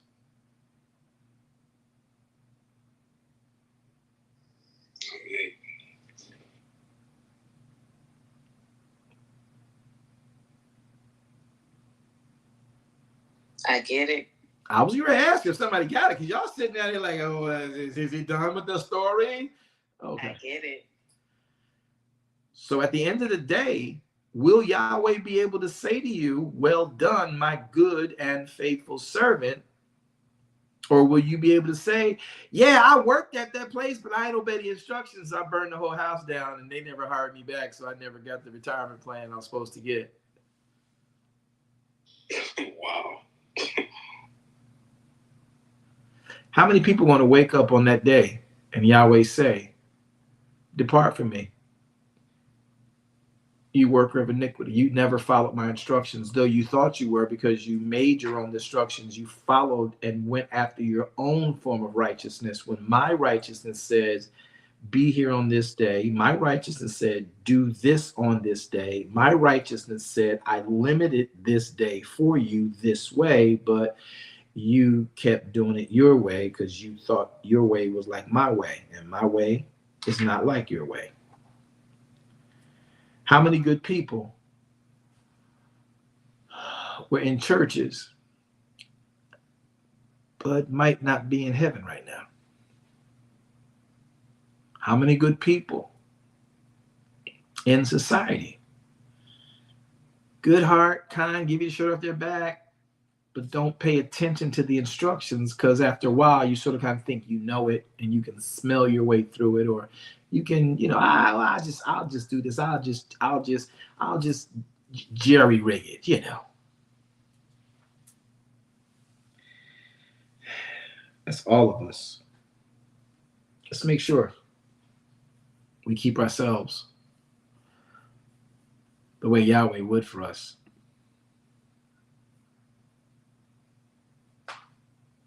Amen.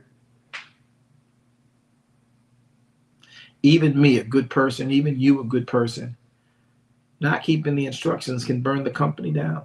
Or at least the metaphor leads us to that parallel, that no matter how much good you do in the earth, no matter how many devils you cast out in Yeshua's name, if you've not done your job as a kingdom ambassador, simple things, obeying his word, keeping his Sabbath, understanding his Moedim,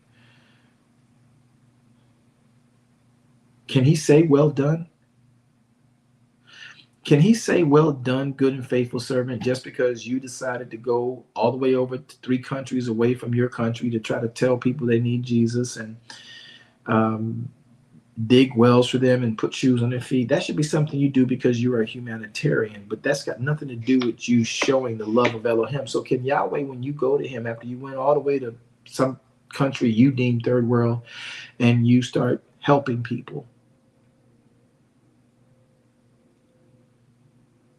but you don't keep his instructions, will he be able to say, well done, my good and faithful servant?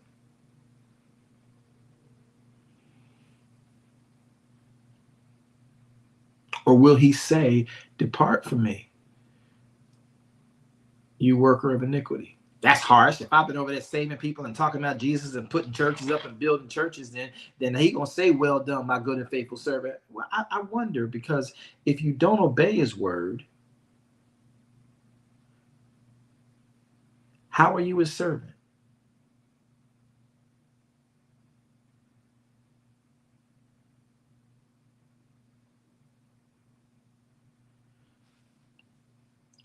It don't take all that, Mr. Apostle Man. There you go. That's why we're not saved by works. You wasn't born in the days of Moshe. You don't need that word. That you don't need that Torah. I said, you're right. I don't. But he did give us the book of instructions for us to follow. If I follow them, then I love him. If I don't care how many times you run down to the church on Sunday, run down to every convention your church decide to have and talk about, I love Jesus. I love you, Jesus. I worship and adore you. No, you don't. Do you really? And even if you do love him, which many of us do, but we don't honor his word, his instructions, when he comes back, will he have found faith on the earth while he was gone? Will we occupy in faith until he returns? Where are we at with that? What's that mean? What's that look like?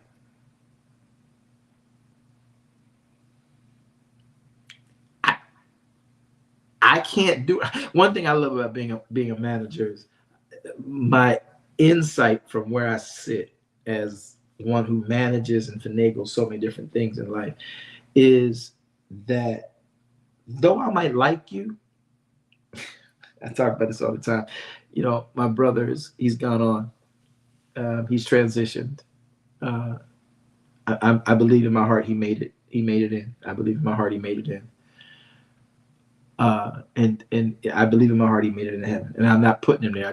I know his heart. So, but before I could tell you he wasn't gonna make it, right? And so what I would do as a good person, because he was a good guy, he just needed a break, right? So we say.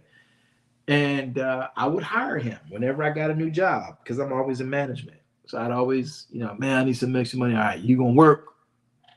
I'm gonna work, man. I'm gonna work, man. I'm gonna work, I'm gonna work, man. I'm gonna work, man. I'm gonna work. I'm gonna do it, man. I ain't gonna mess you up, man. All right. So you give him a chance. Love him, miss him desperately. But without fail, this good guy, all my other employees would love him because he knew how to crack jokes. He was good with people, charismatic. He could learn the job, and when he learned the job, he knew the job. But sometimes you got people who learn the job and know the job real well, and then they start finding ways to skim, from doing the work. You know what I mean? And so it got to the point where every man stands on his own merit, and just because I'm your blood, I'm your brother, I can cover you when I know it's an honest mistake, or I can cover you when it's just a every now and then issue. But when you're not doing at that post what makes that post important to our company, then you've not done your job. And when your review comes, your absentees, your late getting assignments in, your poor projections on the company, no matter how much everybody else likes you and your charisma, I gotta be a competent employer and responsible director or manager of my department. And if your review came back below the bar,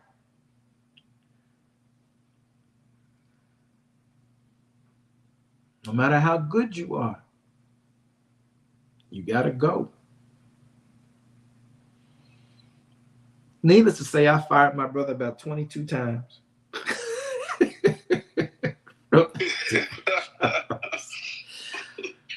You feel bad, you hire him, and then you gotta fire him. Because if I let it continue going because he's my brother, then when my bosses come and they do an audit of my department and they find that I've allowed for this deficiency to continue, which they have a preconceived idea of where the imagery should be, if I'm not at or exceeding that level and they got to audit me and they find out that, okay, we gave you the resources and the people, why are you beneath, why are you below? And I've let so many people slide and skate. I am now the incompetent one to my boss, not the incompetence of the ones I hired, because I allowed it to continue. Now I'm incompetent. It's fine to hire someone incompetent and not know it, find out that they are, but you, as the manager, you have to make the call, because when those who gave you the responsibility come to check your job, They won't hold that person you hired responsible. They will hold you. Now, you're the incompetent one. You can get mad at your brother, your cousin, your auntie, your nephew, all you want. You should have fired them. But they needed a job. They need a job when they want to do the job. They can keep the job if they do the job. And if I've trained you and taught you and sat you down and warned you and wrote you up and gave you warning after warning after warning, and now I've spared you as long as I can through the technical loops I could use, now we're at a point where the audit is being done on the department. You got to go.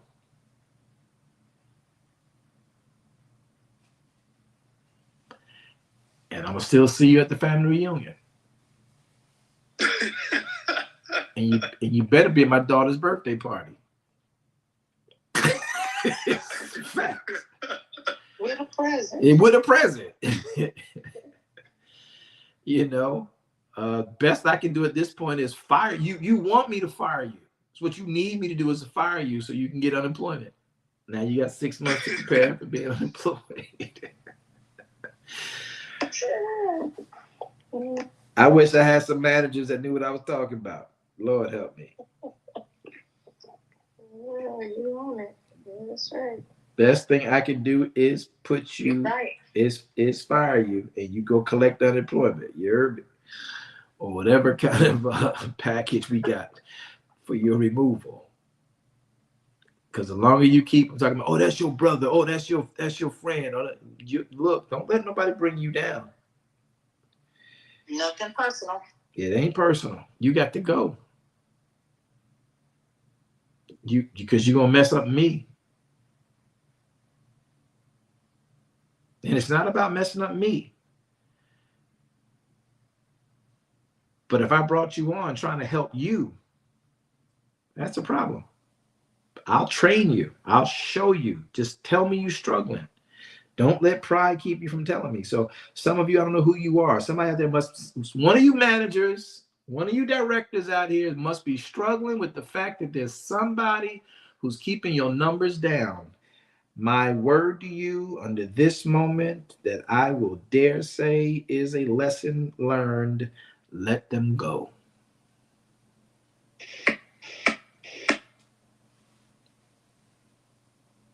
You keeping them might be holding them back. Wow. That's a message. Might be holding you back too.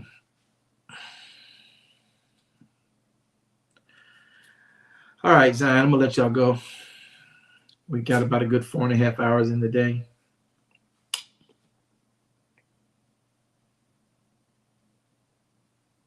Life is funny.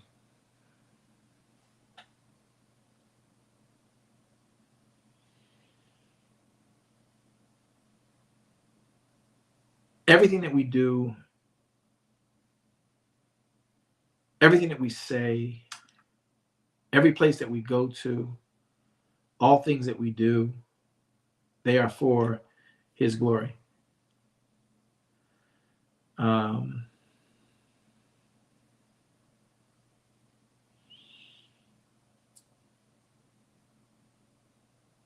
I don't know if we really want to just live in this world to please the Father and low-key have a desire. We say we just want to please the Father, but if everybody don't believe like we believe, we then suddenly want to become, I guess, antagonistic, or I guess we could say controlling of another people. Don't ever, ever, ever, ever, Christians, believe you have the right to tell someone who does not know about the Father that they need what you know. live it around them in such a way that they crave what you know. And if they don't take it, each man has to choose this day whom they will serve, whom they will serve, whom they will serve. They must choose. If you live a life of Elohim in front of people, they will ask you, man, what's different about you? And then you're ready to share. But if they kick back and they don't believe what you said, just remember, you've planted. Yahweh will send another man along to water it. And ultimately, Yahweh will get the increase. But the decision will still be theirs to make. They may not be at that place right yet. Until any person hits their own rock bottom, they're not going to make that choice for themselves. You can't save somebody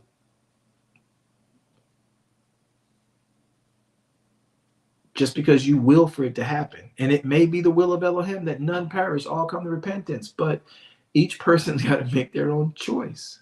They got to choose this day who they're going to serve. Those are the facts. We can't get around them. I can't tell you how many times I see my young people walking down the street acting unruly, lewd, loud, uncouth. And I find a way to just live enough in front of them that if they give eye contact or make it their business to say, hey, old man, or hey, pop, or OG, you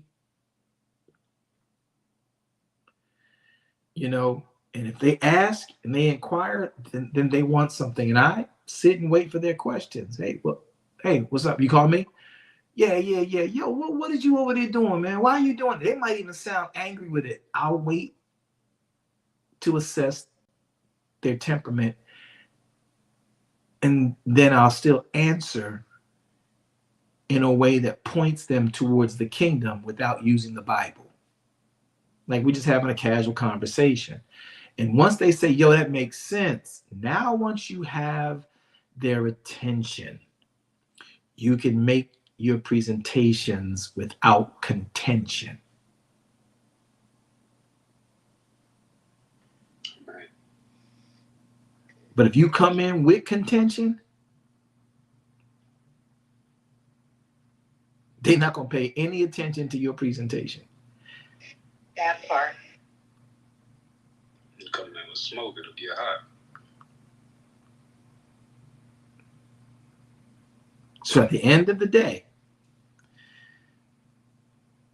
never force what you believe on anybody. They got to pick this up and put it on themselves. I was listening to a story of some preachers, and oh man, we laid hands. This person, they was possessed with spirits. And we went ahead and we just laid hands in Jesus' name. We grabbed them up and we took them down to the river. We gonna baptize them. Get that spirit out there. And they were telling this great story on TV. We laid hands and I saw the eyes roll back in their head. And I knew there was something inside, and I laid hands and I started praying, and the other brother he laid hands, and they laid hands and they started praying, and we start praying and we drug them to the water and we stood them in the water and then they just collapsed, and we knew the power of God took over because we was praying against that spirit. So when they woke up, we dipped them in the water, pulled them back out. You can see there was a new glow on them.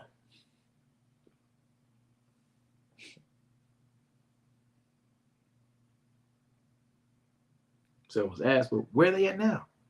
I mean, we don't know. You know, we still go to that church, but we don't see them.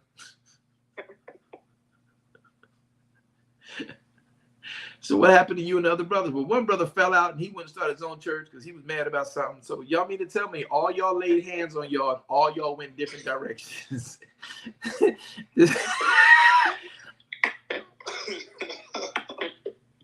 Now, where the person that y'all took to the water? Y'all took them to the water. They wasn't wading in the water. You took them to the water after you laid hands on them manifesting demonic activity. And now you and your partners who was all together to grab this person, now y'all can't find each other. Y'all ain't fellowship no more together. Okay, I'm going to leave y'all alone with all that. You don't lay hands on no man suddenly. And it's not your job to save people. It's your job to be saved, live saved. Unstoppable. Unstoppable, what you got? That just remind me, it was a lot of years ago, and I was working night shift as a nurse, and I would bring my Bible, and whenever it slowed down, I would read, and I never, said anything. I just sat and I read, and after a little bit, I had like some young airmen. They were and they came up to me, and they're new to the military, been in the military all about less than a year, and they just was like, we always see you reading, what are you reading? Mm-hmm. And so then I told them what I was reading, and then we just started talking about it, and we was able to talk like a whole long time because we just didn't have anybody in labor at the time. And then they were like, I wish I knew more about it, when I had somewhere to, direct them to, but we would start having, these conversations, and they're like, I never knew that. So just by, sitting there and not me going to work every day saying, y'all need the Bible, y'all need this, y'all need that, like, let me tell you about this. They just, observed until they had their own, questions, and we just talked. And now once you talk with them, they know you're not pretentious. They know you're not tripping. They know you're not churchy. You ain't trying to save them. It don't even come up until they start hanging out with you for several days. And now they want to hang out with you. Going to go bowling or something? I'm going to play ball. You want to come to the gym? And then they start to witness how you live. You can't get a better conversion than that.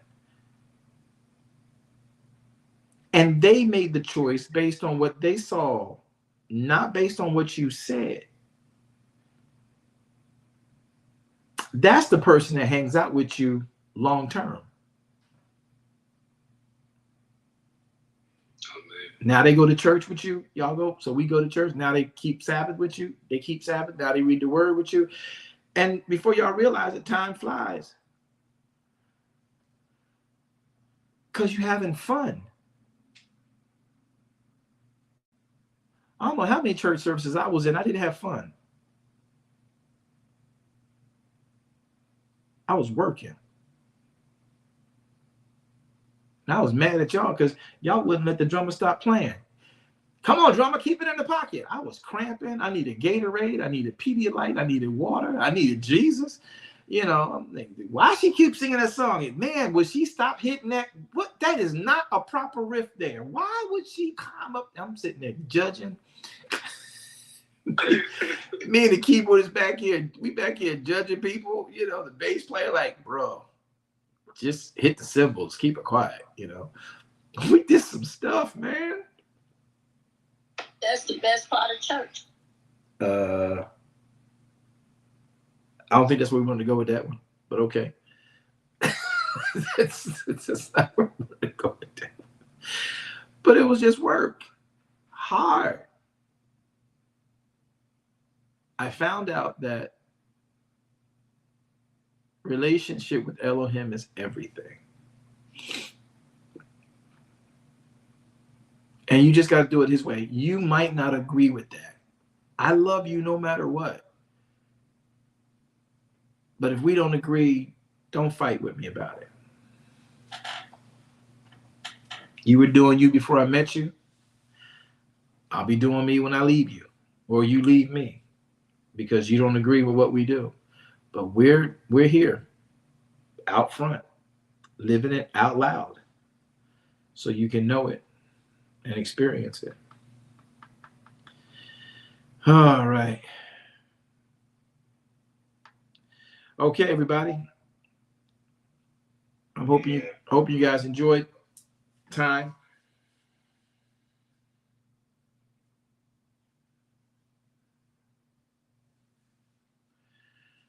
We want to. Yes. Yes. You want to say something, Elder Walker? No, it was an awesome Sabbath, and I enjoyed the word. Blessing. Learned a lot. Amen. Good to see you. Good to hear your voice as well. All right, mods. Who we have in queue? I'm done with queue, right? Blessing. Blessing. Hey, shalom, blessing. Shabbat shalom, beloved. I would like to pray. You would like to pray. Okay. I don't have a problem with you praying. Everybody, let us take opportunity to pray. Yahweh, thank you for putting food on our table. Thank you for everything you have done for us. And thank you for the things you're going to do in the future for us. And Yahweh, we are the head and not the tail. And we are above and not beneath. We are lenders and not borrowers. We are above all nations of the earth. Our enemies come one way, and they flee from us 7 ways. And everything our hands set us to do. In the mighty name of Yahshua HaMashiach, I pray and I say, Amen. And Yahweh, we thank you for this. Amen. Hallelujah. I see that. Amen. I receive that. Receive that. So, Father, we thank you for the time and the day. We thank you for the day that you have made. We thank you for the revelations that you share. We thank you for the breaking down and the chiseling away at constructs we've just conceived and we have received because of what we've been taught and nurtured. We ask you today to help us in this time of Shabbat, for however much time is left, whatever time zone we're all in and on, that during this space of time, we can hear you even clearer. Give us more of your Torah to run to and read and understand. Then cross-reference us to other storylines that support what you've done and what you meant, what your intentions were in your word. We love you today with our whole heart, mind, bodies, and soul. And we thank you for children. We ask you to bless them with a desire and an earnest to know you greater, even than their parents. Grant them humility and grant them meekness and grant them power. Power of you to know how to navigate through life better than most of us who are 50 and 60 years old have gravitated through life. Help to establish their feet early. Let them be greater witnesses in their generations. Bring and cause conversion of peers who will ask them about their lives and know that they mean business for you and follow, like all do, the truth. Today, give us the ability to be restored, renewed, refreshed. Grace us with your total wisdoms. We're just going to sit in you today. And we welcome you into our homes. We welcome you into our vessels. And we ask you to commandeer it, use it as you see fit. In the mighty name of Yahushua HaMashiach.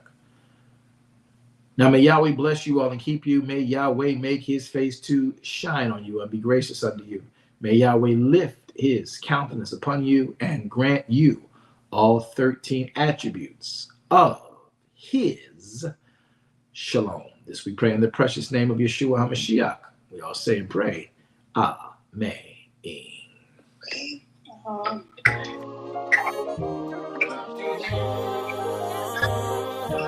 Let's talk kingdom. He's the one you can lean on. He don't change, he stays the same. Won't find a better reason, no. So come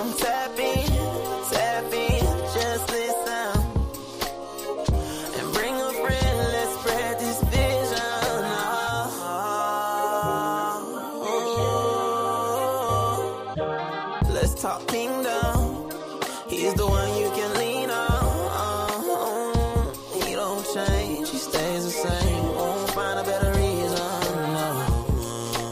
So come tap in, just listen.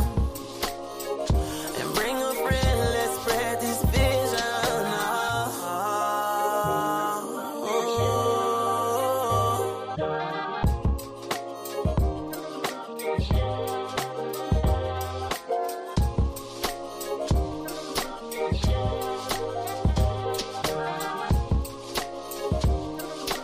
Oh.